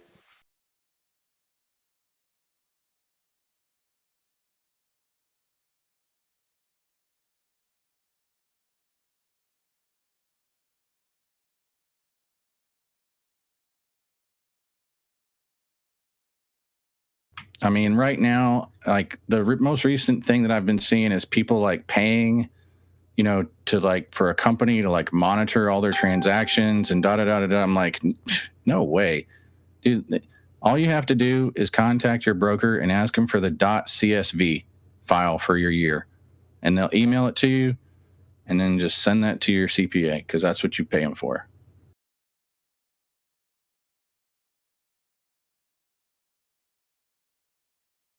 Which, by the way, if whatever you pay your CPA is completely tax deductible the following year.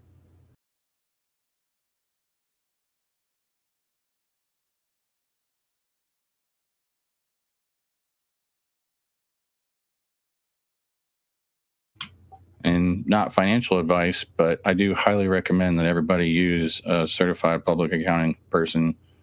Like, you don't have to pay like $1,000. There's plenty of them out there. Just find somebody that knows what they're doing. Usually the ones that don't advertise are the good ones because they don't have to.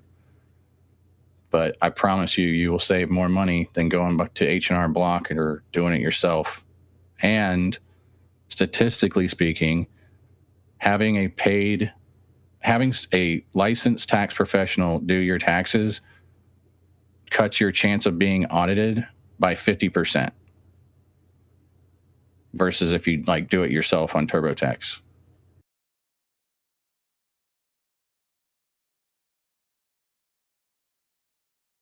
Yeah, I just started LLC, and there's a guy I've been talking to. I'll probably end up going with him as my CPA. He's also a day trader, and so that works out perfect. So even better. Yeah, he said he specializes in S corp, so because that's the way I'm gonna file my taxes. And yeah, that's what you want. Somebody who's familiar. That like my lady that does mine. I shopped around a little bit like a couple of years ago, and the guy that I was talking to asked me who I was with, and I told him. He was like, "Heck no." He's like, "You stay with that 80-year-old woman. She knows every loophole in the book." I was like, "Okay." She is like 80 years old though.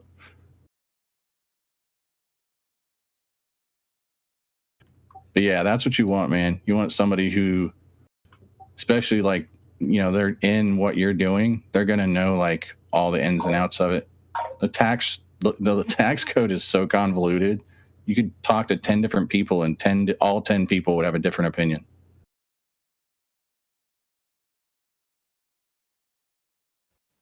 Yeah, I'm thinking about making another LLC for trading, because the LLC I got is for oil field. I mean, you could still do it under the other one. I mean, but if you wanted to create another one. But no, for what I do, it's high risk.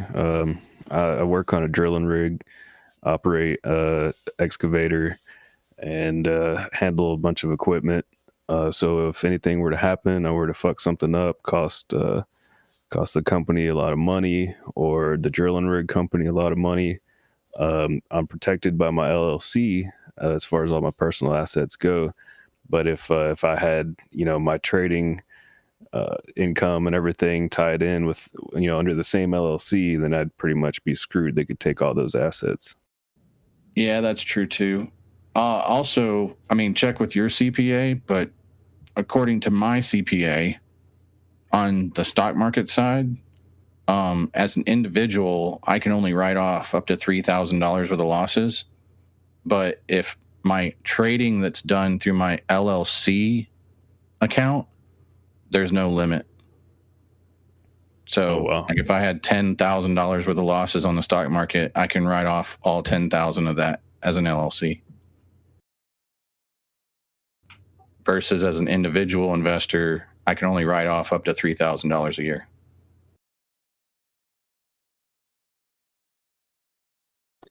Is SBI on a run today? It's like shooting up.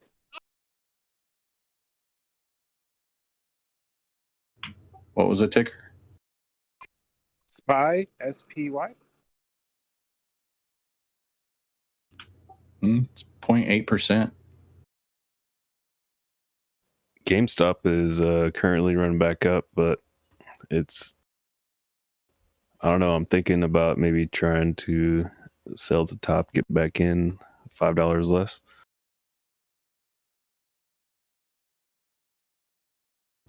Anybody heard from AZ today? His sugar made was up like 7%. I'll make sure he didn't have a heart attack. He posted the screenshot of it earlier, but he hasn't been around yet. Okay, I wanted to make sure he saw that. I mean, as much as he says he's got of that, I mean, dude, 7% is a lot. He's working. He's probably checking up, in the bathroom every hour or so.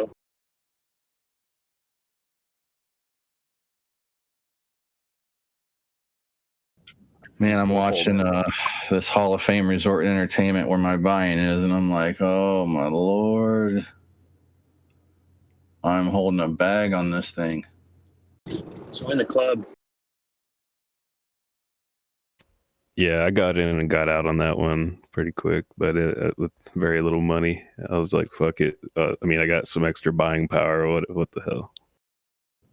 I'm still in at 585. I thought it would come up with the news, especially with the fantasy leagues like selling out, but it didn't get anything off of it.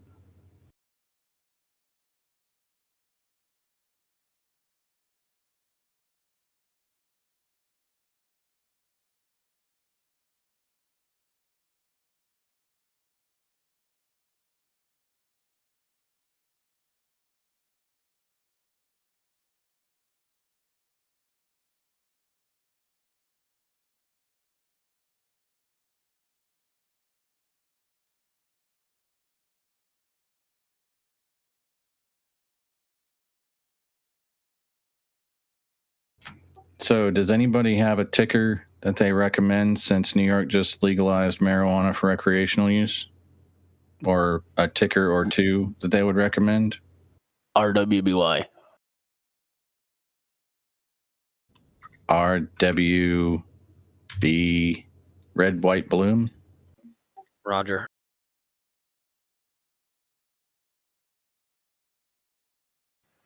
Do some digging on them. I think they're going to be one of the bigger ones to crack off when the crack off happens. They're already in play in most states. They bought the platinum carts product line. They're already, they basically already got operating businesses in the legal states. They're gunning for Illinois right now, and now that New York is up and running, I'm sure people are filing paperwork as well. So it looks like just RWB is red, white. So there's it looks like there's two of them. I've only seen the Y one is the one that I'm looking for the other one now. On Webull, they've got an RWBYF and then an RWB. RWB is the Canadian ticker. CNSX. Okay. You see that? Yeah, one of them looks like CNSX and the other one's an OTC. Yeah, because it's not big enough yet. They just barely started trading at $1 level. If you go back, probably, what is it, to the beginning of February, they were still in the 80 cents range. So I think this last little run up here is their first time at being plus $1 for, let's see, they got to $1 on the 4th. Nope. Go back. The second, the third, the second. The second they hit $1 for the first time, but they sustained $1 over $1 from the 3rd until now, February. So they're, 60 days of above $1 before you can list on NASDAQ?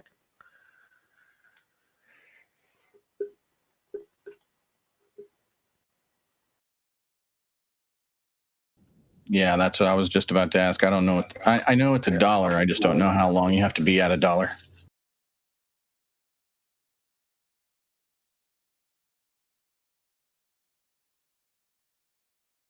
I think it's like 5 or 7 days or something consecutively. NASDAQ in its discretion require an issuer to maintain a bid price of at least $1 per share for a period in excess of 10 consecutive business days, but generally no more than 20 consecutive business days before determining that the issuer has demonstrated, and then it trails off. So they're not ineligible, but they really do a bang up job of making these rules fucking wordy and convoluted. Thank you, lawyers. So yeah, the rule is that if they dip beneath that for a long enough time, they can get a smack on the PP, and if they don't get if it doesn't go back above $1 within, there's no clearly labeled time per share for a period in excess of 10 days, but generally no more than 20. Maintain long. I think that's the same thing that happened to Sundial. What about Tilray? Does anybody know? I mean, I know that they got decimated. They used to be at like $300, and they went down to like 18, I think. Well, they're having a little pickup at 22 or 23 right now. They are one of the bigger ones in Canada, aren't they? I haven't done any digging on them. I know I had Afria, but I didn't do any digging on. I had Afria prior to the merger. Afria, Tilray combined European footprint will give them a massive advantage over the incoming competition. So Afria and Tilray, as of the 29th, are As talks are they merging? Our position to be leaders in the EU. For several years, Afiria has been highly focused on the EU cannabis opportunity and has been impressive distribution business with a large footprint in Germany. After the Canadian LP reported to have entered a definitive agreement merger with Tilray, we conducted in-depth analyses. I got to take a phone call, but I'll post a link. We don't have to. It's a good story. Appreciate it. Yeah, I was kind of sitting on the fence just because I wanted to see what was going to happen in New York before I really pulled the trigger on that, because if New York shot it down, that would have been a really big blow to the market. But now since they passed it, I think that's going to lead to more passing, hopefully.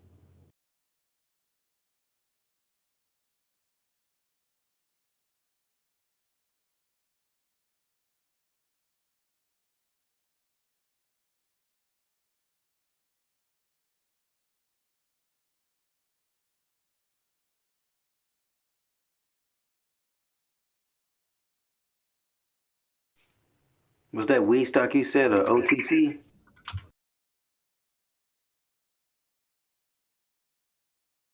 No, Tilray is on the New York Stock Exchange. TLRY, Tango Lima Romeo Yankee.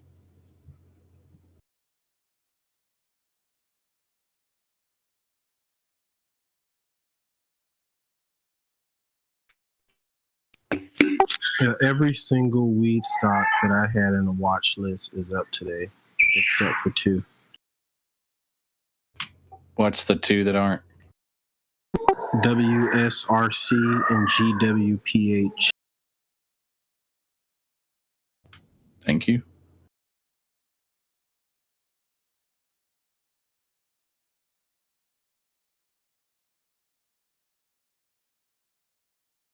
So I got some little ones here. Western Sierra Resource Corp.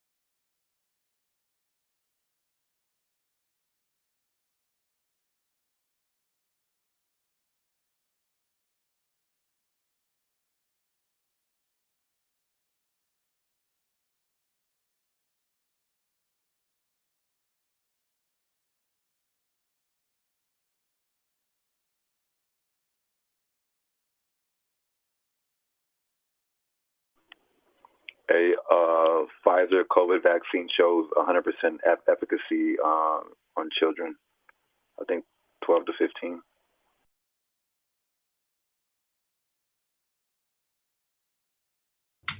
Speaking of that, did you guys see that story about the guy, the elderly gentleman with the Johnson & Johnson vaccine? Yeah, I did, bro. Yeah, that shit's fucked up. That was nasty. Dude, that guy's skin, oh my God. Like, to sit there and watch him on the couch and he was like, my skin's still peeling off. I'm doing it right now. I'm just like, oh my God. He probably had leprosy. Maybe, I don't know.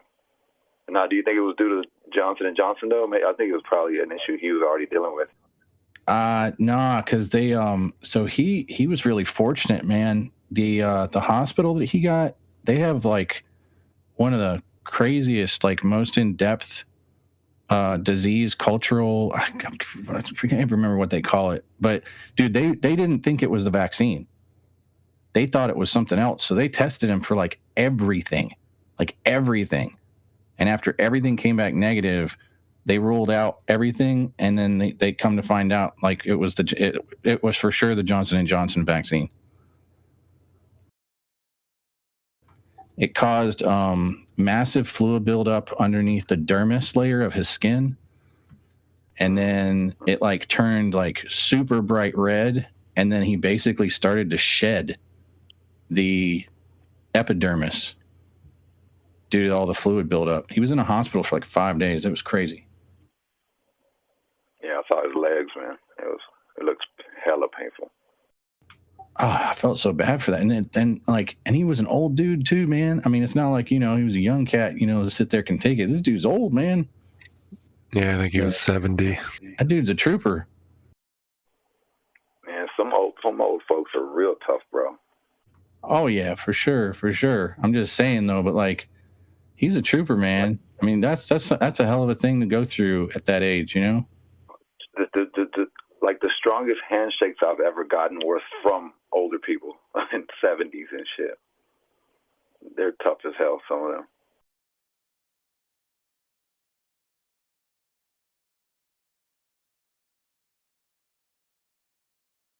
Yeah, I hope he gets better. That's sad.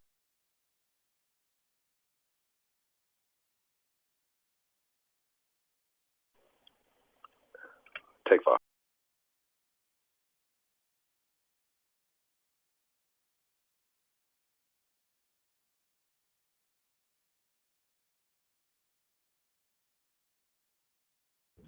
Everybody must be at lunch. Volume just got really low on everything.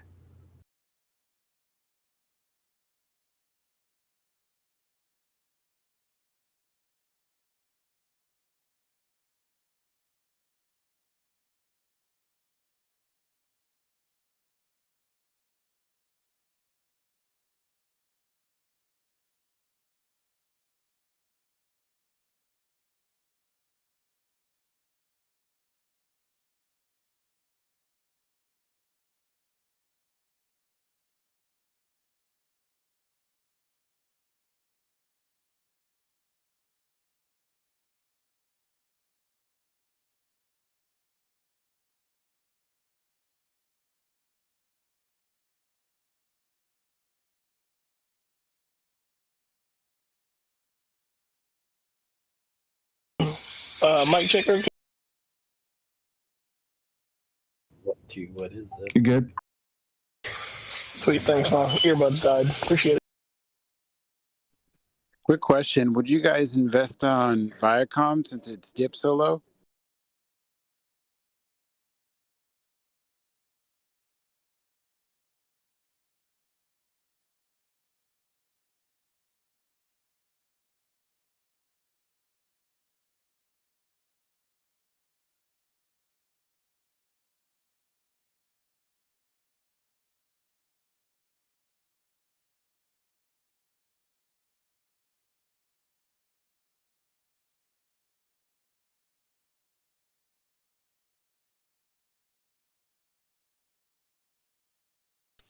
I would. I would get it right now while it's cheap.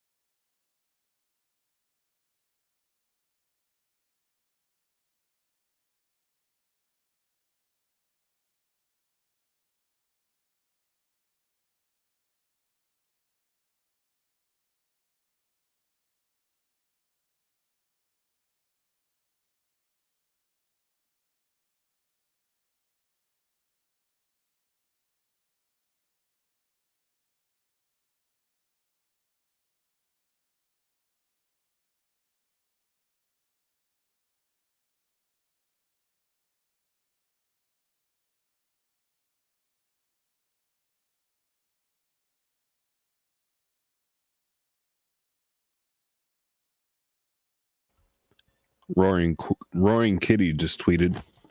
Apparently, it's like some guys pushing a girl like to keep running. Some old picture.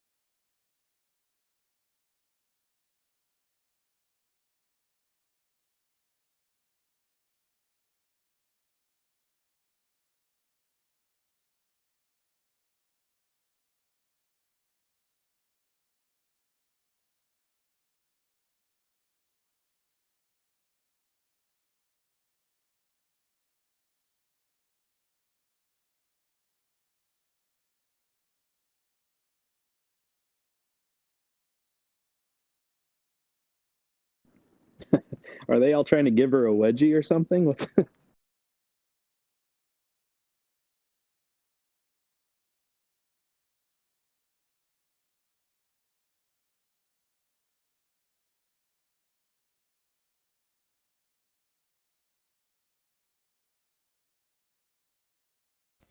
I think it's her trying to give up. Like she's at like she can't go any further, and maybe they're pushing her along.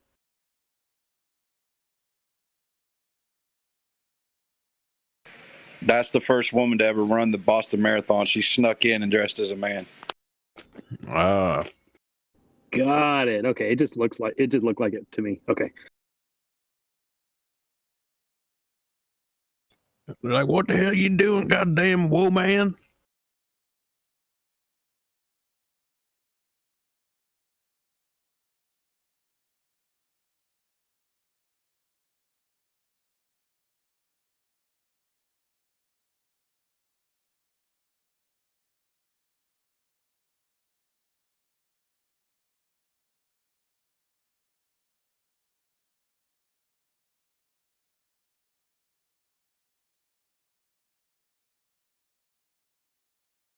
It's a pretty iconic photograph.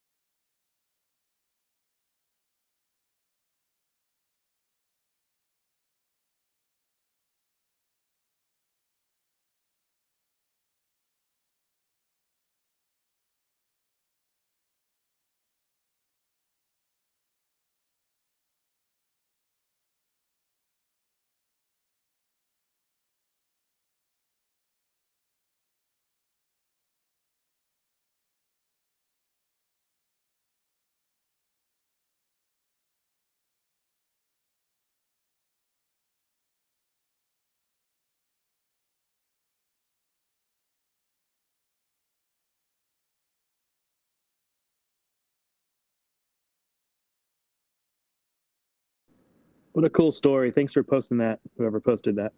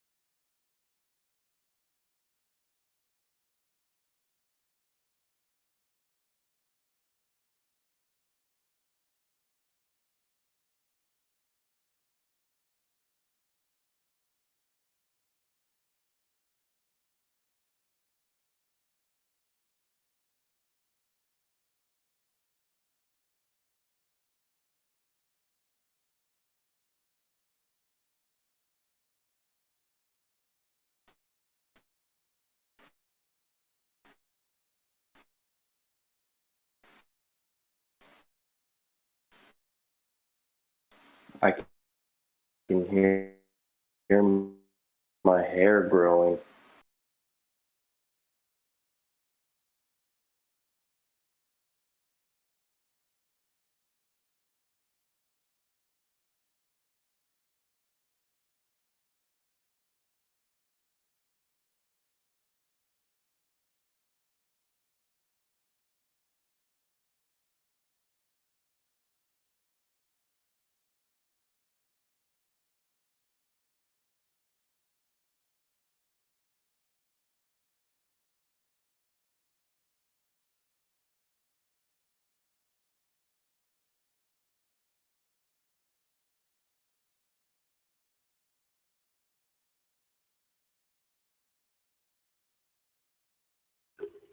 Somebody was just making a joke saying that they could hear their hair grow, Max. That's all that was.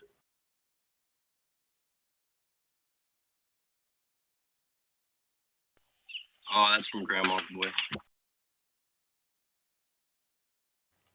Well, yeah, but Max had typed out in chat that he didn't hear what you said because your mic was blipping in and out.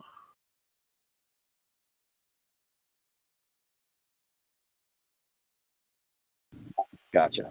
Sorry. No worries. It's all good.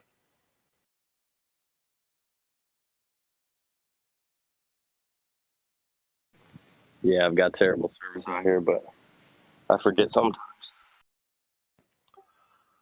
Looking at Novu NMGRD on E-Trade, it is showing the 13.15 price tag right now. Opened at 12.50, closed at 12.90.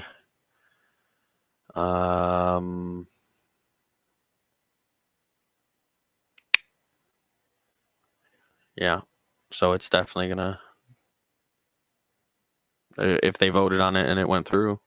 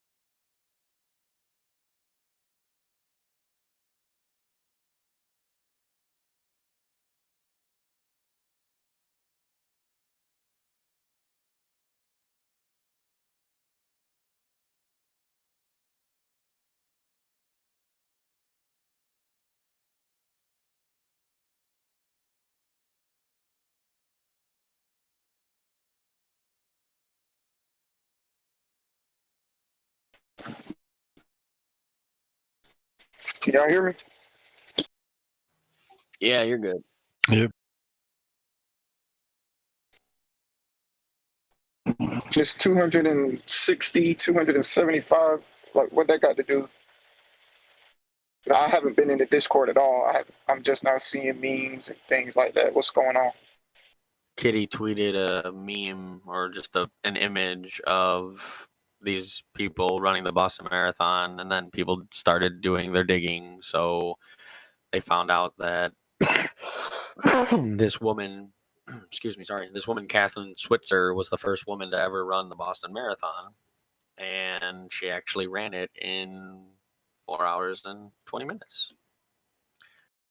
So it's just Kitty memeing. That's all. Oh, about the 420 type situation.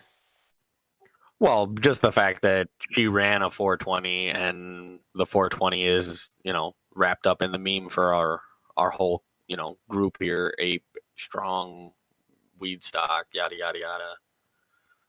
And Kitty's just a meme master. So he's memeing his ass off, Twitter trolling. I wonder what's going to happen next month with an actual 420 coming. Yeah, could be some companies purposely waiting on 420 to make announcements or, anything like that. 4 hours ago, GameStop posted on LinkedIn, says, meet Diana Jaja, CPA, MBA, our new interim chief financial officer. Diana wears many hats at GameStop, overseeing our global financial strategies, planning, reporting, accounting, and financial organizations and capabilities. Nice.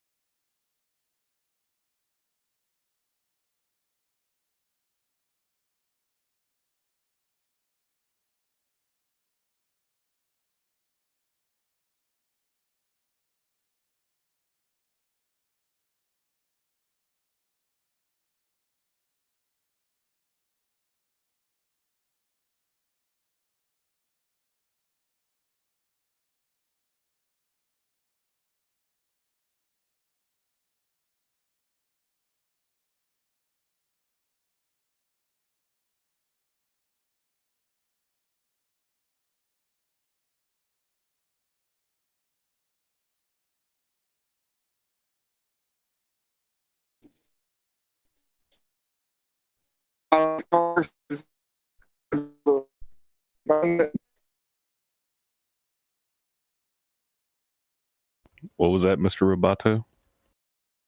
Doriamigato.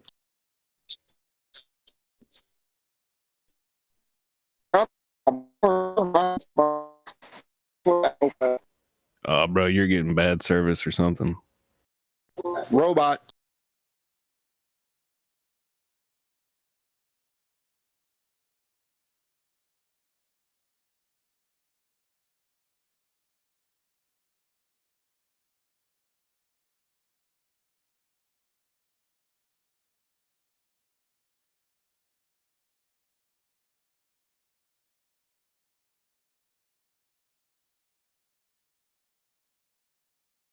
Can you hear me now? Yep.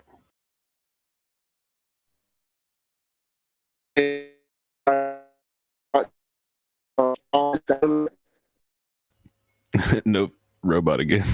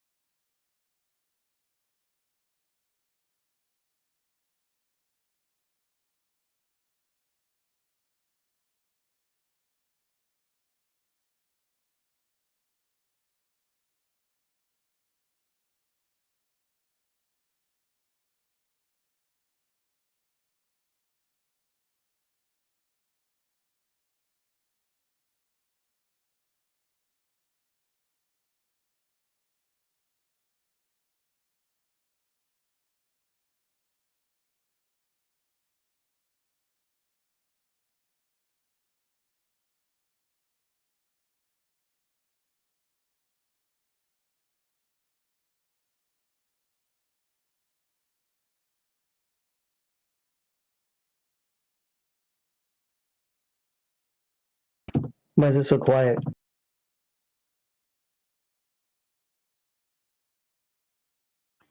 Because you touch yourself at night.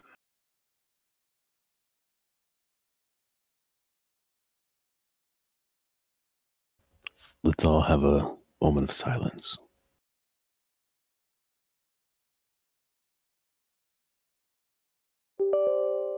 I'm doing just looking for some DD to fulfill my DD addiction.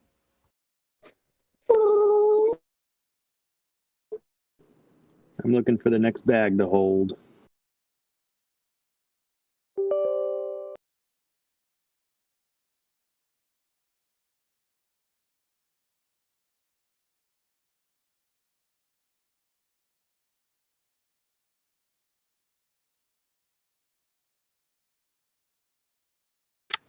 Does anybody have any DD on GBLC on the CSE?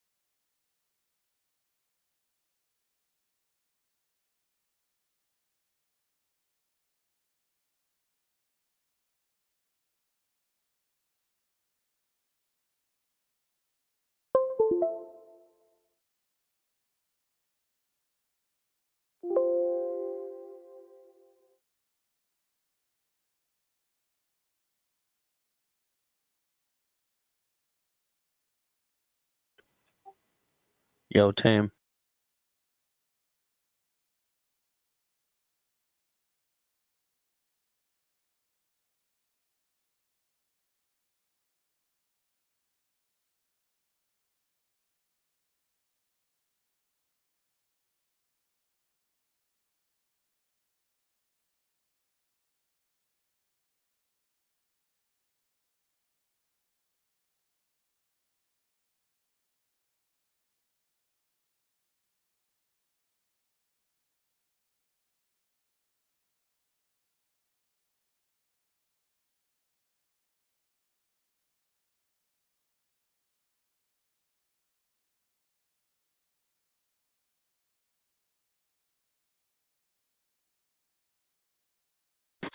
Does anybody have any info on the GME situation that went down yesterday afternoon? Nah, I'm still digging and Googling. Nobody's announced anything or leaked anything yet. I've been searching Reddit all day and nothing. I guess they don't got a mole in their system.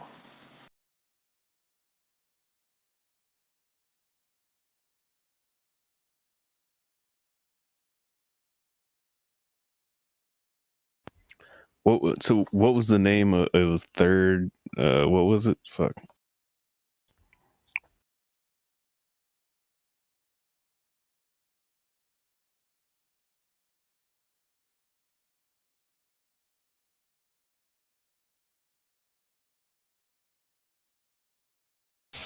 Third bridge, I'm pretty sure. Third party?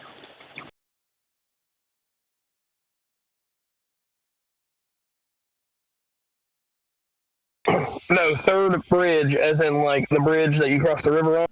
No, I was being sarcastic. Like I a got you. third party.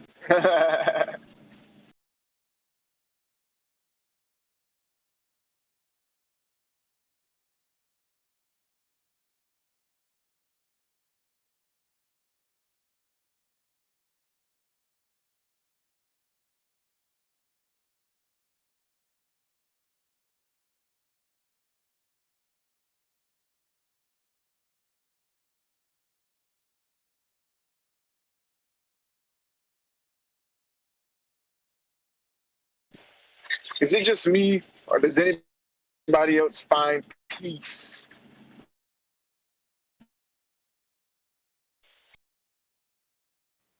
Peace what?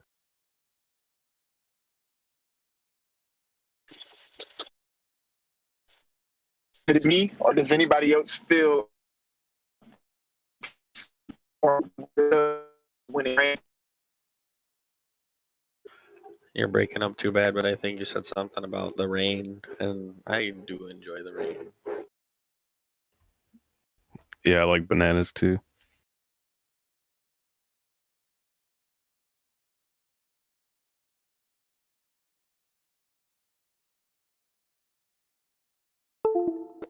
What about eating bananas in the rain?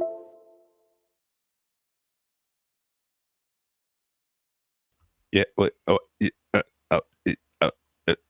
Yeah. I'm breaking up too? No. That was my reply.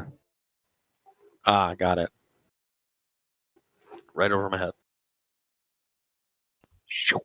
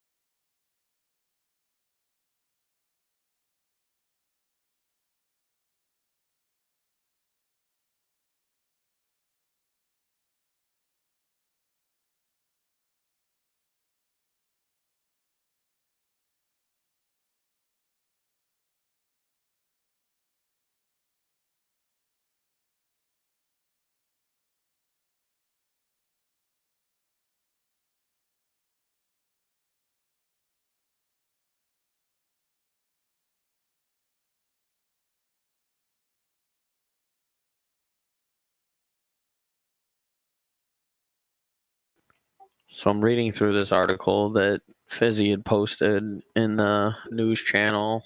It's hedge fund Citadel executes cleared cash and repo trades through DTCC's newly expanded. What do they say? DTCC recently broadened the category of market participants accessing the fixed income clearing corporation's cleared up repo service. Palafox LLC, a subsidiary of Citadel, was able to clear its trades following the expansion of the DTCC sponsored service, which broadened the category of market participants accessing the Fixed Income Clearing Corporation's FICC cleared repo service, including dealers, non-U.S. banks, and prime brokers. Palafox became the first sponsor to facilitate centrally cleared cash and repo trades on behalf of its affiliated sponsored member clients, Citadel's Global Fixed Income Master Fund.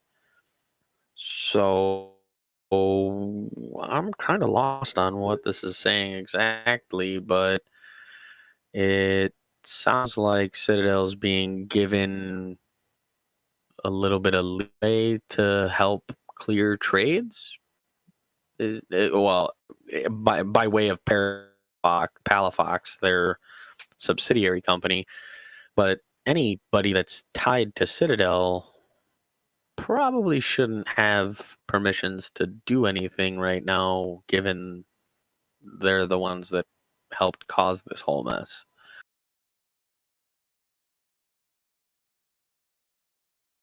So I was thinking, I'm really thinking about Mouse when I'm thinking about this. Are you in here, Mouse? Alright, he's not here. 4:20. That's the time it took the woman to run the mile. So, April 20th may be a very important date. That's probably why Deep Fucking Value posted that. I don't think it's the price. I think the price is going to go way more than $420 because, one, he held when it was over $500. Two, April 20th, it sounds like it would be a way better day for options to expire. And it's going to take time to move those funds around. There may be more liquidations before they try to cover the GameStop shorts. So if isn't his strike set for the 16th? Yeah, it's very close to that April 20th mark. Yeah, his calls expire on the 16th. Oh, GameStop just took a dip for like Yes, $3. sold 7,800 shares, 1,900 shares, 1,000. Yep. So I think as we get closer to April 20th, like he even said we're going to go all the way up till April before as well. So if you can't hold till April, then it's going to be a hard run for you guys. But I think many of us can hold till April. I think his calls expire April 16th. Yeah, he's got it at 177.25 he's got a $12 call on the 16th. 500 of them.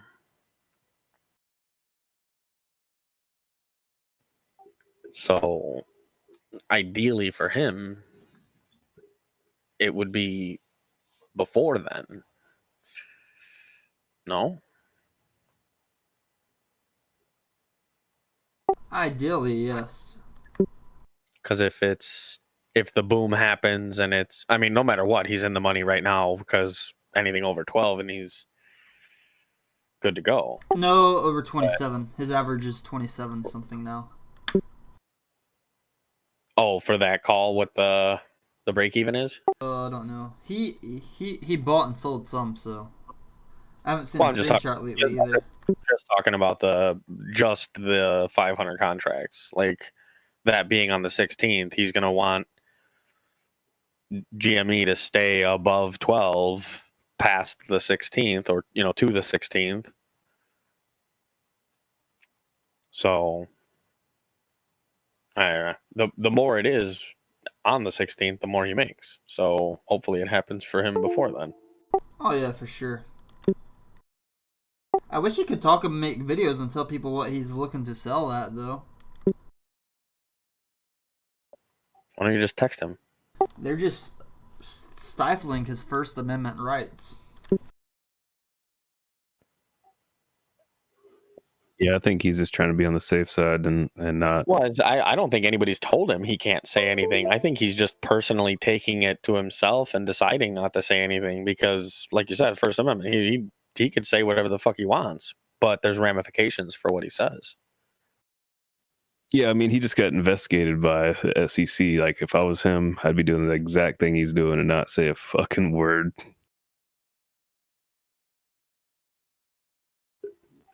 That whole interview, I don't even really think that was an investigation. More so, it was just like a very broad stroke fact finding fucking act of theater, like that guy said. You know, it was really just pomp and circumstance for the media and the community as a whole. You know, anybody that has any knowledge on the situation, Well, they're if you going to think want to about it, see something happening.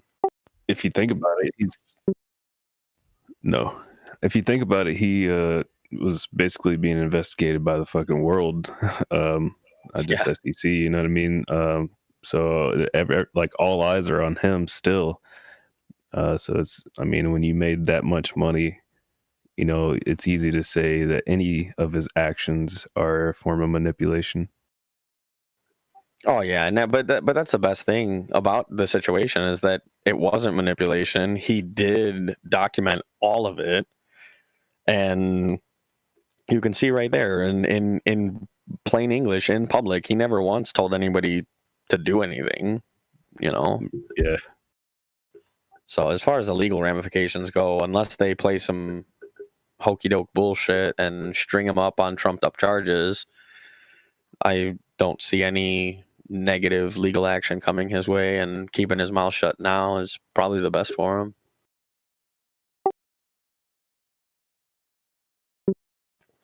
So who's going to first of all, they could civilly sue him all they want.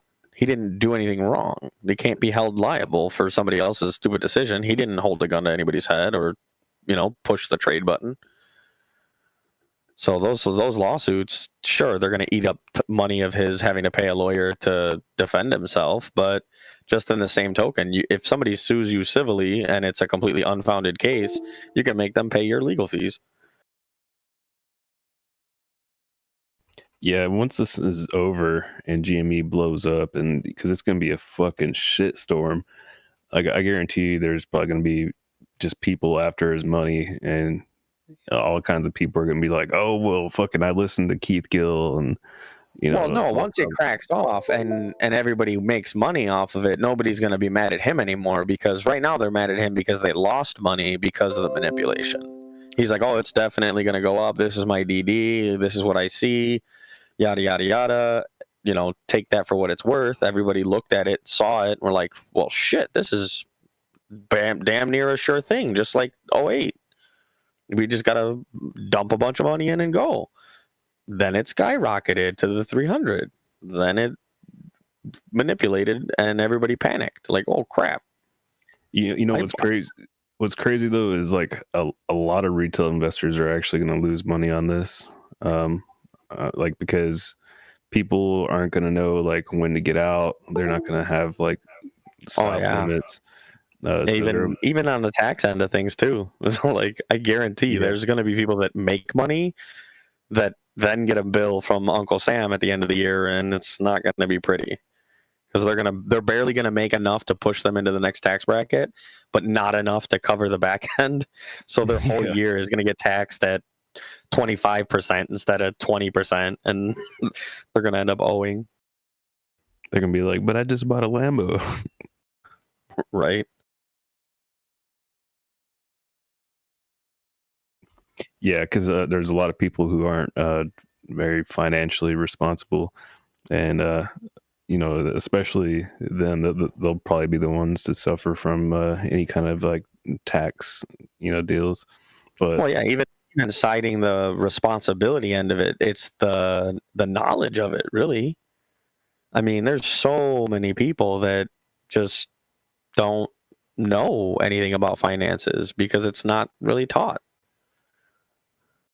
Yeah, I think that's by design, right? You know, you don't want people to be smart and if you look at it from the satellite view, for sure, who controls the curriculum in this country? You know, who decides what we teach our children every day? It's not the fucking teachers, I'll tell you that much. The teachers get to decide how they teach. They don't get to decide what they teach. There's so much fucking red tape and bullshit involved with the different things that they're required to spend time on.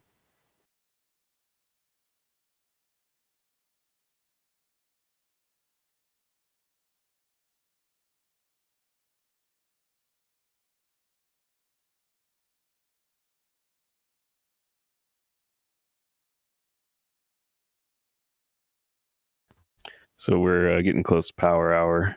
What do you guys think is going to happen with GME? You think it'll do what it did yesterday? Yeah, I think we're gonna do the same thing for the last 2 weeks. You know, there's gonna be a little spike right up towards the end, and then another dip back to barcode at 180, 190.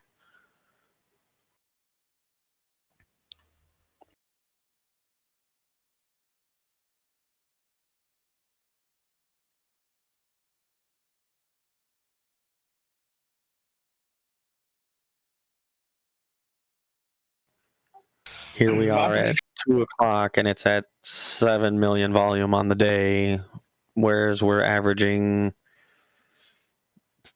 much more than that. Probably what, 30 odd would be the daily average, I think. I think this entire week, it's literally just going to sit here and trade sideways between 180 and 200. Yeah, average volume shows 25 million, and we're currently sitting at 7.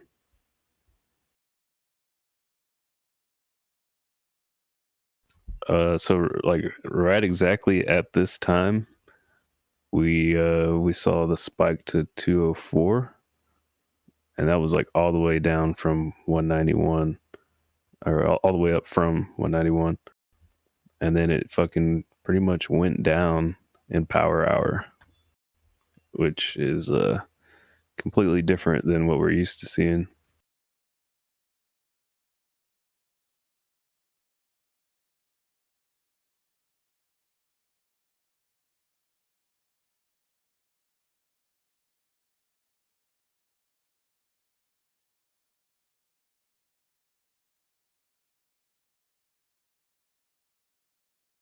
And then what was weird is how it fucking like dipped as hard as it did when it opened this morning.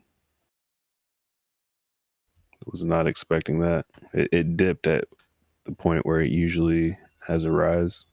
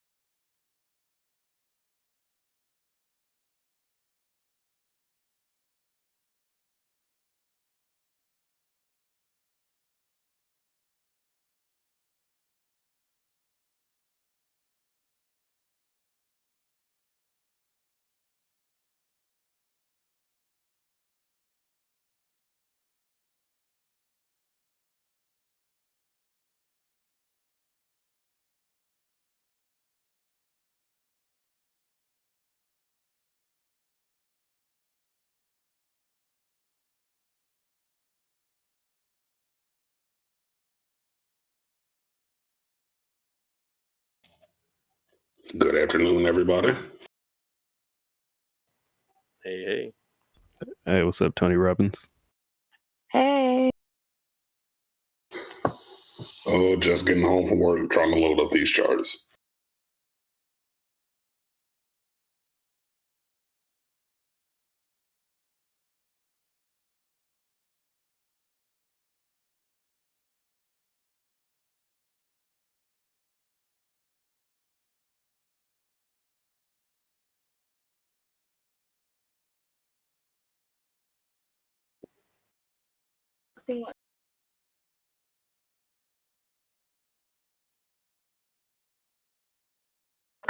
I'm going to post another article about this whole transaction thing. I did post something in news a bit ago. Yeah, I was just talking about that a few minutes ago. It's that's some scary stuff there that they're giving permissions. And this is from last year. So there's another one too, because JP Morgan was the first one. And there is something on Reddit that does get into like somebody's DD about all of this and talking about how Citadel is involved with this and what the implications are. The everything short. Yeah, exactly. Yeah, that's a crazy read. Yeah. So this is like just some extra reading on that subject that came out through actual news organizations back in 2019 that backs up a lot of I mean, it doesn't get into what they actually ended up doing and the potentials that goes into that Reddit read, but here you go, the confirmations from Bloomberg and also the trade news that talks about this repo thing.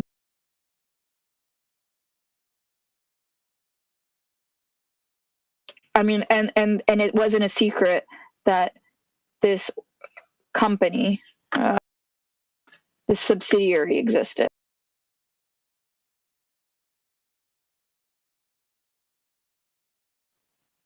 Which is Palafox. Some scary ass stuff, guys.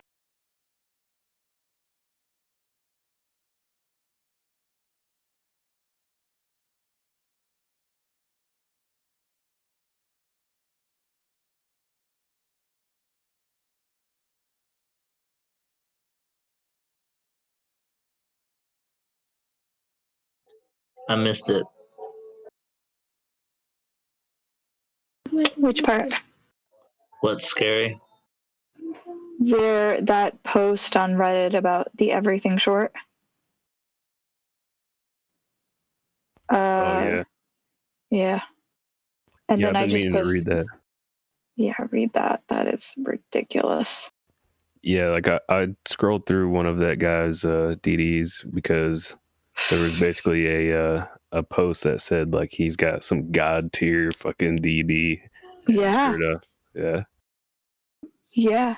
And he's done a different one too. The Citadel has no clothes, right? He's done this person's done a lot of really good DD, but you can look into what I did is just post some articles and news that touched upon the whole concept of the FICC, the DTCC, repo, and how they were allowing, when they first allowed JP Morgan and then also Palafox to go ahead and start to clear the trades through the sponsored service.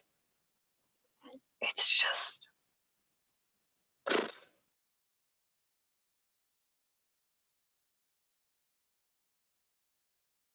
this is some scary shit. That's all I gotta say.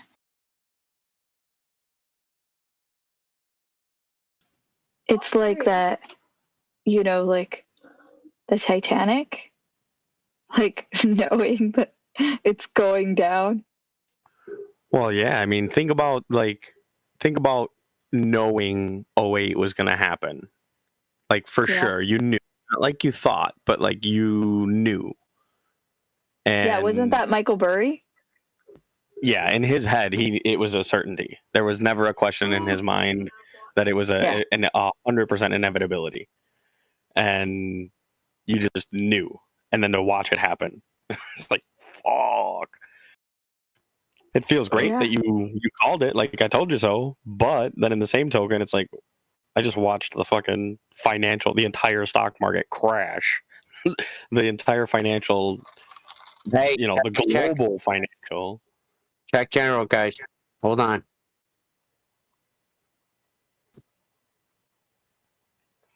It's starting. It's starting. Check general, everyone. What's this? Please read and accept all warnings. Proceed. Your limit quantity is greater than the quantity currently offered for sale. Your order may be filled at a different price. What? You can't buy 100 shares right now? Nope, they don't have it for me. They're going to be filled shit. at different prices. Oh my God. I better buy some right now. Holy Try to find shit. some. It won't let you buy at above market right now. You're trying to buy 131 shares and they don't have enough to give you. I'm about That to is post this. ridiculous. Wait, so you're saying there is no available shares of GME for sale at all? It wouldn't let No, me they- buy options either. It won't let me buy it all in full at once. So my limit order that I'm setting and trying to push on through will be filled at different prices, which that shouldn't happen. There's no reason that should ever happen. They're selling it to you from small chunks in other places then, right? Yeah, so that means that there's not enough to fill one large order at a time. There's not, okay. Well, and a large order, it's 100 fucking shares. 100 shares is nothing. No It's not offense. a large order, dude. This is a fucking tiny order. 130 shares is nothing. This is great. This is beautiful. I was about to say, that ain't a big order. Regular brokerage. Like, it's not like it's a smaller broker. Yeah, what is that, Fidelity?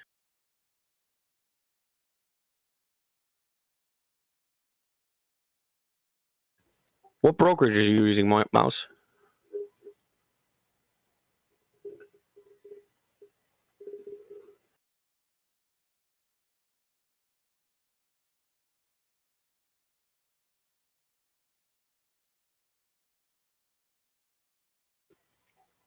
Thanks, Mito.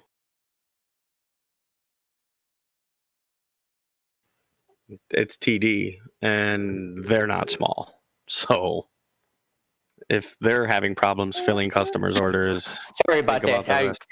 That was out of call. That's TD. I use TD and I use Webull. That's I haven't tried Webull, but that's TD.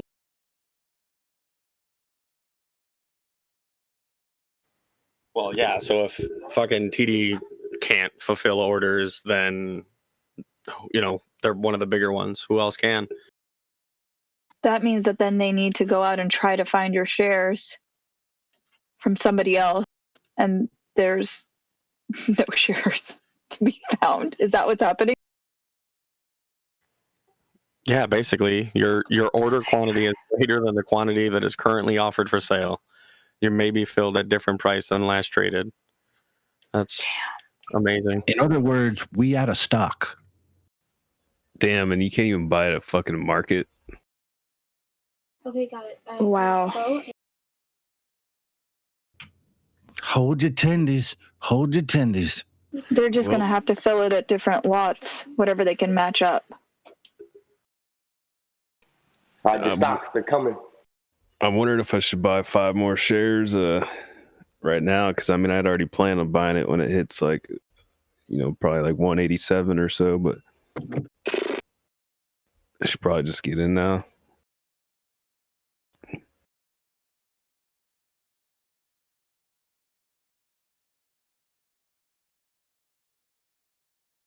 So I bet that's happening with a lot of people right now.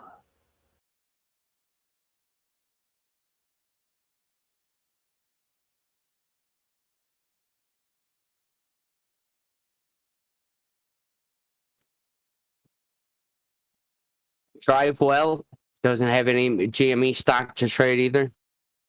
Fuck. Okay, I need to go up to an even number here of shares. I just went through Fidelity and I picked up 1 share. I'll go 3 ahead on and Webull. I'll go through Webull. I just bought 5 on Webull.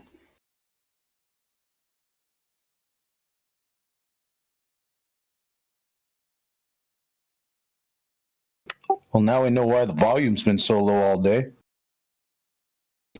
Yeah, can't trade what you don't have. Okay. Where are we looking at? Are we looking at a dip happening at all? I mean, I know it's not going to be a dip, but you know what I'm saying? All right, I'll be back. Volume is so low. I had a.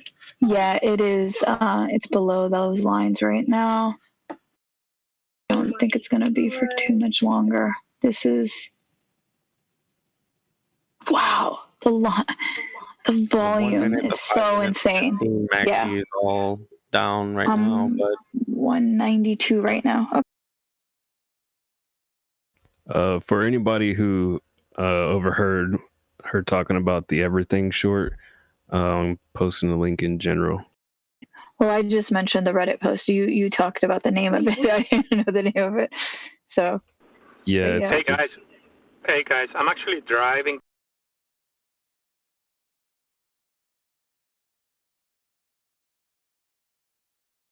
Push talk. Cut out. Drive safe. Sorry guys, it's Gio.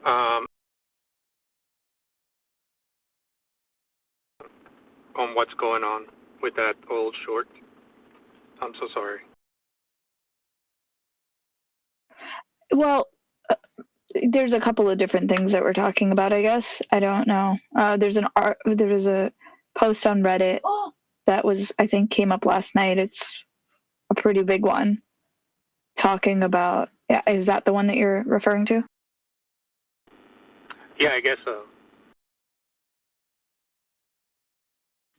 Yeah. Or maybe more recently that we all started to kind of perk up because Mouse shared a screenshot of trying to purchase GameStop shares, and his broker told him that they're not going to let him fulfill a one fill limit order at one limit price.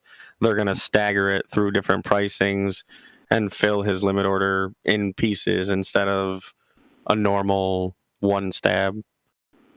I think it was a market order. I heard that. Yeah. No, he said it's a limit order. It's a limit order, but it's at fucking market pricing. I did the math on it already. But the fact no, but if you look at it, it says action, buy, quantity 131, price type is market. Oh, price It type is literally- market. I thought he said he was yeah. setting a limit order. I'm sorry. Been traded GME today. It is 3:00 and less than 10 million shares have been traded. Yep. We were just talking about that before you got here. This is the calm before the storm. We're in the eye. Exactly what I was thinking. Holy shit, boys and girls. I think now, if it has been a time, now is the time to grab your spacesuits. It very well could be.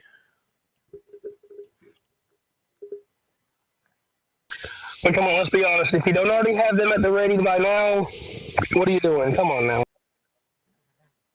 I got mine at 192.69. Why are you headbutting me?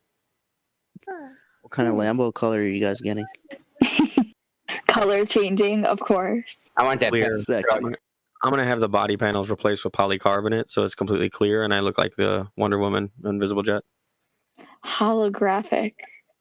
Yo, yeah. Could you imagine like that prismatic like metal effect? Mm-hmm. Be illegal to sell to drive. Like you want to take Molly and look at it. I'm going to Just get look at one it. for each color and a crayon box. There you go. Before Lambos. It's so pretty.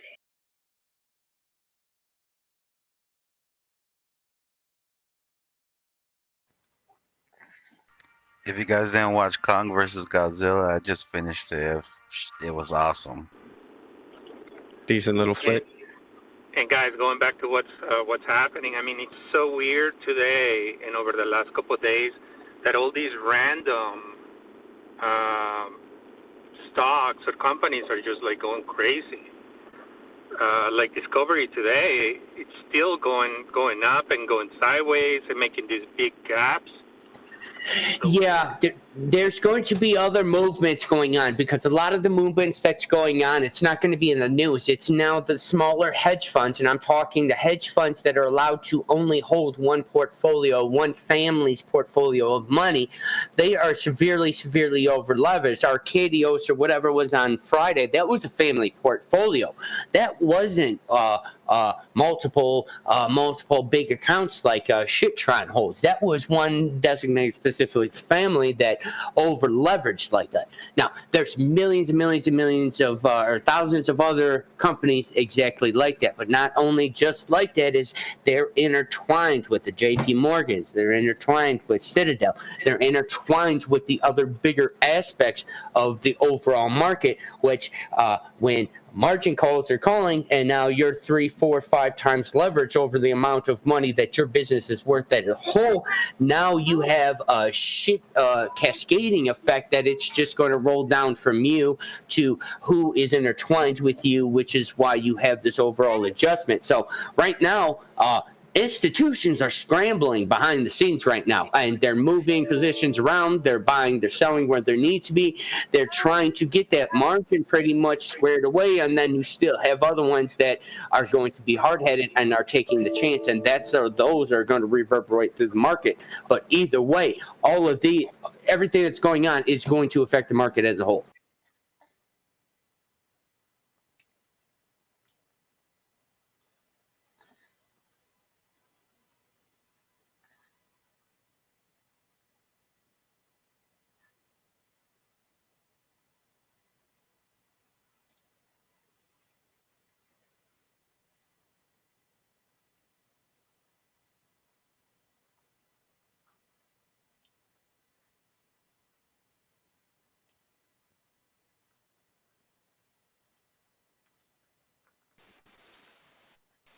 I just put a deposit in Webull, and it went straight to settled cash. That's the first time it's ever done that for me. It's settled? What, completely settled? It says settled cash. But didn't somebody say that happened yesterday? That happened to them too, because as you become more like, I don't know, they're like, they trust you more. I've deposited like once or twice a week for the past 2 months. It sounds like the more that you put in there, the more and more that they trust you that, all right, well, he knows what he's doing. Not necessarily. I don't know why that went like. It still needs to be settled. It still needs to do the 3 to 5 days. They might give you a little bit of buying power, a little bit of play on your deposit, but it's still not technically settled. If it's showing as settled and you literally just hit the button, it's an error. There's no way. Maybe There's it's still an error. Yeah. It says buying power and settled the exact same number. Yeah, that's really weird because mine typically will say buying power and then unsettled cash. It'll tell me whatever my balance of deposit is. This is the first time. Really weird. I'd say log out and back in or something. I mean, it is the Chinese. They could have flipped over and figured out the blockchain, and now everything's instantaneous with Webull. I mean, I don't put it past them. Hey, I can confirm that. Mine literally don't get me excited.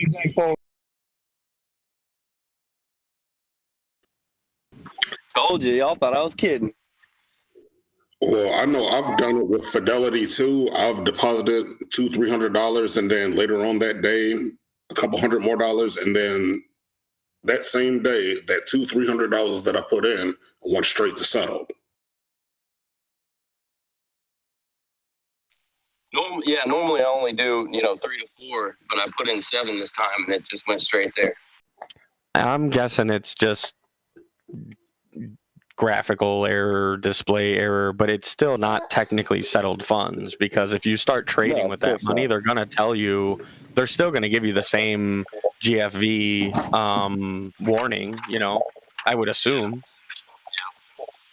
Yeah, it's got to be a technical error, because there's no way it doesn't make sense how they would give it to me. It hasn't come out of the bank yet.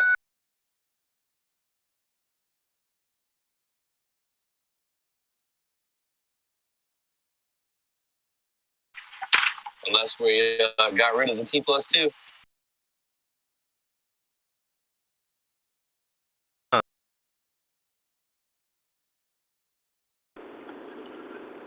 I am so glad I got some more Tesla yesterday. It's gonna hit 700 after hours, I hope.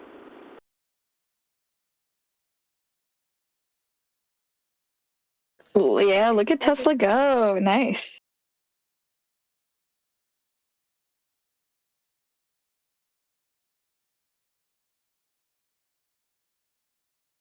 I feel like all those stocks, the fucking Citadel targets to short, are the ones that are going to be going up. Oh yeah, that's for sure.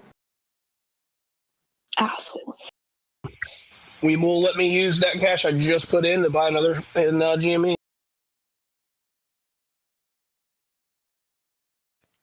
Well, yeah, they're gonna let you. Like I said, they're gonna let you play with it. But if you were to try to sell that the GME right now, it would tell you, hey, you're trying to do something on unsettled funds. I'm guessing.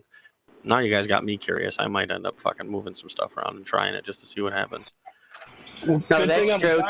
T plus 2 days. T plus 2 days. So if you sell out of a stock and then try to buy back in, it's going to say you're in a good faith violation. That's for sure. But the whole settling immediately of funds, I don't know, like you said, if that's just a glitch or if maybe they're just unbeknownst to announcing it to the public, trying to figure out some program that actually BlockFi's transaction and it's instantaneous. That's what we all want. That's why what's been argued through some of this short squeeze is there's no reason it should be T plus 2 days. Now, should it be complete immediate instantaneous? No, because there's some concern about what happens going that quick. So it should be something like T plus 1 day or something. Take a look at what Jersey's saying, though, because Jersey's the one that said it yesterday. And said, no, it's settled at first. Literally, seriously, no joke. And somebody's like, do a trade, try it. And he's like done it multiple times. So something's going on. Maybe what they're doing is trying to match Robinhood's, you know, how Robinhood gives you margin for free. Maybe that's what they're doing. I don't know. I know that so it doesn't matter what amount I put in. Just said the same thing. Okay, cool. So it's working. It's working. Yeah. Go for it. Maybe they're just testing it out. It's in the beta phase and they haven't announced it. Right. It's great. Right when people need it.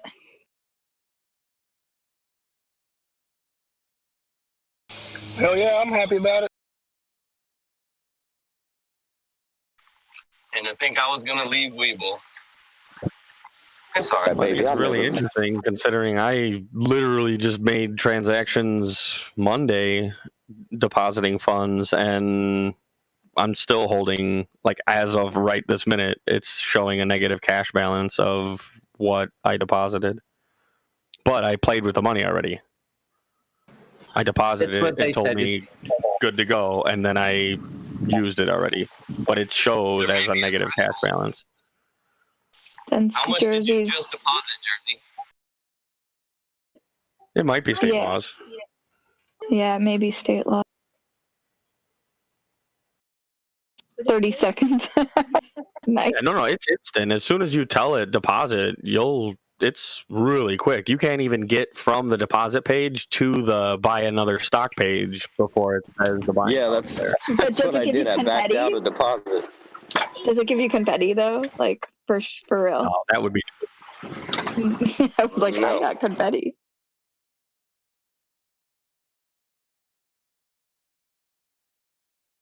Be a lot cooler if it did, though. Did y'all see that they have some kind of promotion where if you invite a friend to Robinhood, you'll get 3 free stocks? I think it was just 4. They had upped it to 4 even for a while because there must have been a lull, you know, because everybody switched over at the end of January and then probably are looking for more people. Man, just wait until the shit is over with. Everybody's going to be transferring out.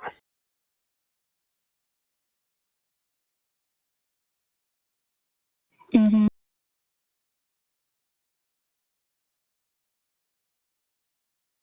I was talking to people at work, you know, they were asking me about it and I told them, man, Robinhood, like first chance you get, I'd get out of there. And they were clueless. They had no idea. Like they knew about the GameStop thing, but they didn't know that they had pulled that shit that they pulled.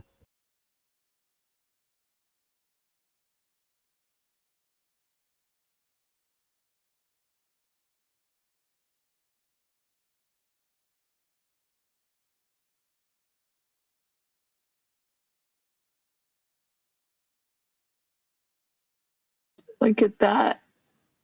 Wow.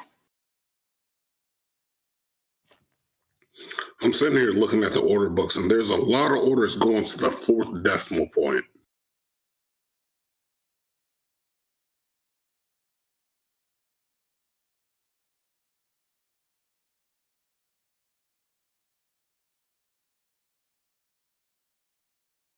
No, people don't just like 36. 36 probably like some algorithm. Those are algos. We would see those numbers, right? They trade back and forth. It's like it probably started with 31, then it went to 32, 33, 34, 35, 36. Well, there's a big ass red wall. Another big ass red wall. But I'm saying like 50, 191, 52, 65.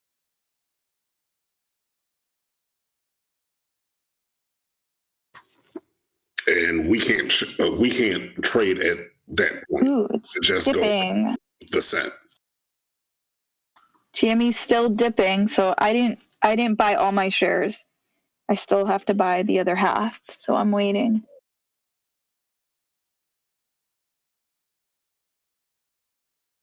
Here. How low can it go?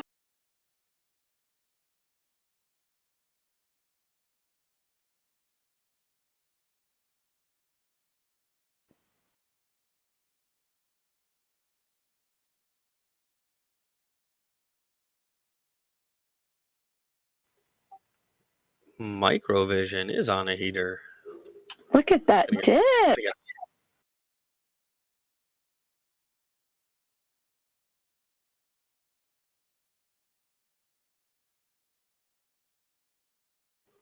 What is going on with Microvision? I am not seeing anything come up on searches yet.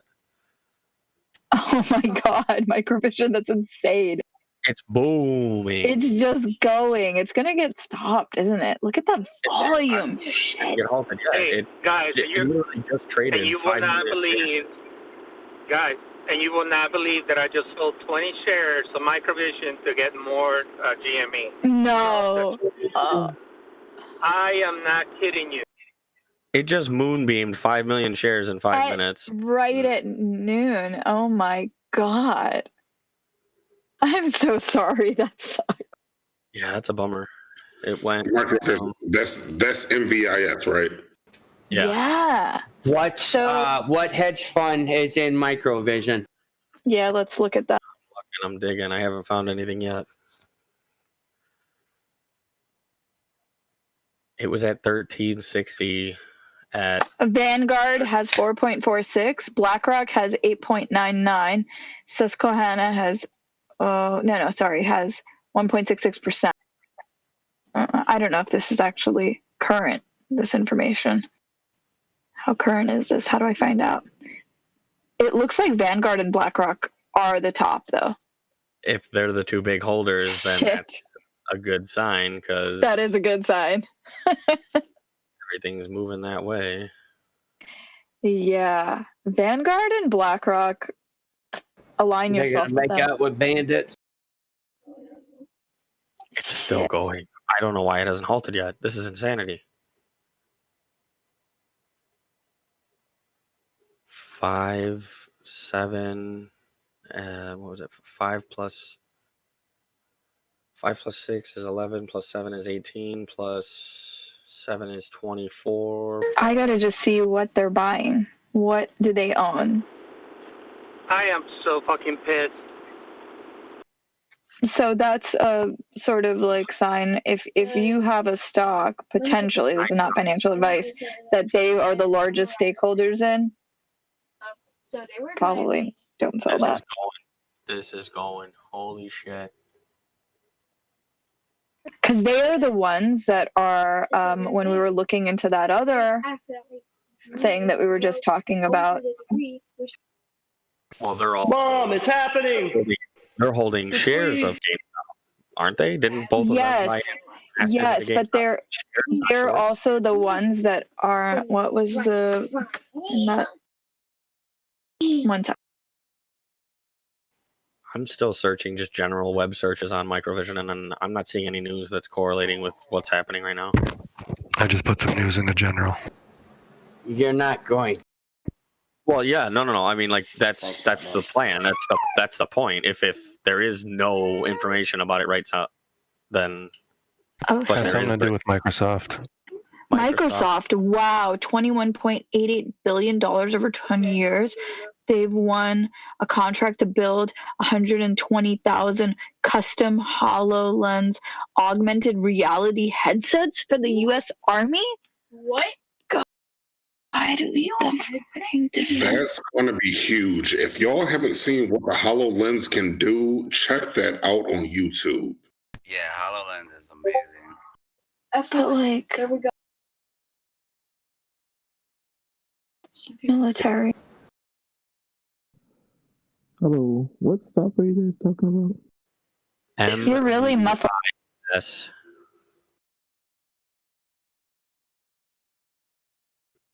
No, I remember when they were doing the demo for the HoloLens and they showed Minecraft and they played like literal Minecraft on the table, but it was all 3D. Yeah, augmented reality. It's pretty slick tech. And if you could put an augmented reality like a HUD on a soldier to give him real time battle information, that's massive. That's game changing. That's game changing. Yeah.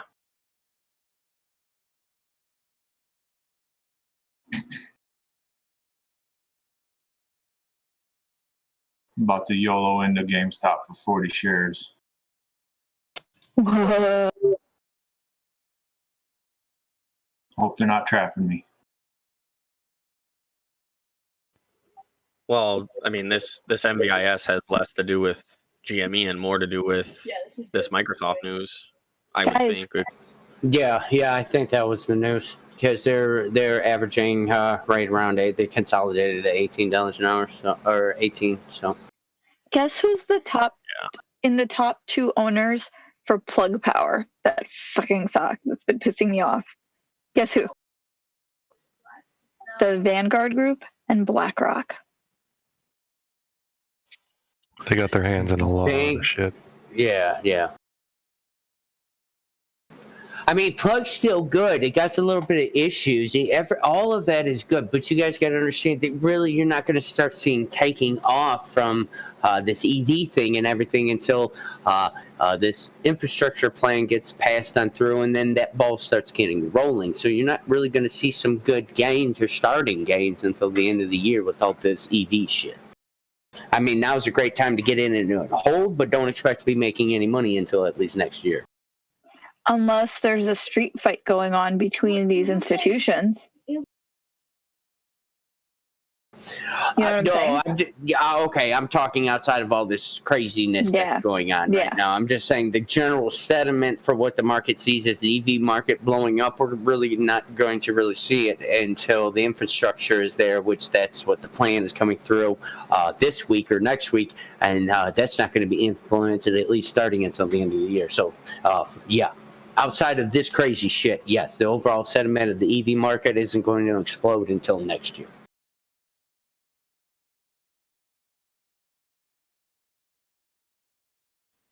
Tesla just tweeted, we need over 10,000 people for Giga Texas just through 2022. Does anybody want to buy some property in and around the Valle del Rio? Hey, maybe Mouse can rent us a room. Fuck renting a room. I'm going to start buying property. I'm going to go on Rocket Mortgage right now and try to find a fucking house to buy. Vanguard owns the largest, it's the number one shareholder of Celos as well, with 2.76 million shares. So you really didn't used to work for an airlines, and you're actually an ex-hedgie who used to work for Vanguard? No, I'm not. But through my airline, most of my mutual friends are actually Vanguard. So I think hopefully I'll be safe during whatever is coming.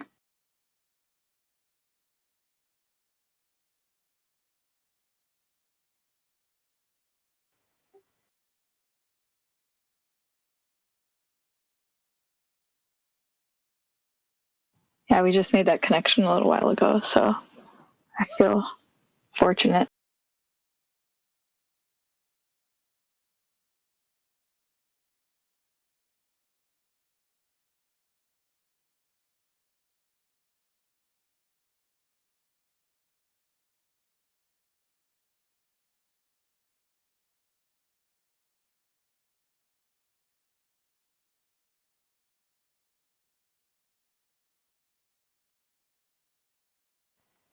To see a 27-ish percent rise on a stock that's trading at 13 in less than 5 minutes time, or I guess it was like 15 maybe. Hey, do we know who has the biggest short position in GME? I don't think that's available information to us right now. Is there anything that's speculative? Who's watching Microvision push right now? We are. We're watching it. Talked about it. Yeah, we're talking about it.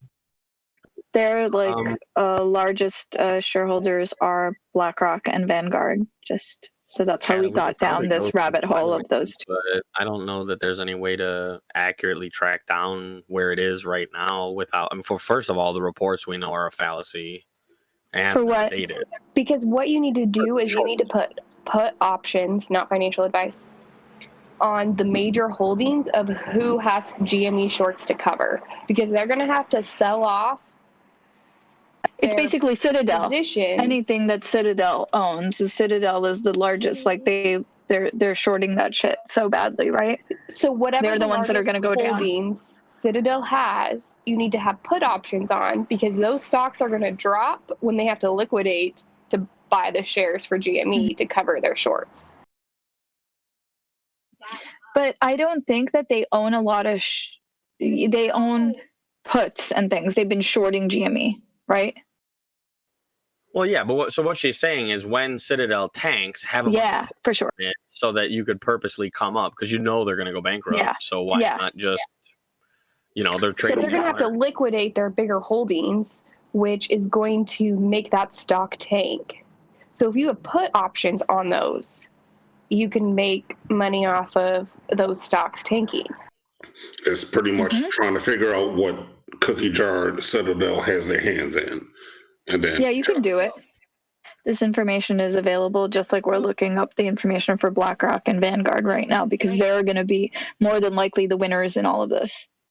Because last time they covered their shorts, when we saw GME spike, everything dropped. Remember the day we were talking about, oh my God, look at Apple drop? At like 2 o'clock when they were liquidating, GME was going up. Remember we learned earlier about when you're seeing something moon is you want to look for that 10% drop, especially if there's halts happening. So be careful with microvision.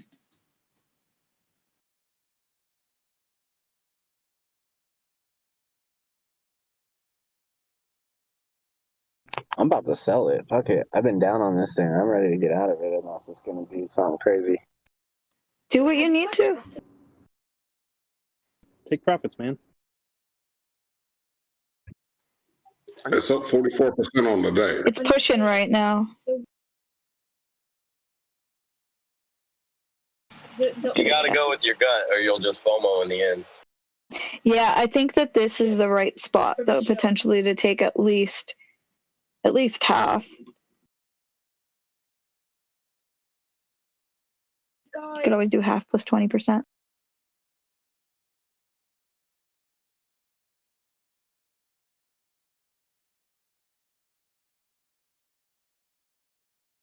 Anybody got any charts on microvision?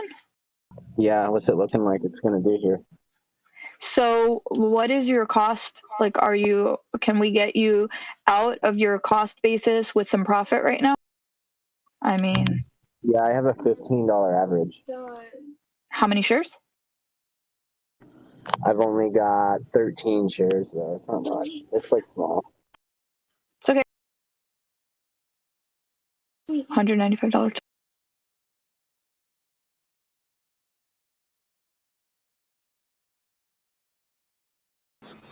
You guys take a look at TAL.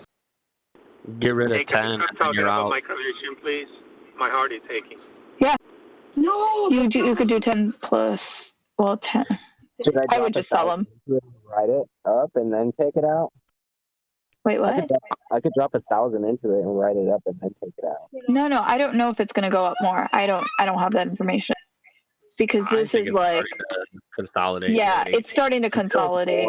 Until more information comes out about HoloLens and Microsoft taking it over and all that, you're not going to see it go up anymore. I think I would sell the news. Yeah.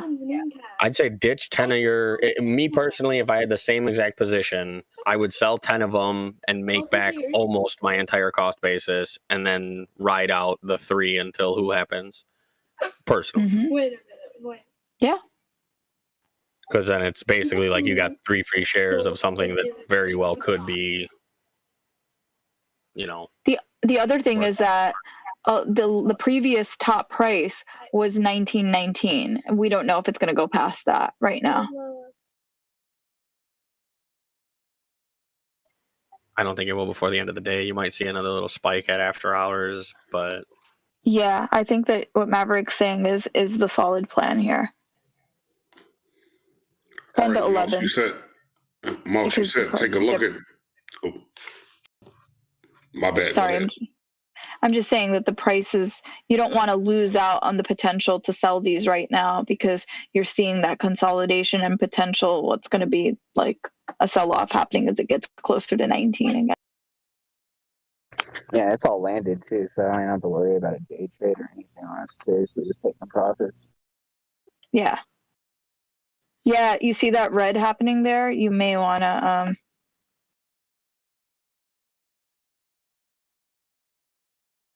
it's severely like overbought right now. RSI is really high. Yeah, I would get out of it. I would actually probably get out of the whole thing. I'm out. It's already sold and done. All right, Mo, Nice. she's looking to tell educational group.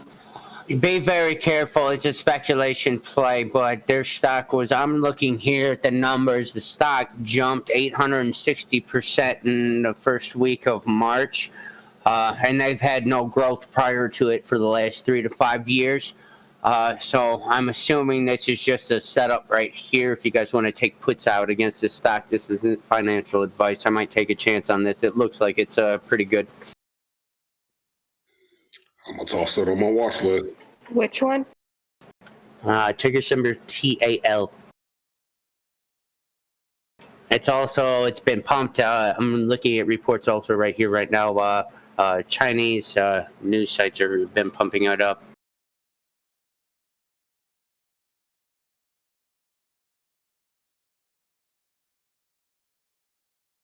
$34 billion market cap. Earnings of 200 million. How the hell you get that? Yeah, I think this stock is about to dump. Yeah, look at that green candle. Which one are we talking about? TAL.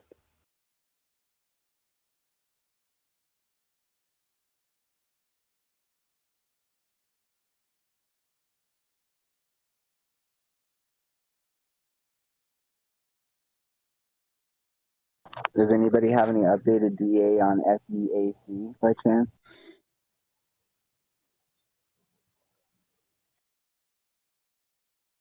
TAL like Tango Alpha Lima? That is correct. Tall Education Group at $54? Yes. Okay.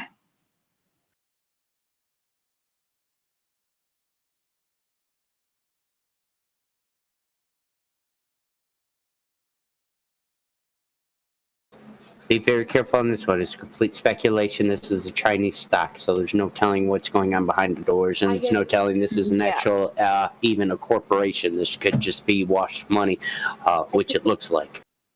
Yeah, the chart doesn't look good. The indicators don't look good.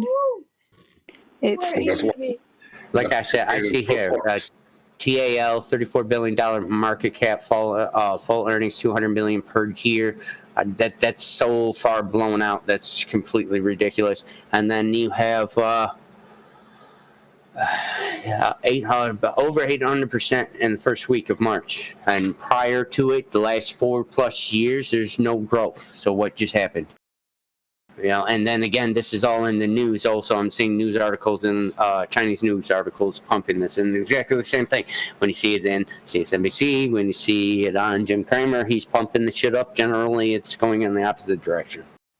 So I'm looking at the options chain on it right now, and for the 16th, the $35 strike price is only 20 cents. The 32.50 is $1.05.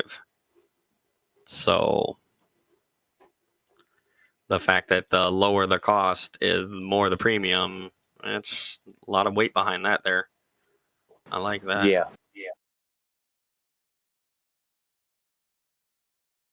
We got about 20 minutes for market close. And remember, tomorrow's the last day of the trading week.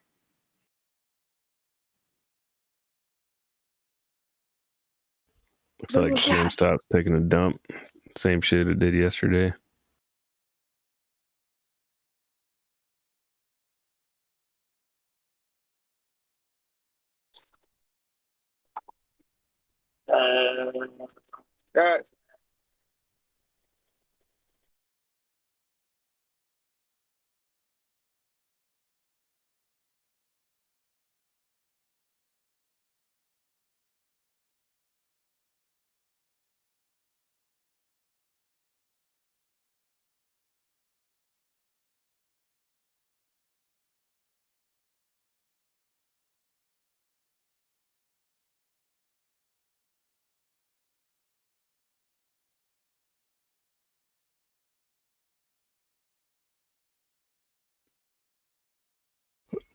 HOFV almost at $5.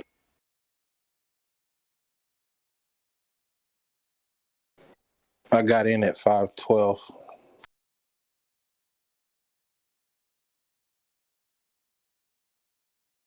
It's crazy, bro. I don't even want to hear about none of these.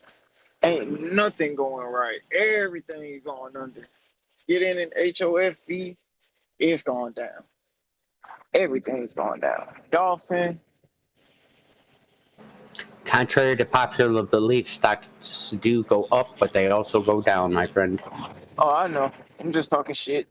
Just trying to make my day go by faster. These are the times you buy in, and then when the overall market goes green, we're in the bull market. That's when you're flush. Hey, Mouse, you wasn't in here yesterday when I said this. For my birthday, I just want everybody, just for that one day, to change their profile picture to a Rick and Morty character. That's awesome. Like I said, I already got you covered. I got Rick and Morty shit all throughout my house.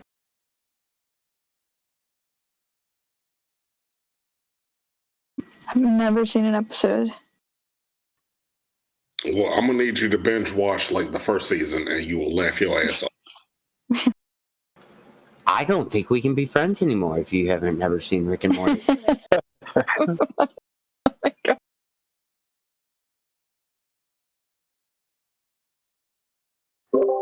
How far out did you put your puts on TAL, Mouse? Ooh, I don't disclose that type of information, my friend. I'll give you $5. No, sir.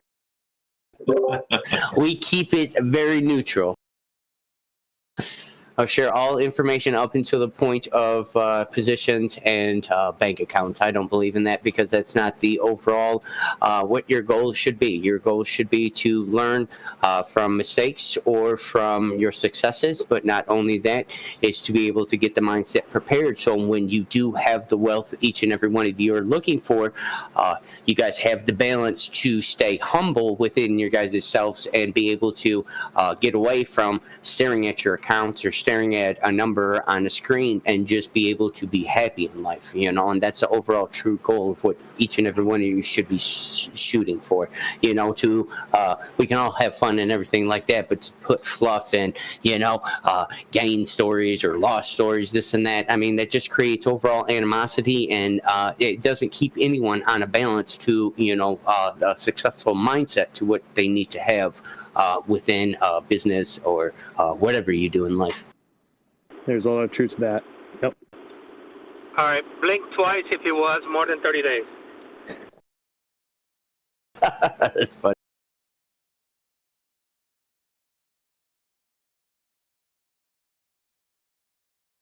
Oh, nice. Addicted to Stocks posted the largest short sellers of GME. Citigroup. I do have some attachment to this, so I'm not just going to put it out there like, hey, buy into this. You guys do your own DD with this, but this is something I'm going to be pulling the trigger on. And you guys can get on the IPO now if you guys want to before market close. ULCC. They are Frontier Group Holding. What they are is they are a wholesale distributor for the United States for people that want to get ungated in things, say Amazon, or to be able to wholesale through them to be able to sell on a retail level. They are fairly up and coming still, just on the fact of how they formed and everything like that. But they do have, I believe they have still growth to go within their company. So it's something if you guys wanted to look into. Where are you buying it at, Mouse? I'm sorry? Where are you getting it at? I can't get it on Robinhood. Probably not going to be on Robinhood. I'm on right now. I'm looking at it on Webull, and I'm sure it's on TD and the other bigger brokers. So Is ULCC. this Umbrella Lima Charlie? Okay, yeah. Yeah, that's not showing up on Fidelity. So Yeah, I see it here on Webull. It is an IPO. I can apply to it right now. Offerings 19 to 21. Listing date is 4/1. So if you guys don't see it on yours right now, it'll be available as of the 1st of next month for everyday trading. Again, this is just something that's in the realm of e-commerce. That's the reason I'm investing into them. I don't foresee this going $100+ a stock, but as of for the short term. But the long term, this could grow into something that's not as large as Alibaba, but at least half the size of Alibaba, because they have a good fundamentals within themselves. And as soon as they can figure out how to translate and work private label things into their setup, I do believe that they will exponentially explode at that point in time. But even if not, I can see $19, $21 maybe going to short term, 25, 30, you know, in the short run. It's just a good long-term play. If you guys want to make a quick buck on the day it opens, I'm sure, well, I don't know about that because of the way the market is. You got to be careful. It may tank, but at least for a long term, it's a good hold. And again, I'm biased because I do use them through the e-commerce side of my corporation. There's somebody out of all the other groups I go to, and that's why I say there is a vast amount of to be able for growth for them because of the other corporations that I use for my wholesale market versus Frontier Group. Frontier Group, you actually buy into Frontier, so that means everybody that is able to buy and wholesale off of Frontier also holds a position with Frontier upon getting approved for the application process. So that's something they do that is vastly, vastly different than a lot of other corporations, which in turn will has a continual growth effect to this company. That being said, they're buying products off of their site and being able to streamlessly get it to my warehouse is very, very streamless. It's just very, very as minimal headache as possible compared to some other sites that I deal with. So there's a lot of beneficial things I see with this company, but that doesn't mean you guys jump in on it. So you guys do your DD. Anyone to bet that crypto booms this week? Because Friday's a trading day that's off.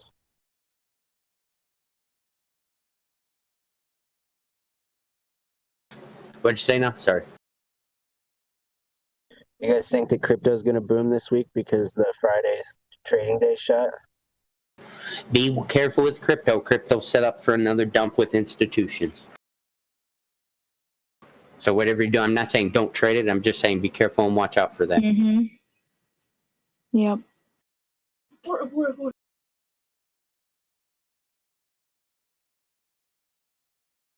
God, I hope it dumps. I want to buy a shitload of it.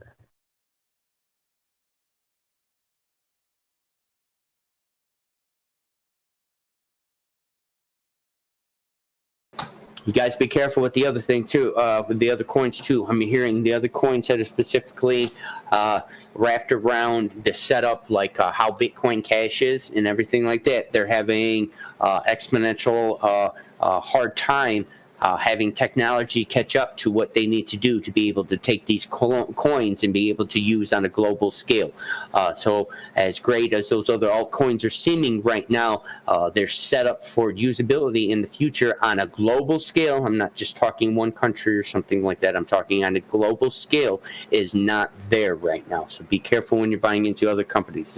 There's 9,000 plus cryptos out there, and a vast majority of those will fall to the wayside, even as good as they may seem today. If technology doesn't come up to be able to have these blockchains be able to be mined properly for the amount that you have to put out to be able to mine the block, no one's going to mine the block like Bitcoin Cash.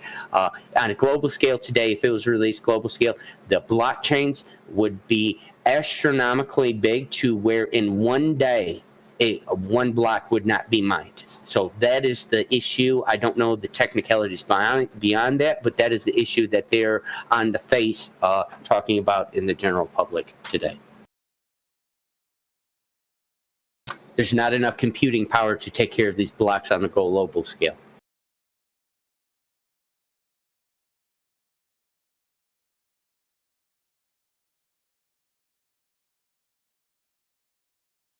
GME trying to push up.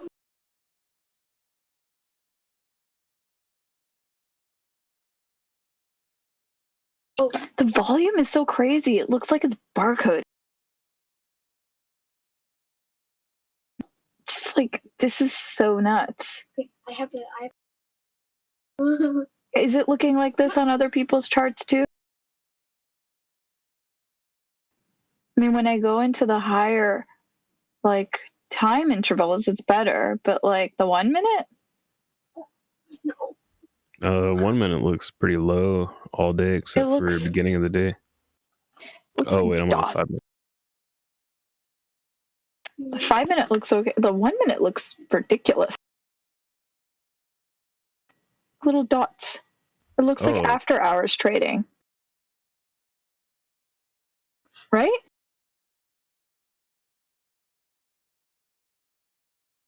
Or is that just showing up like that on TradingView? I should check Webull. Yeah, I would check Webull. I mean, it has been pretty low today. Yeah, something's going on with TradingView. It's looking kind of funny on the.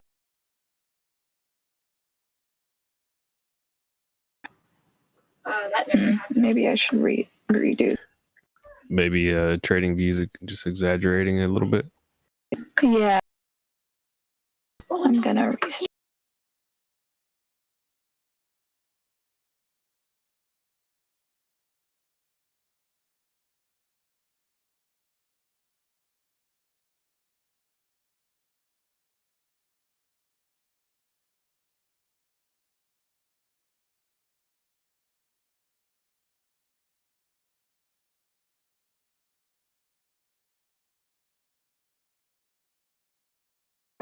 No.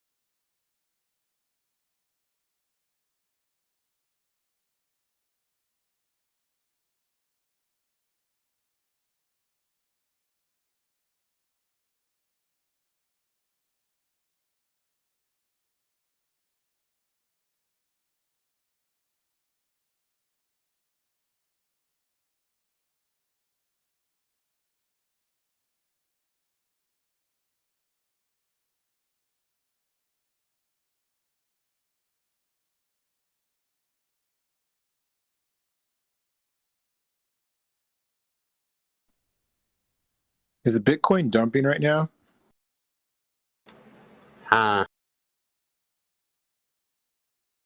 I told y'all, institutional dump. Everything's dumping. Yes, yes, yes. Unfortunately, I'm sorry, guys. This is institutional dump right here. Yep. It's going to keep going down. Damn it, I hate when you're right all the time. I'm sorry. I don't mean to be. I'm not right all the time. I'm just always practicing, so it always seems like I'm right. When you're always practicing, you always seem perfect. Damn. Hey, if you get ready, you ain't. Well, if you stay ready, you ain't got ready. Look at in future.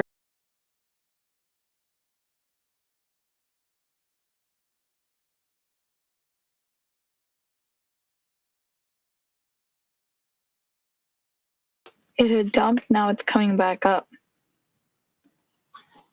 Just started a minute. But I think it's still gonna go down. These looks like red candles, it's gonna dump, yeah. That was, I'm on the wrong chart here. 1 minute is where I should be. Yeah, that's going down. SPY's dumping, triple Q's dumping, TLT's dumping. Oof. Oof, they're gonna have to cover their stuff. Remember, the contracts are due to TLT starting to rise now, somewhat. There we go.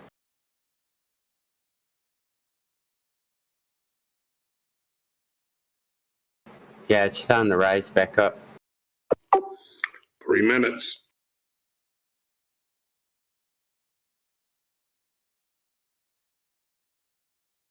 So we're going to get a push up now. That might be it for Bitcoin. Bitcoin might be right around here and just taper sideways for a little bit.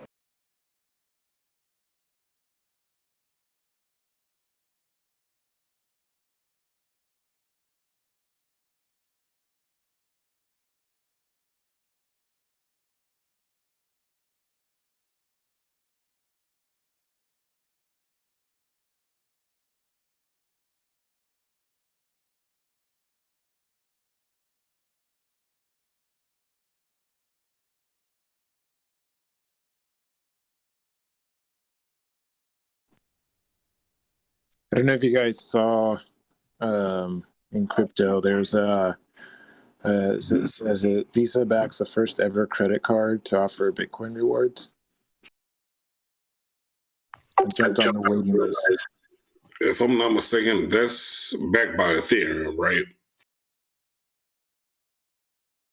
In the article, it says Visa and BlockFi partnered to release the Bitcoin Rewards Visa credit card, which is the first credit card to offer Bitcoin rewards.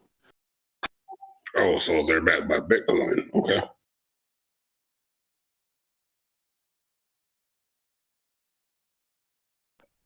I'll put the article. I don't have a credit card, so I feel like this could be a good chance to just have one in my pocket.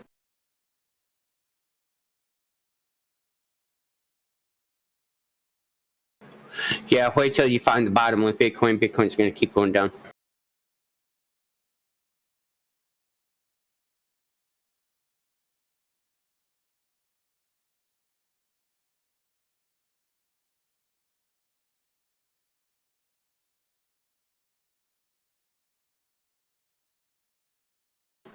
Yeah, it's over. It doesn't matter. It's overall market correction.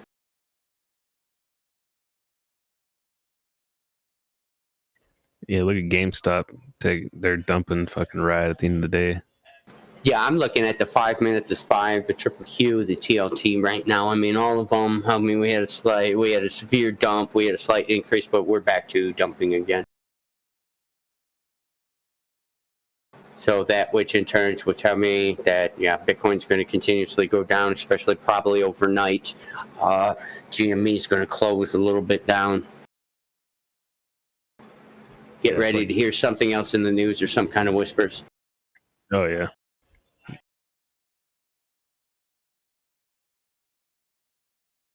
Where we close? 192? GameStop 190. 190.13. Yeah, careful trading Bitcoin. Whoever's trading Bitcoin overnight, be careful with it. They're setting up tomorrow. What this just is indicating right now is they're going to probably try to cover some kind of optional or something else is going on behind the scene right now to where a hedge fund is liquidating and was moving at the end of the day, trying to get around retail being able to catch it.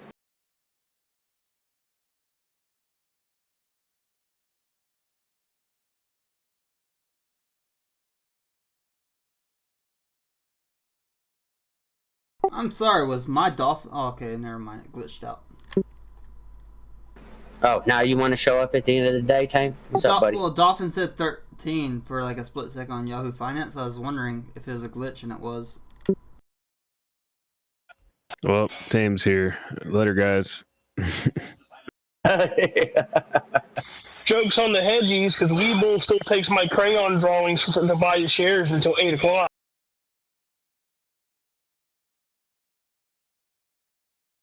It just looks like prayer still for me in the morning.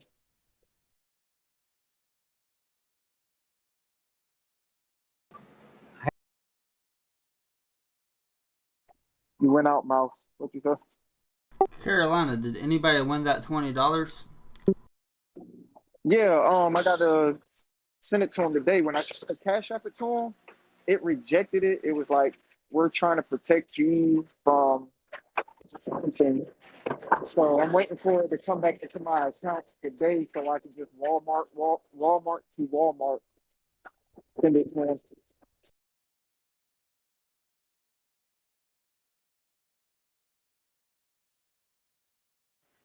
The reason why that Cash App failed and said that is because you don't have him on your contacts list yet. They're doing it to protect you from sending it to somebody you don't know. So as long as you know that his Cash App name is right or you got his phone number, then you should be copacetic to do it that way.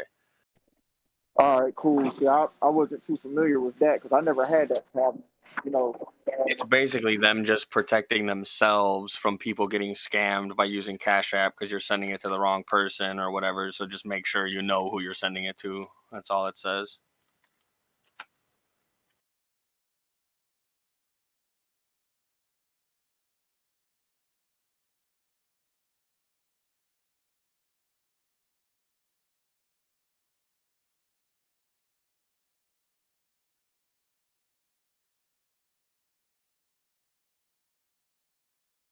I wonder what that stock is going to look like in 5 years. Square owns Bitcoin, Twitter, the actual Square payment system, and then he just linked with Jay-Z and bought a portion of Tidal 3 weeks ago. And they invested $50 million in Bitcoin like a month ago, or something like that.